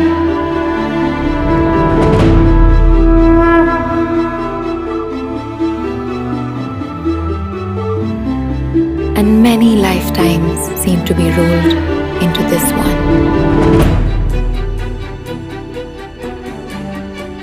As your stay gracefully strolls along, you'll find that time has lost its effect on you.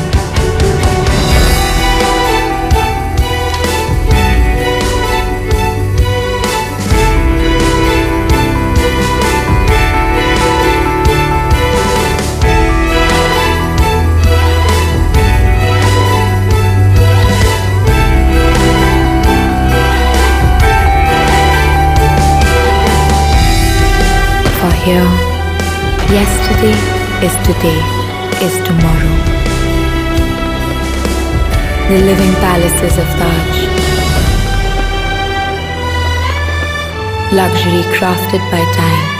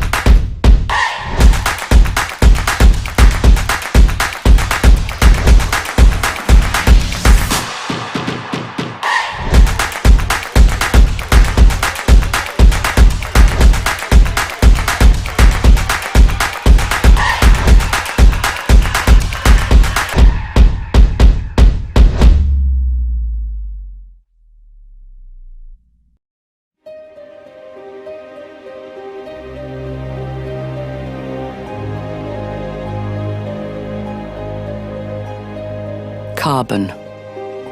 It's helped build everything we have. But to keep moving forward,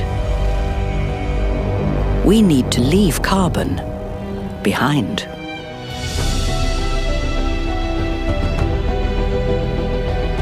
At Standard Chartered, we believe money can be a force for good. So we're partnering with our clients to transition to clean energy where it's needed most. It's just one of the ways we're creating a brighter, carbon-free future.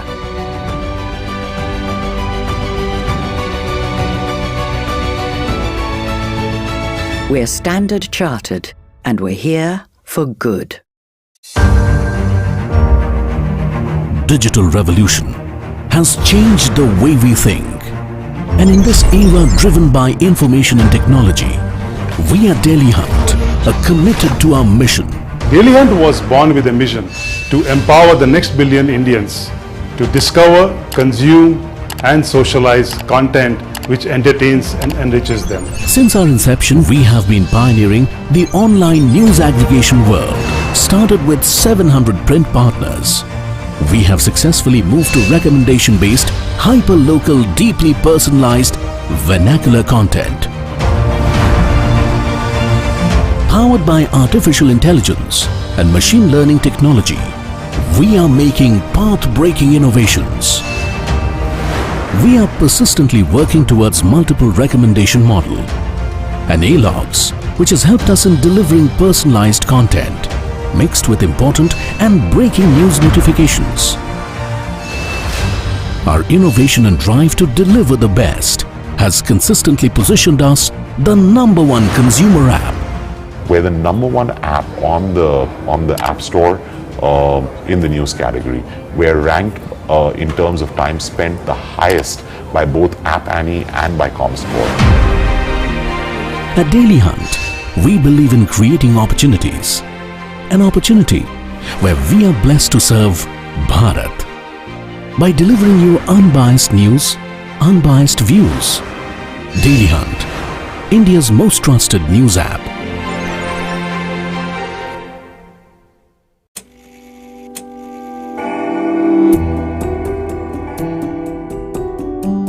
There is a life designed for the kings.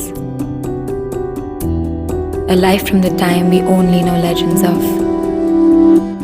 A time when palaces weren't built on reason, but sculpted on a whim. When luxury wasn't manufactured for the few, it was handcrafted for the one. A time when every inch was carved and sewn to unravel the senses. Hear suites of the world's most beautiful Maharanis and Maharajas tell untold tales of their life and time. Welcome to the living palaces of Taj.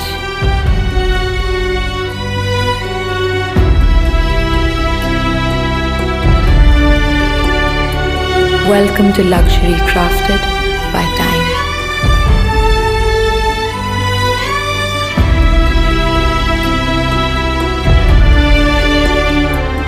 Wander through stories of love and valor and let your discerning mind sail across 4 centuries, where a dinner seems to be slow cooked for hundreds of years.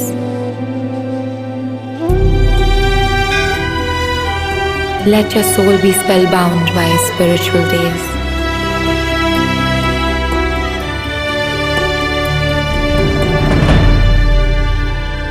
Feast where praises echo effortlessly from one end to the other.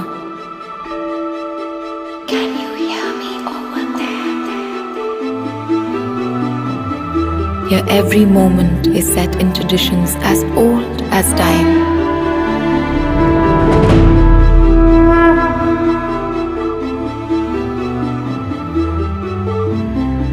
And many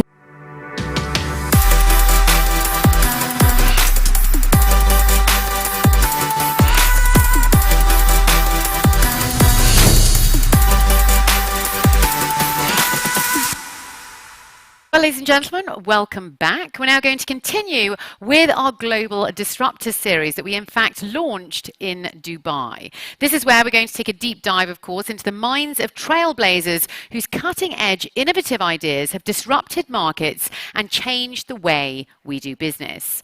Now, we all know the importance of a groundbreaking, disruptive product, but even the best entrepreneur or innovation is unlikely to reach their potential without a great brand or a great story to go with it, of course. Well, in this session, we have two masters of their craft who will delve into Brand India Inc. and how its entrepreneurs can use the power of the narrative to go global. Please give a very warm welcome to our next session speakers. Nitin Agarwal, the CEO of Global Bees. A very warm welcome. And our next panelist, please give a very warm welcome to Shraddha Sharma, the founder and CEO of Your Story Media. A very warm welcome. Please do take a seat. Here we are. Wonderful to have you back on the stage. You just did a session an hour or so ago, didn't you? So yes, thank you so much for being with us for this next session on taking Brand India global. Now, first and foremost, I'd like the audience and, of course, our online viewers to get to know you a little bit more. So I thought we'd start off with, what you do and what your company is about. Let's start off with Nitin. Okay. So Global Bees is about, investing in brands and acquiring the brands, mostly small, but we do across the range, and then see how we can make them impactful and larger brands, not just in India, but across the globe. So that's our primary business model. So it's investing come operations to build impactful brands. Very nice. And Shraddha. As the name says, Your Story, it tells stories, and we started telling stories of entrepreneurs and startups since 2008, and Your Story has told more than 120,000 stories so far. Yeah. Congratulations, that's huge. And of course, it's essential for any brand to have a story to go with it, isn't it? And it catches attention, it gets people to sort of understand and know your brand a little bit more as well. So it's very important. But going forward, Your Story, of course, was founded in 2008. Especially when the startup sector, was very small back then as well. So tell us a little bit more about the sort of transformation that you've seen over the last 15 years for your own company and maybe over the general landscape as well. The most important thing that comes to mind is that in 2008 there was nothing like digital India. And media was primarily TV and print. We didn't hear of the word startup. And I remember in 2008, I had gone to IIT Mumbai, and Kashyap Deora of the Chapati he said the word startup. So it was very, very in infancy. And today we are sitting in March of 2022, where India has 90 unicorns, and we're just hearing Startup India, Digital India. So there's a huge journey, it's a huge arc. And if I have to say, then India in the last 10 years has built the railroads on which now we will see fantastic companies. And I think the next 10 years would be India's, would be India's story, because the last 10 years have been about putting those infrastructure, digital infrastructure, everything in place. That's what I've seen. And the most outstanding thing I would say is on the emotive level is that there is hope, there is energy, and there is firepower that is there in young India, that anything is possible, because we are growing up, and the younger generation, everyone is growing up in India with a mindset that we can just make anything and everything happen. The youth are so important going forward, aren't they? And this really is going to be India's time to shine, as you were saying, over Absolutely. the next 10 years. Yeah. Nitin, over to you. Now, you're quite a young company. You've been around for 6 months or so, is that right? About 8. 8 months, sorry. So tell us a little bit about the transformation that you've seen within the unicorn space throughout your time in general. Well, I think from an India perspective or unicorn perspective, the earlier ones obviously have taken much longer, and what we were doing 10 years back, as Shraddha just mentioned, I think we were solving the basic problems. So it was taking far more time to solve the basic problems. I think in the last 10 years, there's so much of infrastructure which has been built. So we are into e-commerce, for example. 10 years back, there weren't any logistics companies. You had to build logistics from scratch, and that would take time. Today, India has set up so much of infrastructure and vertical and specialized player. It's much faster to scale up a company and have a much grander vision and achieve that much, much faster than it was possible 10 years back. And I think that's a huge transformation. And as Shraddha said it very rightly, I think the aspirations of that India, because of that infrastructure, is becoming bigger and bigger, and we're getting more and more impatient to do it faster and faster. So what would you say is the secret to building a brand and a story so that it can scale internationally? Obviously, you want to make a big impact within the country that you're in, but I think that the goal for most companies is to go global, isn't it? So how can you make that happen? What's the best way forward to do that? Whoever would like to take that. Yeah, I would just say that some things stay true with years, with the passage of time, and I think what is very, very important for brands, what has been very important for us prehistorically and historically and since time immemorial, is how do you tell your story, and how do you tell your story in the most authentic, real way. And especially now that the brands are going across the world, we live in a boundaryless world when it comes to digital, the world that we are all inhabiting. How do you remain very authentic, very genuine, and very transparent? Because gone are the eras where you could bullshit and get away with it, because you can't lie and you can't fake it today anymore. So that, I think, is a very, very essential rule book or framework to build a very solid, lasting and enduring brand. And second is to always appreciate and understand the local sentiments, that while you have a global brand, how are you understanding and when you are going global, then how do you retain your authenticity but also embrace the nuances of that geography? So these are some of the things that I think that if a basic framework, if you follow, then you can make an outstanding global brand. Just before I go to Nitin, speaking of storytelling, what are the type of stories that have had the most impact that you've told? A lot of stories. Initially, when we were telling stories, one of the things that got us to continue telling stories for the last 14 years, when we started startups and entrepreneurs, they were not as cool. So we didn't have all these fancy events. There were no unicorns. And that time, just telling for the first time stories of people whose story traditional media was not telling was huge. And for them, that was a validation to carry on. And to me, that was very important, because I come from media, and somewhere it was criminal to not get those stories being told. But here in India Global Forum, I would say one of the most transformative stories and impact that I had the opportunity to tell was Prime Minister of India.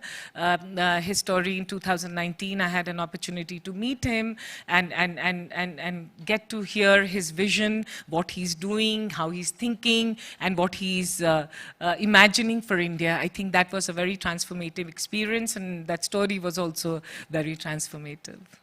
Very much looking forward to reading that. Moving over to Nitin, back to this, the secret to building a great brand that can essentially, at the end of the day, go international. Well, what's the secret, especially as a company that nurtures these brands as well?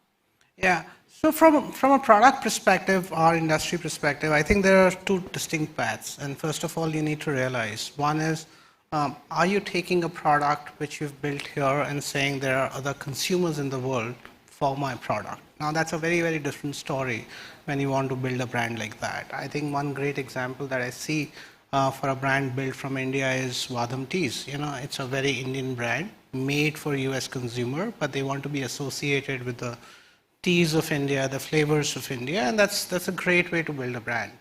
So that's one way. And the second is where you want to build out a product for the international consumer. Now, Vadam made a product from India for an international consumer, does not sell very little in India. So you have to recognize what are you building for. I think you cannot say that you've built out a product in India and there are some consumers globally and I'll solve for them and I'll sell them my products. I think it's important to understand in each geography internationally, what is the consumer you're targeting, and accordingly, what is the product that you're building, and how you're finding that consumer. So recognizing what you're building rather than just spraying and praying your product in India is very, very important. Well, speaking of going international as well, what would you say is key for international expansion, and what are the sort of most lucrative markets to first launch a product? I was mentioning that we did this in Dubai, the India Global Forum, and they were saying very much that Dubai was a great testing ground for a lot of products coming from India to then expand further into the world. What would you say is the most interesting market to... Absolutely. For companies in India, I think Dubai forms a very, very good base because you have a equivalent population from India or the subcontinent, and then you have equally large population from the West. So it gives you a flavor of kind of both sides and navigate and get that product market fit. It's small enough to test, but it's lucrative enough in the size of opportunity. So it's a very, very good testing ground, I would say.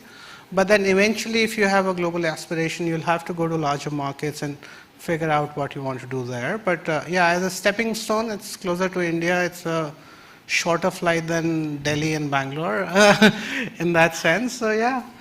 No, it's a great place. And let's talk about which type of brands you choose to invest in. How does that process work as well? Run us through that. Well, we have a very top-down approach. There are certain categories that we work with. We've built out our tree in terms of what does the consumer want, where do we see the gaps in the consumer. So if you look at India retail story, there are categories. You have electronics and fashion and so on and so forth. But even today, when you look at the Indian consumption, there is 70% of consumption in others category, which still hasn't been categorized, right? Even if you look at Amazon, for example, the number of categories that Amazon India will sell would be 20% of the categories in Amazon US. So I think India is still discovering through that consumption process. And we've built our thesis in top-down approach. And in those theses, we look at the best companies, the best entrepreneurs who understand those categories, who have the vision of those categories, and that becomes our primary criteria on how we go about and choose, apart from the companies that Shraddha writes about. That becomes a qualifying criteria. So yeah, moving over to that, how do you decide what stories you go for and which story you're going to tell? Because it's a huge, very popular platform, so you're giving these companies incredible exposure. So how do you pick out those stories? I think that's a very interesting question. I would love to say that your story is a popularizer and democratizer of all stories. So one of the things that we've said is that, hey, we are not one of the most intelligent, critiquing, judgmental, sometimes investors, because everyone in India is judgmental. We all are. We all judge everyone very, very closely and all the time. How do you, without those biases and without those constraints, give opportunity to everyone to be able to tell their stories? Anyone who's starting up, as long as it's legit, as long as it's, there is a product, there is a story, and there is a vision, let's give them a platform. And that's what we try to do, and that's what we've been doing. It's hard because somewhere, if you understand, people love sensational, negative stories. Those stories are remembered also very, very clearly. But how do you then make boring, mundane, positive, genuine stories stay? And that's what we've been doing. So and sadly, those stories do... They're the most interesting, aren't they, when it's very dramatic, but also the inspirational stories are also very, very popular as well. We do have 5 minutes. I would love to throw out to our audience. Let's get some good audience questions going. Please do raise your hand. Tell us who you are and where you're from, and we'll get a microphone to you. Do we have any further questions for our lovely panelists on branding, going global, storytelling? Do we need any more advice from our panelists here? Any further questions? Do we have any entrepreneurs in the audience? Please raise your hand. Do we have any entrepreneurs today in our audience? Oh, no, we don't. That's interesting. Oh, yes, we do here. Excellent. Yes. Anyone that wants to start a business in our audience as well? Is there anyone here that's looking to potentially go it alone in the near future? No? Oh, yes, we've got a couple in the audience, yes. Well, let's get a microphone to them. There must be one question in terms of what you want to do to potentially build your brand, not now, but maybe in the future. But if you have something in mind, you must have something in mind. So this is your perfect, what advice would you ask for from our lovely panelists in terms of the brand and how to tell your story? On the spot, there you go. So my question is to Shraddha. Yes, Mr. Nikhil. What do you like about being in business in Bangalore, and what would you like to change?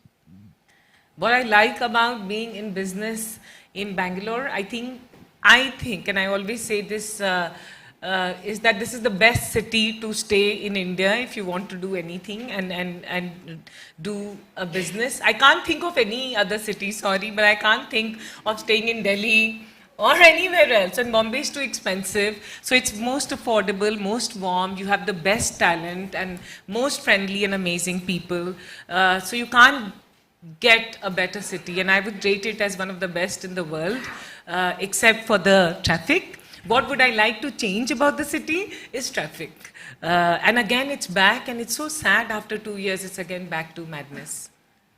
Good stuff. Yes, we have a gentleman at the front here. I'm just curious, why do we not have a global Indian brand as of today? Like, what are the challenges that stops India from, having a global brand or a global household brand, like a Coke or a Nike or like something like that?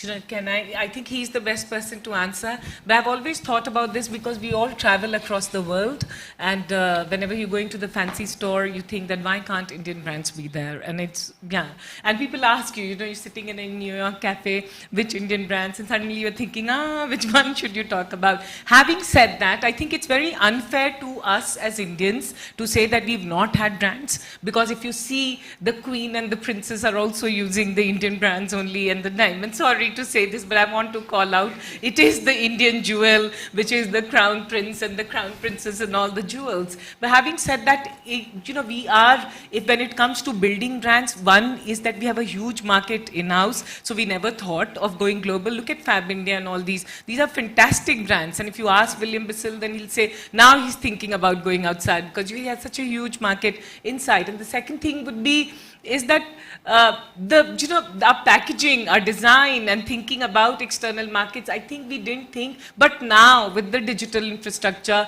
you will see fantastic brands. And one brand I want to call out now that you're in Bengaluru is the Araku coffee, right? I was very surprised that it's one of the most fancy coffees sold in France and in UK and in US, and it's an Indian coffee based here in Bengaluru. Of course, you can mention a lot of Indian brands, but now is the time we'll see a lot of Indian brands. Yes, you have to. Now that you're here, you have to. Do you want to build on that? No, you're absolutely right. I think India itself has been such a complex and a big market, right? I mean, if you put all the states in India together, it's what multiple of Europe it is, right? Yeah. So you look at India with all the 27 states, it's larger than Europe. The complexities are much more than Europe. So I think there are so much problems to solve. It just takes time to, think about any other market in that sense. And that's really been the truth. I think the growth rate, the macroeconomic growth rate in India has been massive. So there's just so many opportunities. So you will have to pick your battles in terms of what you want to do. And I would believe that's the right thing Indian companies have done, and they've matured. But at the same time, when you look at the services, so India has produced the biggest brands of personality, from Satya Nadella to Sundar Pichai. I mean, they're brands of India, to be honest. If you look at Freshworks in the SaaS spaces, they are the brands of India, the Chargebys on the world. So on services segment, we've already done that. I think it's just that the product segment is catching up, and you will see that impact for the next decade, I would say. Thanks so much. I think we've got time for just one last question. Yeah, there was a gentleman that had his hand up a couple of times there. So yes, please do go ahead and tell us what your question is, who you are and where you're from, please. I already had the mic, so... Oh, you did? Sorry, yes. Okay, we'll try and jump to both of you then. So I did say this gentleman could go, but yes, please do very quickly go ahead. My name is Ravi. The question is for Shraddha. Sorry, sir, because it's International Women's Day. So my question, Shraddha, is that I've seen you grow from startup to what you are today. Let's say someone is interested in learning this culture or being in that environment or network. Do you in your company have a setup where we can learn the from scratch on how to innovate the product, what it is, what it takes to be a startup? Are there founders there where we can meet or stuff like that that's happening? It will be helpful. Actually a lot, because the reality is that every day there are so many companies getting registered, and we don't want to. They are our main constituents, and we exist because of them. Because when you become unicorn, then you don't care, right? Like then everyone from the world is giving you the attention. So we love the entrepreneurs who are starting and who are in the early stage, and we have a lot of programs. We'll tell you, we do a lot of engagements, meetups, learnings. So yeah, yes, we'll discuss that. Yes. Yeah, please do. Yeah, continue the discussion after, for sure. And final question, very quickly. Where is he? There he is. Please do tell us who you are and where you're from, please. Sure. Thank you. So I'm Arjun. I'm a grad student at Peking University in China. So my question is also about global brands. So what makes an Indian brand appealing abroad? Is it some sort of Indian characteristic or something that's culturally Indian or some sort of marketing? Or is it almost India agnostic and all that matters is execution and just the fundamentals of the product itself? I think there are a couple of things. You'll have to choose it carefully. There are natural products which with an Indian brand or an Eastern brand are very well accepted, not just accepted, they're premium, right? When you look at something like a home decor, a copper, a ethnic, it's naturally coming from East, will be very well accepted and appreciated. When you look at spices, teas, those are the things. So I think there are certain product categories you will find which have a very, very natural acceptance in the international markets. And then India again has a huge strength in the formulations and in product development. I think that's another one where you actually choose a product which is international first. And when I say international, you'll have to choose your market. US is very different than Europe. I just learned, for example, you could sell a bamboo pillow in US, but in Germany, nobody would know a bamboo pillow, right? I mean, it's that different. So you need to know the market and then utilize the power of India with respect to the manufacturing, the R&D and develop, and make that a market first, the international market first product, right? So you'll have to identify according to your product and segment and saying, what do you want to market? What is the product market fit? And accordingly leverage the advantages of India. Sadly, that is all we have time for. Shraddha, Nitin, it's been a great pleasure speaking with you. Thank you so much for sharing your advice and thoughts so openly with us here today. Ladies and gentlemen, let's hear it for Nitin and Shraddha there. Thank you. And please do not go away. We will be back soon with Edie Lush. She's coming back on the stage, and she's going to be interviewing the co-founder of Zeroda and True Beacon. So that's in just a few moments. Thank you.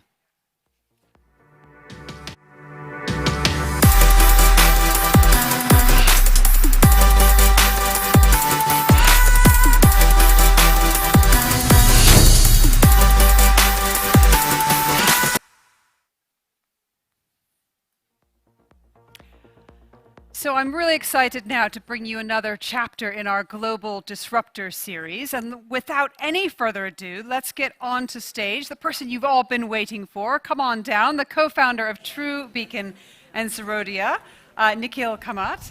Thanks very much for coming along.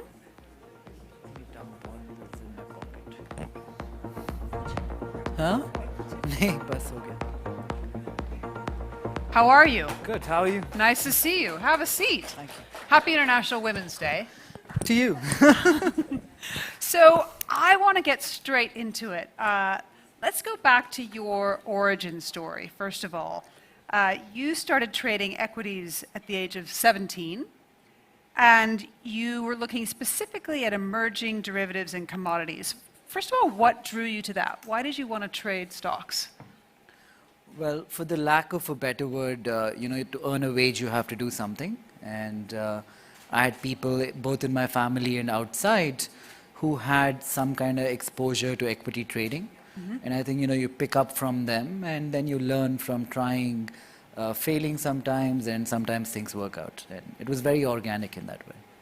What was a notable failure? Well, I think there have been more notable failures, both professionally and personally. then there have been successes. But I think losing money is never fun. As a trader, whenever you have a bad day, even today, if I've had a bad day, it will affect me at some level. So there have been plenty of those. But you've obviously had a few good days as well, right? Yeah. Can you tell me a story or an example about when you learned about diversification? Because that's one of the things that within equities, or within the markets in general, once you've learned that lesson, you never forget it. Yeah, I think we're getting a lesson in diversification today. With all the geopolitical nonsense that is going on in the world today, gold is suddenly doing well. Gold was an asset class which has been so uncool for so long that people didn't really have it in their portfolio. At least the millennials and the people in their 20s, they have very little exposure to that asset class. The volatility of the last quarter is teaching us why we need to diversify all over again. And that old saying, don't put all your eggs in one basket, that has always held true. I think it will continue to hold true. Especially in the equity market, I never advise people to have maybe more than 20-30% of your total net worth in one asset class, even if it were to be equities. We've definitely learned that in the last 6 months especially. So tell me, what was the environment like when you started trading in 2006, and specifically in India? What was that like? Well, much easier than it is now. I think the competition is a lot harder today. Back then were the early days of the derivative markets in India. So India truly opened up in the 90s. We were fairly nationalized up until that point. And ever since then, ever since derivatives got introduced, at the very beginning, like in any market, there are many arbitrage possibilities. You can buy in one market, you can short sell in another market. With time and technology, a lot of them have gone away. But as a trader starting off, I would say the odds are stacked against you today a lot more than they were back then, just because of how underpenetrated the industry was. So you went from that to managing portfolios for some high net worth individuals. Just a couple years after you'd started trading. Tell me why that was and a little bit about that journey. Well, with trading, you're always defined by the amount of capital you have. And personally, as a prop shop, you can only ever have access to X amount of capital.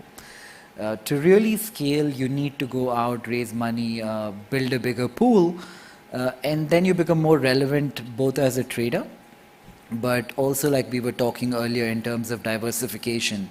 If you have a higher asset base, you get to diversify so much more.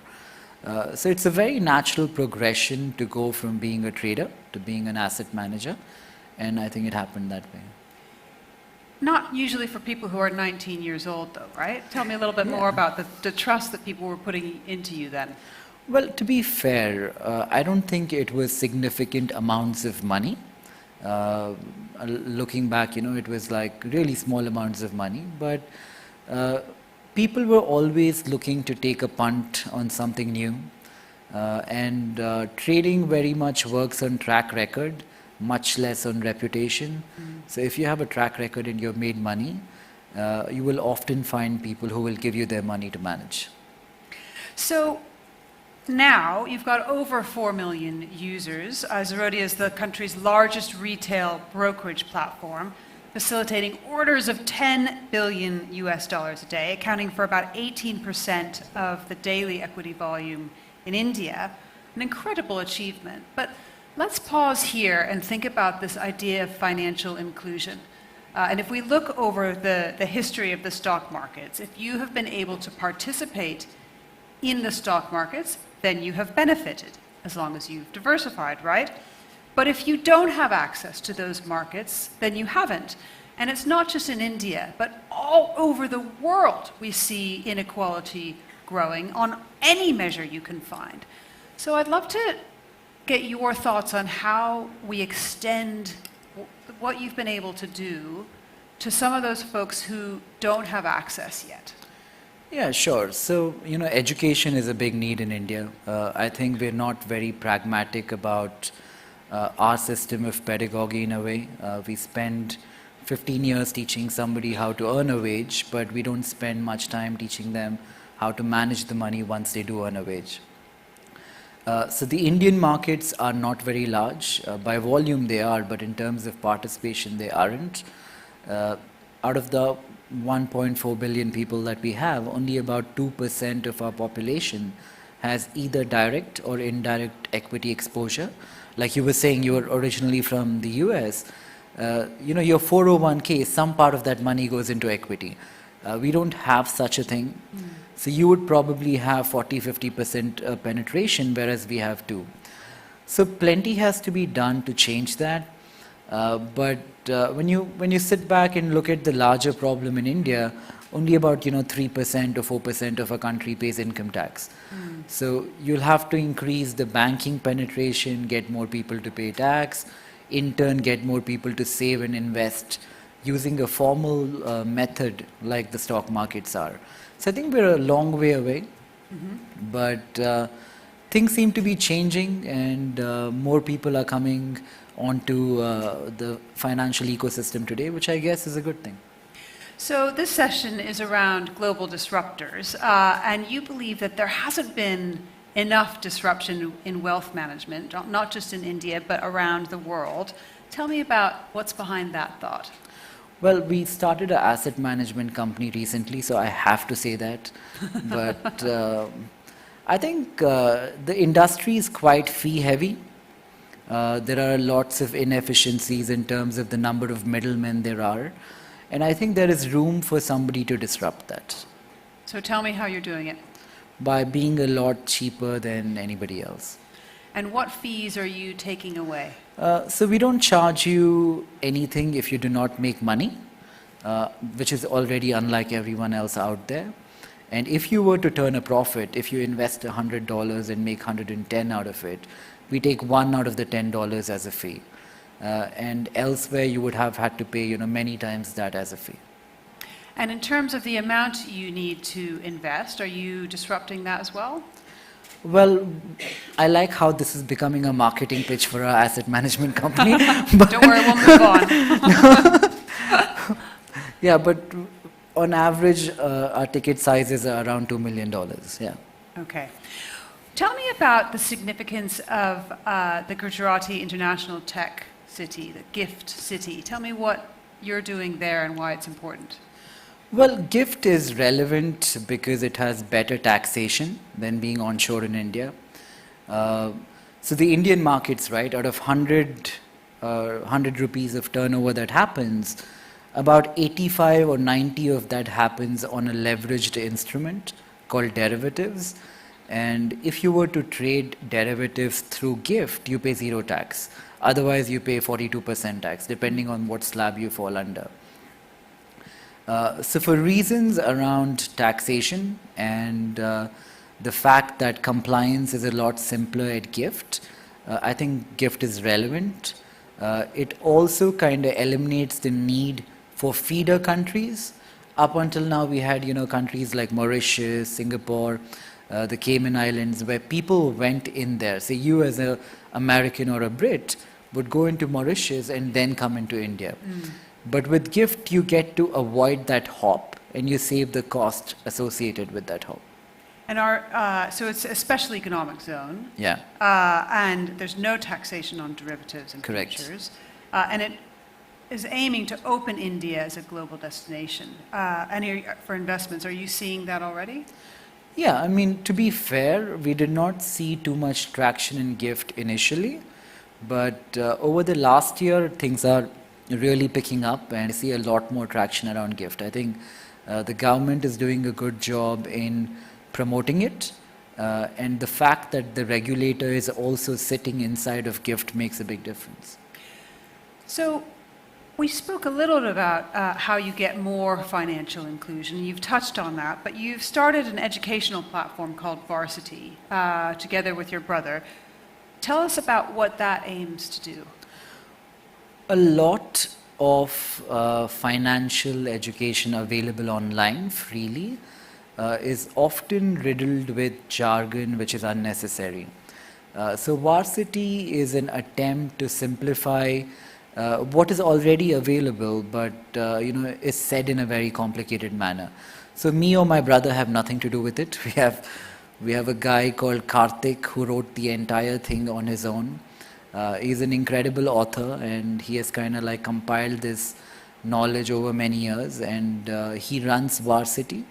And the fact that it is free and it explains most financial concepts relevant to India, I think it's useful to a lot of people. Tell us about how you're looking to help others. When you invest in startups, what are you looking for? What do you find that gets you going when you're looking to invest? Well, whenever you start something new, it is exciting. To be part of somebody else's journey is vicariously interesting in a way. So every startup that we're very, very much the level 1 or angel investors. So we get these companies where they're in between 0 to 1. So to be part of a team which is excited, evolving rapidly and doing interesting things is something to look forward to in life. It gives you a reason to kind of like wake up and do the same thing again. Do you solely look within fintech, or do you look within other areas as well? Well, we look everywhere, but typically we tend to end up doing stuff in fintech because we understand that a little better than the other industries. So I would say like 80% fintech and the rest outside of that. What about your attitude towards philanthropy? Because it's a different way to give people a starting hand.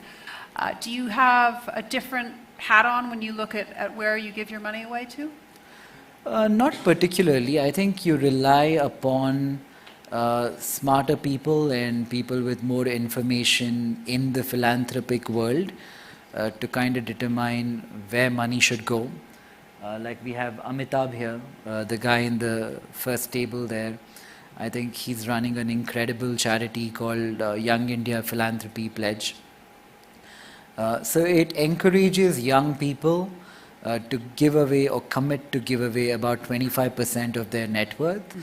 And I think one of the great things about the charity, I don't know if he broached it, is the fact that YIP never actually accepts money.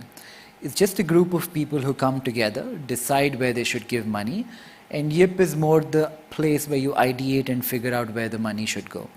So I think they're doing an incredible job, and anybody here who wants to kind of participate should definitely check it out. Okay. Yeah. And is that what you're doing? You're giving away 25%? Yeah. Great. So a couple minutes left. Why don't we have a look at the markets? Because as you mentioned, it's not been an easy time for investors, but I saw on the news that you were saying not to buy the dip just yet. Tell me more about that. Yeah, so notwithstanding the correction we have seen already, markets are still very expensive. If you were to look at the multiples in the market today compared to any time in our own history, they are still, on the higher side. We've seen a correction which is about 15% from the top, but we've forgotten that we rallied 100% from the bottom. So I don't think saying the market is cheap is a reasonable way to value what's going on. And hence I believe, err more on the side of caution and do not start building vanilla portfolios today. Okay. Yeah. What advice do you have on some of the emerging asset classes, like cryptocurrencies? Well, I'm conflicted about cryptocurrencies. For a long time, I did not understand how they truly work. But even today, I'm more open to crypto today than I was maybe a few years ago. I don't think crypto is based on, say, proof of work or proof of stake will work like the prevalent ones today. But a new mechanism of creating crypto tomorrow where the cost of verifying a transaction is significantly smaller has many use cases, especially in a geopolitical environment which has a lot of turmoil. And so you can't really call the future, but I think at some level, maybe there is a use case for crypto. All right. Final thing, got some members of the government, of course, here. Anything the government could be doing better for you, for your markets? So Ashwatthana is doing more than anybody could be doing. I think he is, he's one of the, you know, I can be candid here because he's also a friend. Out of all the politicians that we have, he's a doctor. He is probably the most soft-spoken politician you will ever meet. I mean, when you meet him on stage next, you will realize. And he really cares and, you know, tries to make a difference, especially in the startup ecosystem. And he's somebody, you know, who champions our cause a lot. Okay. Anything he could do better? Well, there's always more that can be done, but, you know, I don't want to be the one talking about political parties today. I met a lot of politicians since morning because you've had events. But I think they're in the right direction, doing the right things. And considering the BJP won again in UP, it looks like we'll have stability for a certain amount of time, which I guess is a good thing. Which is a good thing. Nikhil, thank you so much for joining us here at India Global Forum. We'll be right back.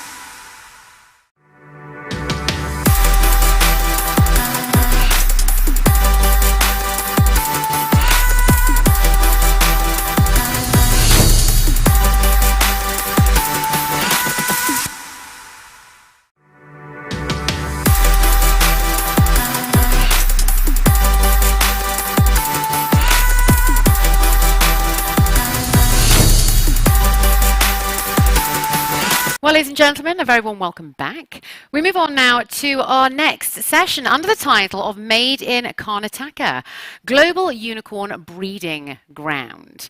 Well, Karnataka has an enviable track record in creating unicorns, widely seen as a home for unicorns and also soonicorns. From best-in-class educational institutions to multiple incubation centres, just what is Karnataka's secret sauce? Well, time now to find out in our next session, and it's a great pleasure and an honour to have two ministers here for this next session, or just one minister for this next session. I do apologise. So please do give a very warm welcome. It's a great privilege to have here with us today Dr. Ashwath Narayan, Minister of Science and Technology, Higher Education and Information Technology and Biotechnology for the Government of Karnataka. Hi. Wonderful to have you here. Please do take a seat. Thank you. Thank you. Thank you so much. A great pleasure to have you here. Now, before we get started, I wanted to actually give you a chance to respond to our previous guest, Nikhil. He gave you a lot of praise on what you're doing at the moment for entrepreneurship and the startup economy here and things like that as well. So what is your reply to him? Because he was also saying that there is still a little bit to be done as well. So what's your reply? state of Karnataka, and particularly Bangalore, the innovation, the technology, entrepreneurship has become a culture here. And this has been the strength of the state of Karnataka. Probably we are lucky for really to have this kind of environment, this progressive, and it is a future looking because of the talent of the people who live here and the kind of collaboration which has happened earlier has facilitated and it has encouraged for the state of Karnataka to become a very fertile area to take it forward. And more so, all the governments in state of Karnataka, whichever government, irrespective of the political party, we have been, encouraging a lot of technology and entrepreneurship and startups, innovation, and it's become a real culture. And the state of Karnataka is placed as a #1 state in the entire country for the innovation and for the startups. We are in the top position. And more so, the Bangalore city, from the time of independence, the science was more based in the city of Bangalore. And it's more called as in a science city. Science has led to the further growth of the technology, innovation, and entrepreneurship and startups. And startup has really picked up, and it's really a pride of Karnataka youngster and entrepreneur like our unicorn, Nikhil, have been a pride of the state of Karnataka. They've been doing extremely well. And they've been an inspiration. And more so, for many of the youngsters to become entrepreneurs, we have been always, our Honorable Prime Minister has always been advocating, be a job creator. Probably this kind of talent and entrepreneurship can facilitate and encourage much more to happen. And state has been, we are inculcating and perpetuating this kind of, culture, and it becomes a part of our society. Well, Karnataka, especially Bengaluru's contribution to building India's tech sector really is significant. You've also been linked as India's Silicon Valley. What does that sort of tag mean to you as well? And what sort of factors do you feel have brought on the success story of this area? To be really very frank, earlier in South India, we had to tell where Bangalore is, it was very difficult. Now, past 2 decades, it is so easy. In India, one city is very well known across the world is Bangalore. You need not tell anything. If you tell Bangalore, people will know which place is that. So, since Silicon Valley, other than the Silicon Valley of the California, the Silicon Valley of India, we have got really that kind of recognition that has made a huge difference. Each and every person of the state of Karnataka, we feel really proud and pride that we are the Silicon Valley of the India. Now we are expecting it to be part of the better position since all the system has become much more mature. And we are getting very good encouragement, and potentially we do have a lot of skilled manpower which can cater to the entire world. That is the kind of talent we do have in the state of Karnataka. We have talent coming from across the country, from across the world. And this has become a real place where the technology is being encouraged, the innovation is being encouraged, and it's become the most happening place. So this has led to the worldwide recognition. See, now we feel really good that we can see our future here itself. We need not go anywhere. We can see our future here. If you look at the numbers, we have much more numbers than the Silicon Valley of California also. When it comes to the valuation, we are far behind. When it comes to the numbers, probably in the skilled manpower, we have much more higher numbers. Even now, there's a huge potential. Even now, there's a demand for more than 4 lakh skilled employees. Even now, the opportunity is open. And now that you've really made a name for yourself, it's going to become even more popular. We actually had a session earlier on brand building, and that it really is that, isn't it? It's building the brand of the area, of course, as well. So what are you thinking in terms of sort of multiple areas of excellence going forward, and how you're looking to stay ahead of the curve in the future? In this direction, we have been working very closely, collaborating with the industry, and bringing out with very good policies. Whatever policies, we were the first state to come out with an IT policy, startup policy, ESDM policy, supported by Government of India. Along with that, engineering R&D policy also. Engineering R&D policy, so far it was not existing. We have come out with a new engineering R&D policy. Now in future, we are coming out with much more initiatives. Probably establishment of the Karnataka Digital Economy Mission also is facilitating in a very big way. It's really a good organization, one of its kind. And similar kind of organization has been established in Singapore. On the similar lines, we were the first state and a country in India, we were the first state in the world, probably after Singapore, we were the second one. So by thereby establishing a digital economy mission, it will become as a bridge and facilitate whatever required cooperation between the industry, and the industry is part of the government. It's not outside, it's inside part of the government. And we have a lot of vision group for IT, biotechnology, and for vision group for nanotechnology, and as well as newly started for startups, to exclusively to ensure the startup concern can be addressed very well, and we have established innovation authority. Now the sandbox used to be earlier restricted to few sectors. Here this innovation is open for any sector. So whatever is the shortcomings in the law will not come in the way of any innovation. And we were the first people, probably this establishment under the law to come out with an innovation authority, we were the first people.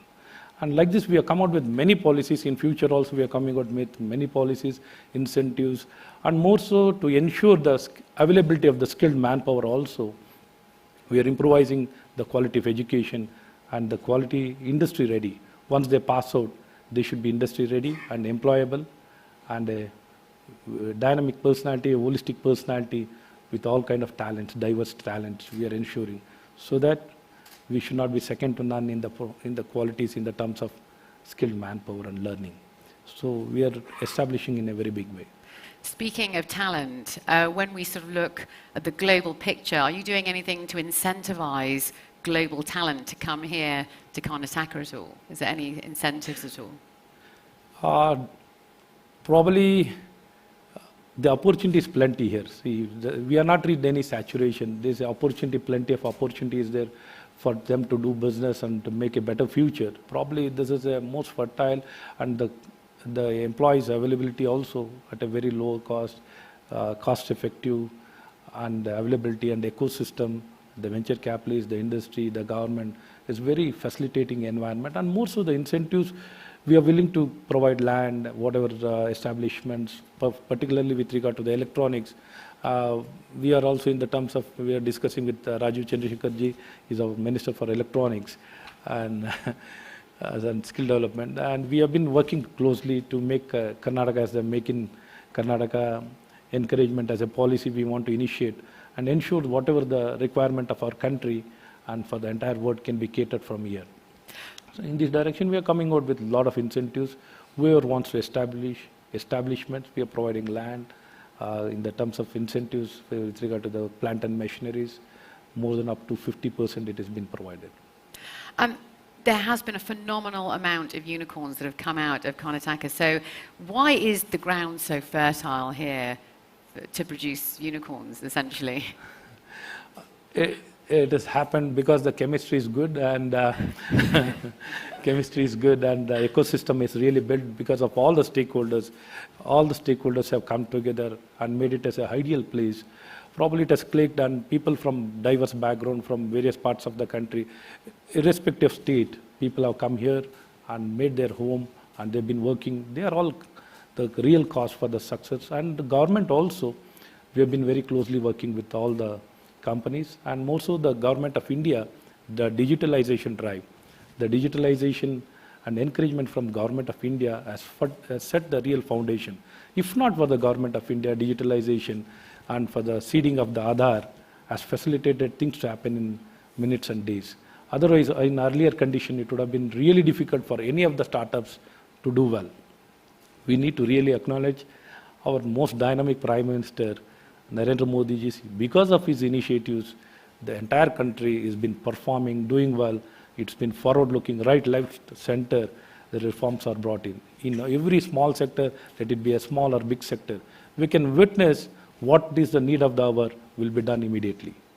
We don't even have to ask him. He'll start, would have been churning out and working in this direction. Really, that has facilitated for the state to become the most ideal place for the startups to do well. And most of the unicorn, the culture, and there have been, very good opportunities, mentoring, encouragement, incubators. There are plenty of incubators, there are plenty of venture capitalists, and the cross-pollination. American companies also most responsible. See, many of the American companies, the first one to establish also was Texas Instrument, and among the Fortune 500 companies, 400 are based in Bengaluru, GCCs, GICs, R&D. More than 51% of the R&D houses are based in Bangalore. So there are plenty of talent. See, talent availability, institutions have made the real difference. All the combination, everything came together and ensured that this has become the most fertile and future-looking. And in future, 80% or 75% of the unicorns only will be from Bangalore and Karnataka. Wow. It's a big statement as well. There we go. You heard it here first. Speaking of talent and the youth, I think I was speaking with Minister Chandrasekhar yesterday, and we were talking about how, becoming an entrepreneur is a very big thing for a lot of the youth at the moment, isn't it? It's quite a fashionable thing to do. And it's a thing that, a lot of people want to get into. I'm married to an entrepreneur, and I understand that it's a 24-hour job. If you want to go anywhere, correct? So I was just wondering, what your sort of advice would be to the youth that are looking to get into this sector, and what are the warning signs, but what are the main sort of like opportunities as well? What go hand in hand? So the most important places are the academic institution. Now we are extending it to all the institutions, the incubators. Incubators are established in most of the institutions. Thereby, they've been given very good mentorship, guidance, and encouragement, and whatever facilitation, even the seed money has been provided through many programs. Seed money and venture capital and mentorship, facility, common instrumentation facilities, and co-working spaces. Like this, it has been provided across the state. Even in the most remote place, we have come out with a very good policy to encourage all the institutions to establish very good incubators across the state of Karnataka. And most of the technical institutions also, we have revised the entire curriculum. We have revised the curriculum. Now we are encouraging. Earlier, the internship used to be only for 4 weeks. Now it is there for the 36 weeks. They've been allowed to have the internship in best of the best companies. We are asking them to facilitate this kind of collaboration. Thereby, their quality of learning will become good and their entrepreneurship attitude will increase. And we are trying to ensure that holistic development of a person, so that, by personality also, normally the STEM student, most of them will be introverts. So we want each and every person to become an extrovert, open up, do well, acquire as possible the leadership qualities and the hobbies, and more so connect with all the things, because this has become the most happening place. The state of Karnataka has become the most happening place. And most of our entrepreneurs are the startup people, the industry people have been reaching out each and every institution. They've been reaching out, they've been collaborating, they've been working in various programs. And I think thereby the steady supply or the sustenance can happen in the entrepreneurship. We can see in future in a very big numbers. Probably the numbers will become much more bigger. Very exciting time for the state, it really is. Minister, it's been an absolute pleasure speaking with you. What an honour to have you here on the stage with us today. Ladies and gentlemen, please put your hands together for Dr. Ashwath Narayan. Thank you so much. Thank you, Lauren. Thank you so much. Thank you so much. Well, ladies and gentlemen, we are now going to continue with our next very special guest. Please give a very warm welcome. It's a great honour to invite back on the stage Rajiv Chandrasekhar, the Minister of State for Skill Development, Entrepreneurship, Electronics and IT for the Government of India. Please do come on up to say a few words. Thank you.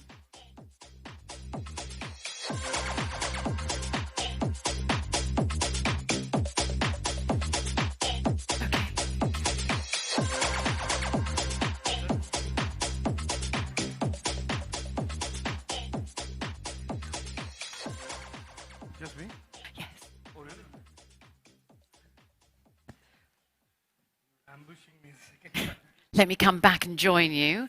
Just to grab a sip of water there. Yes, so welcome back. Thank you. What are your thoughts on Dr. Ashwath and his sort of conversation about the fertile ground for unicorns here? And yeah, what's your sort of take on that? Tell us more. Look, I think him and his chief minister are doing an excellent job. They have created, a tremendous amount of momentum in Karnataka in terms of building on the policies of the government of India. And he mentioned very rightly that Karnataka and Bengaluru have had a long history of innovation, entrepreneurship. But to take that to the next level, to make Bengaluru this almost center of gravity to this internationally known, globally recognized startup innovation ecosystem is excellent work that they've done, and more power to him, and I hope he continues to do that. What do you think are the main roadblocks in particular for the state? What do you feel still needs to be done? No, I think, look, I think we touched on this yesterday. I think the biggest challenge now is to ensure that this whole digital opportunity and the technology opportunity doesn't get concentrated in just a few cities in India. There are, 1.2 billion Indians. A large number of that, large percentage of that are youth, young Indians. This genie that has been unleashed by our Honorable Prime Minister's vision is a genie that has essentially catalyzed the young Indian everywhere. So the challenge really at a ministerial level, at a public policy level, is to be able to ensure that these opportunities at entrepreneurship, at startups are available as they are in Bengaluru. They should be available in Mysore, Hubli, Dharwad, and the other cities of Karnataka, and so too in the other parts of India. So that, I think, is a very, very important thrust area for us at the Government of India. And I believe it is the same for most state governments, because this inclusion of people onto this clearly emerging, growing, expanding phenomenon of innovation and entrepreneurship is something that is, in my opinion, priority number one. Going back to the forum, you've been here, this is your second day here as well. Do you have any sort of key highlights or takeaways that you'd like our audience to go away with, especially when it comes to the new India Inc. as well? No, I think, look, and I want to thank Manoj and all of you for doing this, for bringing the IGF to Bengaluru, because it is actually very, very important, in my opinion, for this narrative of the Indian success and the growing success of the Indian startup ecosystem to be projected all across the world. And it's important that these stories that we talked about today in the morning and we engaged with is a story that's not just heard in Bengaluru or in Delhi, but it's a story that's heard across the country and across the world. Because what we are setting out to do today is, like I said yesterday, this is just the beginning of the beginning. And I genuinely believe that the next 2 to 3 years will see such a deeper, wider expansion of this innovation ecosystem in India of a type that is unprecedented, at least in the history of India. And I think this is something that most countries are going to be awestruck by. And I'm not saying that because I want to take credit for it or anybody wants to take credit for it, but it is really truly the unleashing of the Indian potential, the great story of the Indian potential. Really, really exciting time. And I mean, we touched on the youth yesterday as well, and I was, saying to the other minister how, with entrepreneurship, and, it's a very sort of trendy thing to get into, but obviously it is a 24-hour job. Do you think people need to be more aware of what they're getting into? Obviously, there's a lot of opportunity, and you want the best minds, to become startups, essentially. But tell us what your thoughts are on that. No, look, when I was young, the big thing was to be a pilot, and, everybody thought it was the easiest thing to just get into an aeroplane and fly, till you started learning to be a pilot and you realized that you need to really go through a grind to learn how to fly. It's the same thing for entrepreneurship. I think it is good that every young Indian, or most young Indians today, want to be entrepreneurship. They want to not depend on somebody else to define their future, but they want to define their future themselves. That, in my opinion, is a big, big tectonic cultural change in the last 6 or 7 years. Having said that, of course, I think any mountain that you attempt to climb is not going to be a walk in the park. And I think people will learn these things from their own personal experiences. There is no little button that says, press here to be an entrepreneur and press here to be a unicorn and press there to be a multi-billion-dollar unicorn or whatever. I think people will learn this, and they are learning that. There are failures, there are risks, there are ups and there are downs in this journey. But the fact that despite all of that, more and more young Indians want to join this journey, experience for themselves, take that risk, experience the ups and downs of it, in my opinion, it just has to be very good. Would you advise students to go and get experience elsewhere, to get the experience and then come back? What's your take on that? No, what I tell when I go to universities and colleges and schools and I speak to people about entrepreneurship or they ask me about it, I say simply one thing. Entrepreneurship is built on some specific skill or passion that you develop. And so traditionally schooling in India has been, you bring the textbooks home, you read what is in the textbook or you listen to what the teacher tells you and then go give an exam and then graduate on. But to try and discover, and thanks to the new education policy, this is becoming increasingly part of the curriculum, try and discover skills and abilities that you believe you have and that you're passionate about or you can develop a passion for, in addition to those textbooks and those studies. So whether it's coding on one end or it's carpentry or it's something else, automobile repair or whatever it is, it depends. Everybody finally will find a calling, some skill.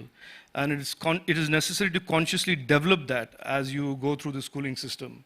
And that's what I tell everybody. And I think if you do that, then it's possible to develop alternate careers to just following the beaten path of higher education and finding a job. Yeah, what has your experience been of the IGF platform in a wrap-up sentence? Very much like we did yesterday, but... No, look, I'm truly grateful and thankful for the IGF for doing what it's doing, which is not giving me airtime. That's not the point. That's not what I'm thanking you for. I think really to pitch the India story and do so at a global level, in a global arena, on a global stage, is something that is very, very necessary and appropriate, and the timing is just right, just because this is the inflection point for growth. And at this stage, if more and more investors around the world, more and more corporates around the world see that this India story is really a durable, sustainable, and a real one, because we aim to bring in investments from the big semiconductor people, we aim to bring investments from the big electronics giants. We have ambitions that are newly discovered ambitions post-COVID. And it's very necessary as part of that to realize that ambition, that the story of India, the story of real innovation, entrepreneurship, the role of the government, the role of public policy in creating this kind of an ecosystem is real, and that the investors in New York, London, Singapore, and wherever Manoj takes the show, including Dubai, the investors here hear the story. Very quickly before we finish, what has been your experience throughout? Have you just been to Dubai or did you do the London leg as well? No, I did just Dubai. Just Dubai. Yeah. So how has it compared this time? That was quite an interesting to get Dubai your point versus on that. Bangalore, you mean? Yes. No, look, Bangalore is home for me, so obviously I think this is a much better show than the Dubai one.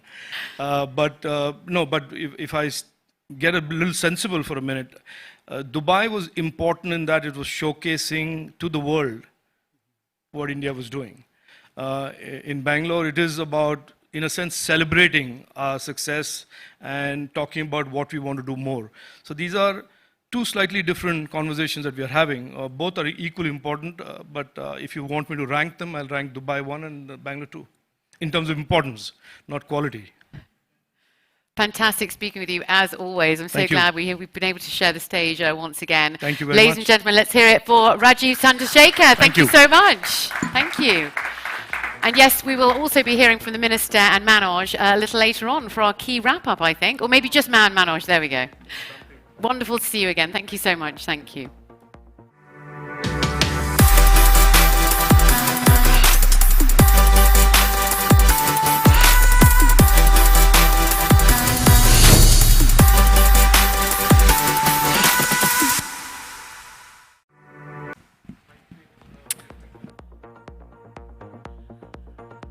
Well, we have one last very important conversation to have now here in Bengaluru. We have the Honourable Minister's words just there about how pitching that India Inc. story is so absolutely vital. So our final session now is going to be around how do we build on what we've seen so far in India, and how do we accelerate the next financial building blocks? What do we use? How do we use what we've learned here in India to benefit the wider world? So I've got a couple of people joining me virtually, and then I've also got one person joining me on stage. First of all, let's introduce the virtual panelist. We have the co-founder of Alpha Wave Global, Navraz Udwadia. How are you? Are you there? Good. Yep, good, thank you. All right, nice to see you. And we love to be dynamic and inclusive as well. So coming to us from the lounge in Heathrow, delighted to see the co-founder and CEO of True Beacon, Richard Patel. How are you? I'm fine, thank you, and sorry I can't be there in person. I'm going to miss you by about 12 hours, but thank you for including me today. Absolutely. And also I want to welcome up here to the stage, partner at Excel, Prasant Prakash. Thanks very much. You can come and sit here closer to me, otherwise it feels too lonely over here. So why don't we start, let's start with Navraz first of all. The Indian tech startup ecosystem has really undergone some seismic change over the last few years. In your experience, what changes have you seen in the investment landscape? Several, I think. First, I think the degree of entrepreneurial ambition and energy has never been higher. That's a function of one whole India Tech 1.0 having developed, scaled, created a huge number of mini or micro entrepreneurs who are now have some capital at their disposal, have relationships with people such as the Tigers and the Alpha Waves of the world, and so willing to step out of the Tech 1.0 names, the Flipkarts and the Paytms and the Zomatos, and create their own businesses and their own adventures. So I think that's number one. I think business models, certainly business models that I invest in, whether it's Swiggy or Lenskart or Moglix or off business, they're now starting to look outside of India, which I think is healthy once you've established yourselves as either dominant or quasi-dominant in your home market. So I think business models are taking the first steps to kind of build more diversified revenue streams. I think in India also, just as a macro backdrop, which I think is particularly relevant given what's going on in the world right now, we're rapidly approaching the S-curve of consumption, the bottom of the S-curve, which is $5,000 to $10,000 of GDP per capita, at which point there's a nonlinear explosion in discretionary purchasing power and discretionary income. And I mean, we've seen this play out in dozens of economies over a century, and so there's no reason why India shouldn't be any different. And then lastly, people like Prakash have contributed to the building of a very, very strong and vibrant ecosystem. We, for example, have a $400-500 million early stage fund that is very focused on India. We have a $10 billion fund, of which a significant amount of capital is focused on late stage India. The pool of capital that is focused on different silos in the investing spectrum on India has deepened considerably. So I think these are kind of 4 or 5 big changes that we've seen. Point, because it's one of the things that I come from Silicon Valley, and there's always a lot of discussion about the ecosystem, how important it is. Tell us from your view what you think has been built here. So first of all, it's great to have a true hybrid. We've been talking about these hybrid conferences, but it's good to be in one. So I think the part that really has accelerated stuff in India is the digital rails that have been built.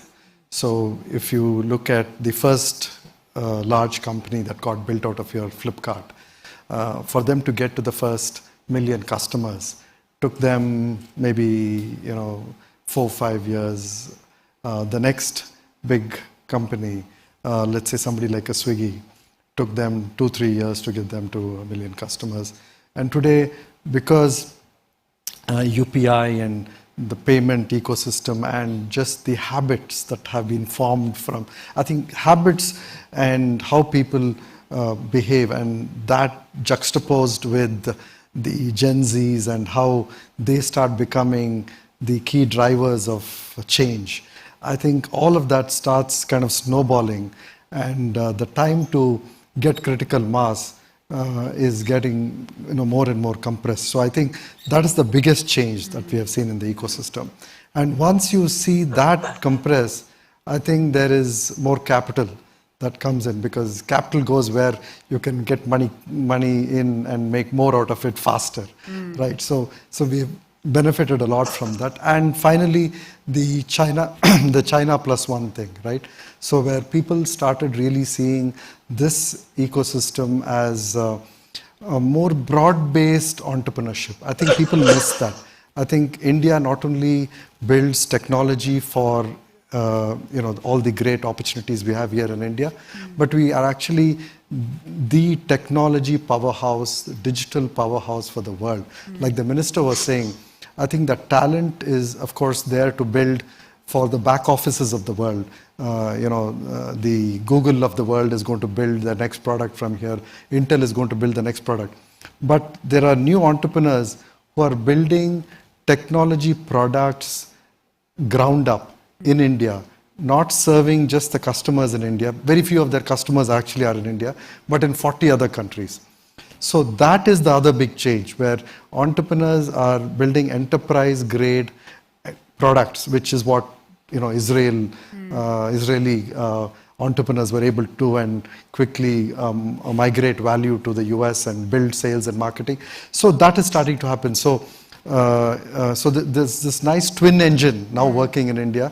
Entrepreneurs building for the country and entrepreneurs building for the rest of the world, and both are firing. Well, speaking of the rest of the world, Richard, let's come to you. Let's get your view in terms of someone who's operated around the world, in terms of what you found interesting and unique about working in India. We've had your colleague on from TruePeak and Nikhil, but let's hear from you, your thoughts.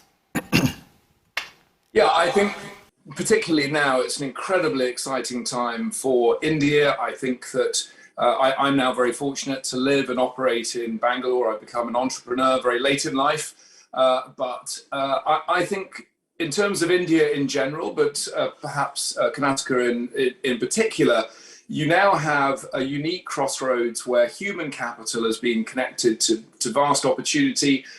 Both the government of India and the state government has done an exceptional job about creating the right conditions for businesses and entrepreneurs to thrive. And I think that I've been very fortunate. I've been coming to the country now for 30 years or so. I see now a level of ambition that, as Prashant has said earlier on, doesn't just extend to building exceptional businesses across India, although that is a very compelling market, of course, for anyone. But now entrepreneurs are also focused on building businesses for the rest of the world. And I think that's what's really changed, vis-a-vis Silicon Valley, perhaps over the last 5 years or so. And I think that's why Bangalore in particular, but the entire country now is obviously becoming a world leader in so many different areas. And I think it's, for foreigners like me, what an exciting place to be, hopefully for the next 10 or 20 years.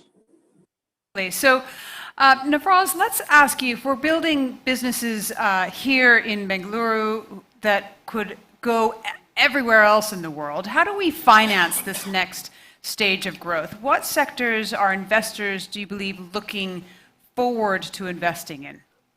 Sure. I can't really talk to others. I can share what we're looking at internally.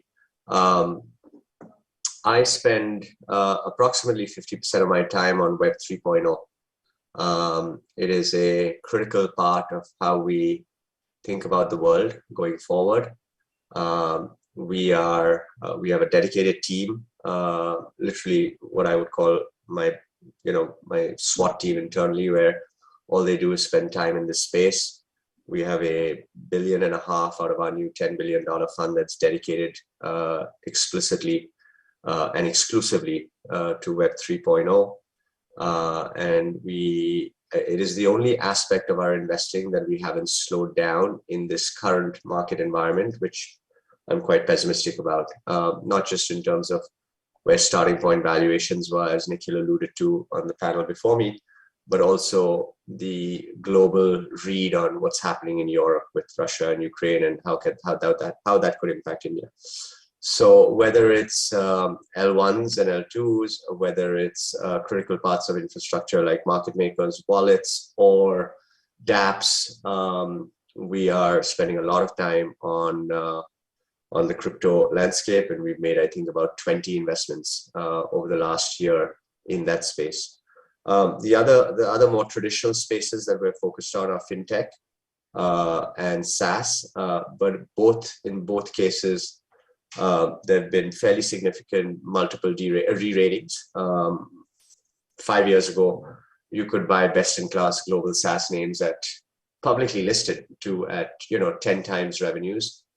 Today in the private markets, something that does $2 or $3 million of revenue trades at 250 to 300 or 500 even. I have an example where a very well-known India-focused firm did around $500 million on a SaaS company doing $3 million of revenue. So we're waiting for that deflation to happen. It's already happened in the public markets. Private markets, yes, tend to lag public markets. So we're kind of sitting patiently and waiting for some degree of sanity to return to SaaS and fintech valuations. But SaaS, fintech, Web 3.0, and consumer internet are spaces that we spend a lot of time on. Interesting. I want to know, Prasant, if you want to build on that. And the other thing I'd love to know is how have investments in India's tech ecosystem or New India Inc. fared versus other global benchmarks, would you say? So on the first one, we work very closely with Navroz, and I think a lot of the sectors are very common in terms of, VCs are known to do things in herds. And, around the world, not just in India, right? But outside of Web3 and SaaS and crypto, what Navroz was talking about, B2B in this part of the world is still a very fertile and important sector. So in the Western geographies, the whole supply chain, manufacturing, and the demand chains were all very well organized over 50 years, 60 years, 70 years. Technology slowly kind of seeped into that. Organization of those supply chains happened over many years. So here, all that is what happened in 50 years in those countries is happening in 10 years, thanks to technology and thanks to digitization. So that acceleration of efficiency in B2B is giving rise to a lot of very India-specific opportunities, and this is a very interesting thing that we are seeing. And they can be replicated in Indonesia, replicated in other countries, which kind of miss the kind of the broad industrial revolution and the industry 3.0, 2.0 kind of technology efficiency. Because US just did that for 20, 30 years, right? Just drove efficiency into industry. So that just didn't happen here. So now technology entrepreneurs are not afraid of going and tackling, these industrial grade problems and not stopping at just delivering food and groceries home. So I think that's a very important new opportunity in the country. Now what was the other question that you had? How are we different here? Or how have investments in India's tech ecosystem fared versus other global benchmarks? See, this is a very good question. I think what our entrepreneurs have learned, there was this, it's important to talk about, this is not the first wave of entrepreneurship, right? You had the IT industry, a $200 billion IT industry has been created in this country.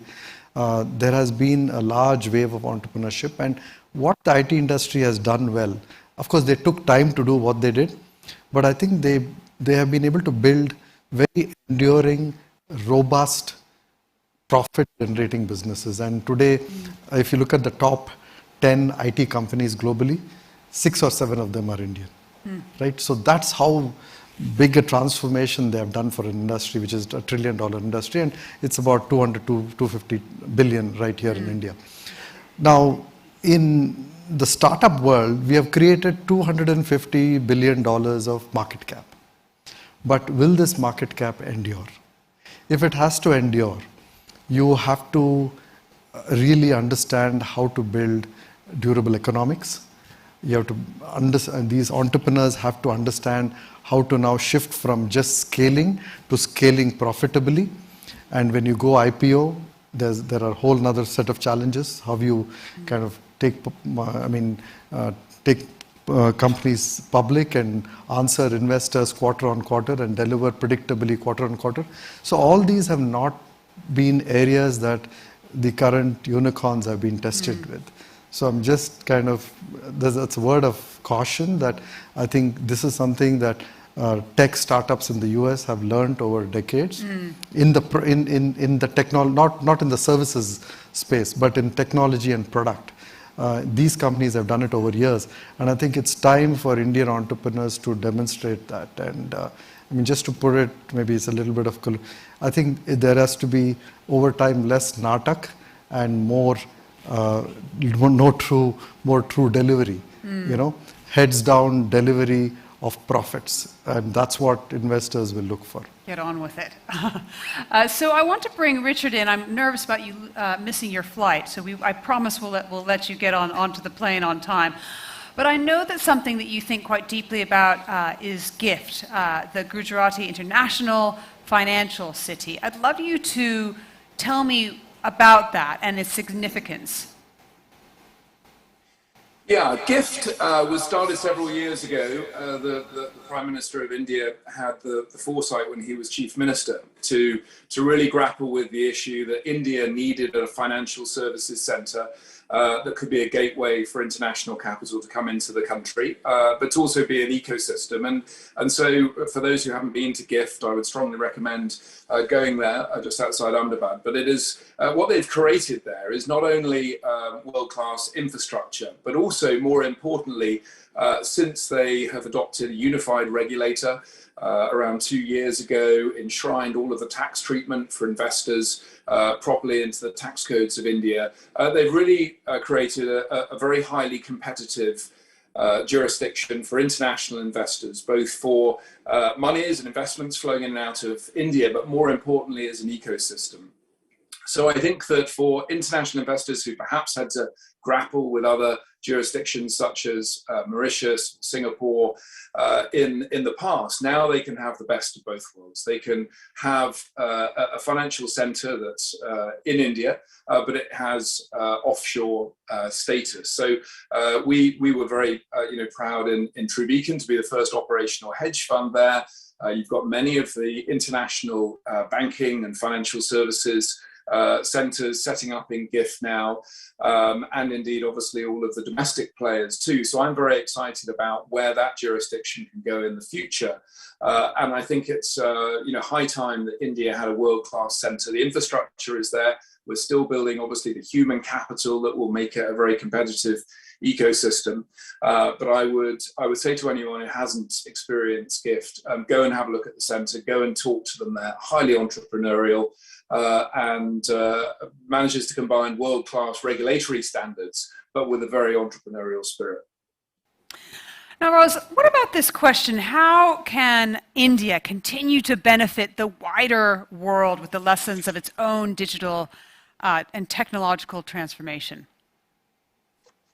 I think two things that kind of come to mind. One is continuing to build the ecosystem via capital, and as Prashant said, all of us capital providers have a responsibility to cut out a lot of the, I think Prashant described it as natak, which I would agree with completely, out of the ecosystem, and really focus on building dominant businesses with sustainable competitive advantages and a path to real unit economics.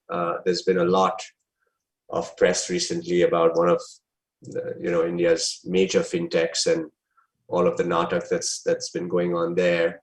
And these kind of episodes and outcomes are really bad for the ecosystem as a whole. And I think that we sort of all have a responsibility as fellow investors. We have seen a lot of founders. We are seasoned. We have muscle memory. It's really kind of incumbent on all of us to be good actors and not let these sort of outcomes happen and reach critical mass, which was reached in the case of this fintech. I think the other thing that would be great is in the US and in the UK, China, and even Israel, universities play a critical role in serving as a funnel between outstanding student and tech talent and access to people like Prashant and myself and Richard. And we don't really have that in India. And I think I think now is the right time for universities, whether in Karnataka or NCR or Mumbai, Maharashtra, to set up, MIT type entrepreneurial cells, R&D labs, and partner closely with people like ourselves and Axel, who we have great regard for, and funnel, serve as a conduit or a bridge of outstanding tech talent that they see coming through their pipeline and onto us. So I think these are two cases, having two kind of places of progression, having plentiful but good capital that is stewarded thoughtfully and with the utmost standards of integrity by all of us, and then finding a way for Indian universities to kind of echo what the US, Israeli, and English counterparts have done. Thank you. So Richard, is there one thing you could say that India can pass on to other ecosystems, and is there anything that could be brought from another ecosystem to India?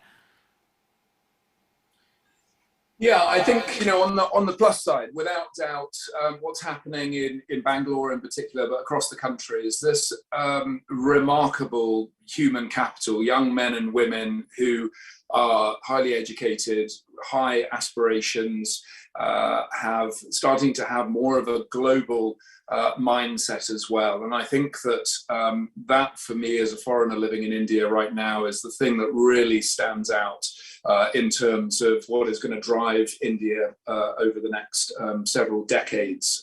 The extraordinary guys and girls who are building things in India, not afraid to fail, have got a very good mentality. I think in terms of accelerating what's happening now in India, I think that, to build on Navroz's point, I think that, India, although it's done an extraordinary job at government level and indeed at individual state level, not just in Karnataka, but other states around India, of telling the India story. I think that, too often there are gatherings where we end up preaching to the converted, those people who already have access, they have, business dealings in India. I think now the real challenge for India is going out there internationally to those investors, those people who might come and partner with Indian business and explain the extraordinary things that are going on in the country, explain why it's important to participate in the private markets and the public markets in India, explain how Indian businesses can contribute to them sitting in their country, and to really accelerate all of these business, entrepreneurial and investment ties around the world. So I'd say that I think is incredibly important. I know the government is doing a lot and it's been hampered, as we all have over the last 2 years. But now as we come out of the pandemic, I think there's no time to lose. So much. Well, thank you very much to Navroz and to Richard. We really appreciate your time. Prasant, I'm going to get you to stay with me on stage, but thank you so much. Navroz and Richard, look forward to seeing you maybe in person at another new India Global Forum soon. Thank you very much. Thank you very much. Thank you. So Prasant, we're going to get you to stay on stage, but I want to invite Professor Manoj Ladwa to come back up with us. We're going to get Laura back up here as well. We're going to need one more chair. So this is a surprise part of the...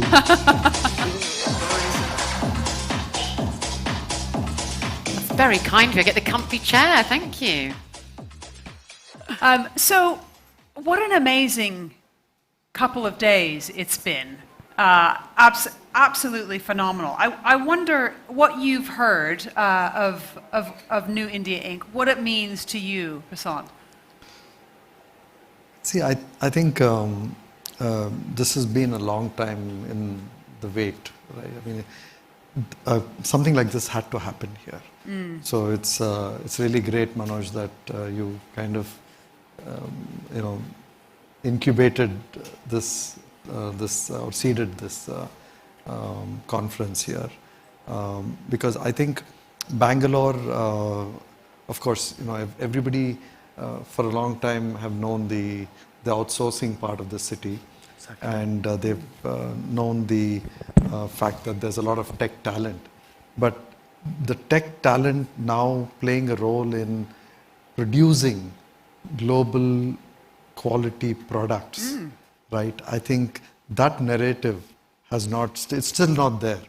I think because like I mentioned, a lot of the tech talent has been deployed so far for producing the Flipkarts here, the Swiggys, the companies to serve the ecosystem here. But like I was just speaking to Manoj, what we can design here and what we can export as designed here in India and made here in India.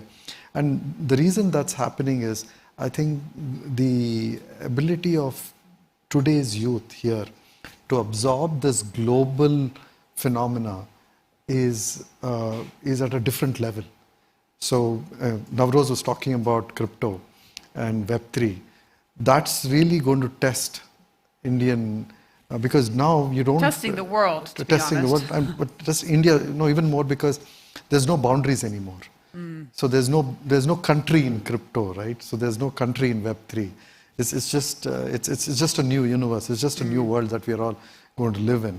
Now, Indian entrepreneurs will have to still find their place in this, in what next 5-10 years could be a whole new world that we just can't fathom today, right? And like Nikhil was saying, 3 years ago we were all naysayers. We were all, saying this could, crypto is, we just looked at this being some crazy stuff that's going to happen at the fringes and in the underworld.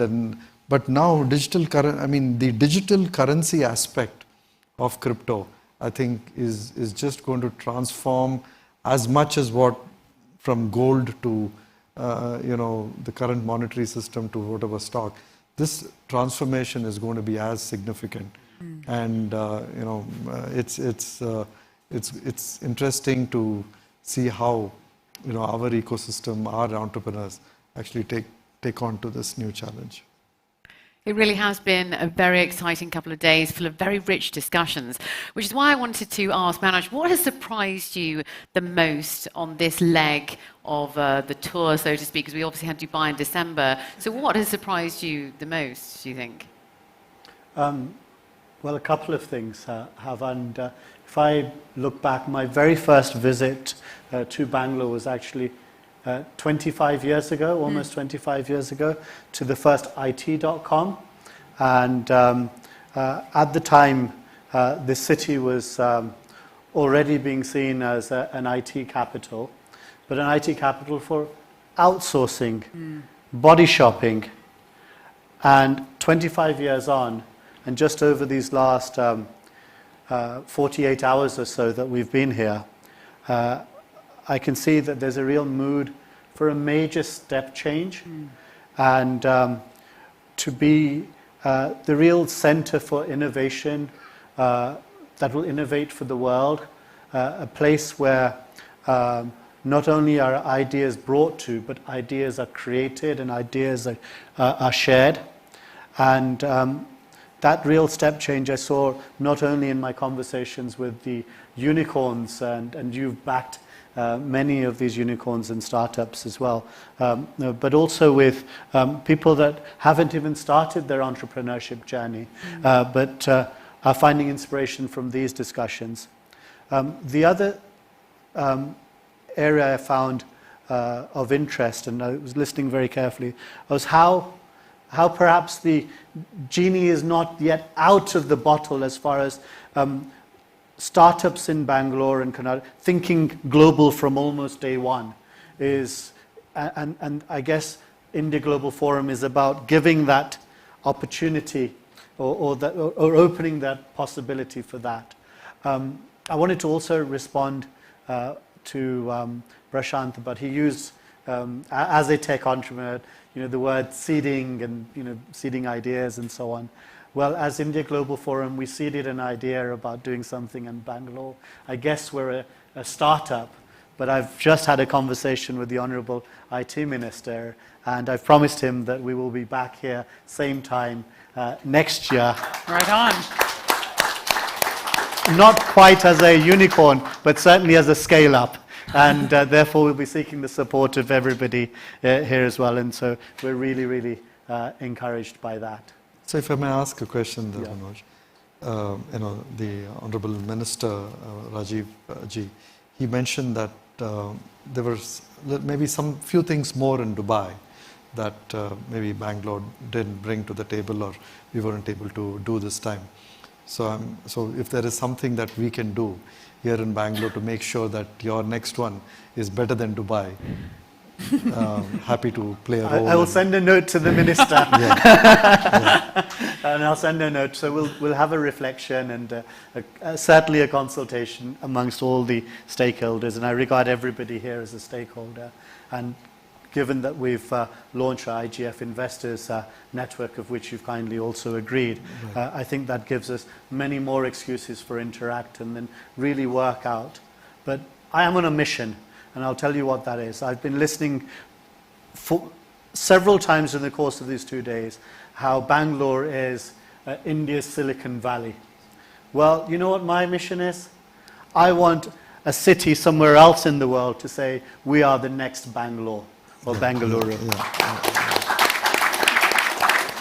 It may not happen in the next 2, 3, 5 years, but I guarantee you in the next generation and the work that's being done here, we will be in that position. I think that everybody who has been part of that ecosystem, whether it's the government or it's the private sector, the startups or the academia, all of them have had a hand to play in that. And like I said, I've been part of this journey for 25 years, and this affection, I can call it a love affection with Bengaluru now, especially with the friends that I've made. So we're going to be really working on this. The other thing is that Bangalore is a year away, but the number of commitments I've had from friends, including around 18 or 20 of the unicorn founders, that you will all be joining us in London on the 29th and 30th of June and the 1st of July for our India Global Forum there.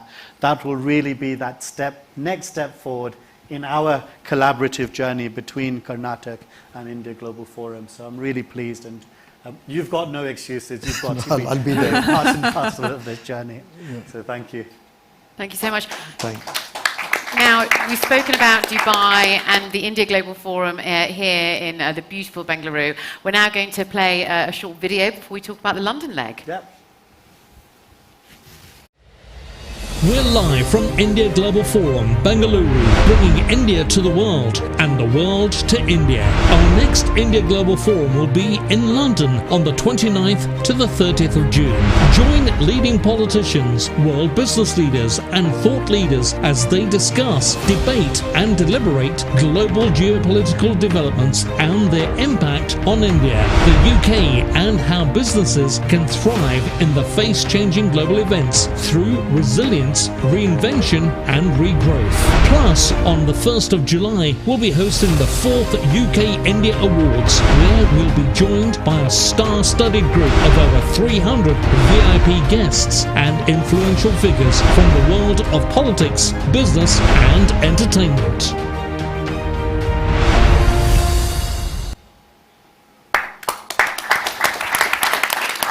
Absolutely looking forward to that, Manoj. But I also want to just say thank you so much for bringing us here. It's been an amazing, amazing trip, really fantastic. And it's probably a good time to thank the India Global Forum team, because there's a huge amount of work that goes into these conferences, isn't it? And it would be great to give everyone who's behind the scenes just a round of applause to show them how much we absolutely thank them. Well, I've had a fantastic time. I've learned an enormous amount. And so thank you very much. We're really looking forward to seeing you all in London and beyond. Look forward. Thank you very much. Thank you so much. Thank you. Thank you.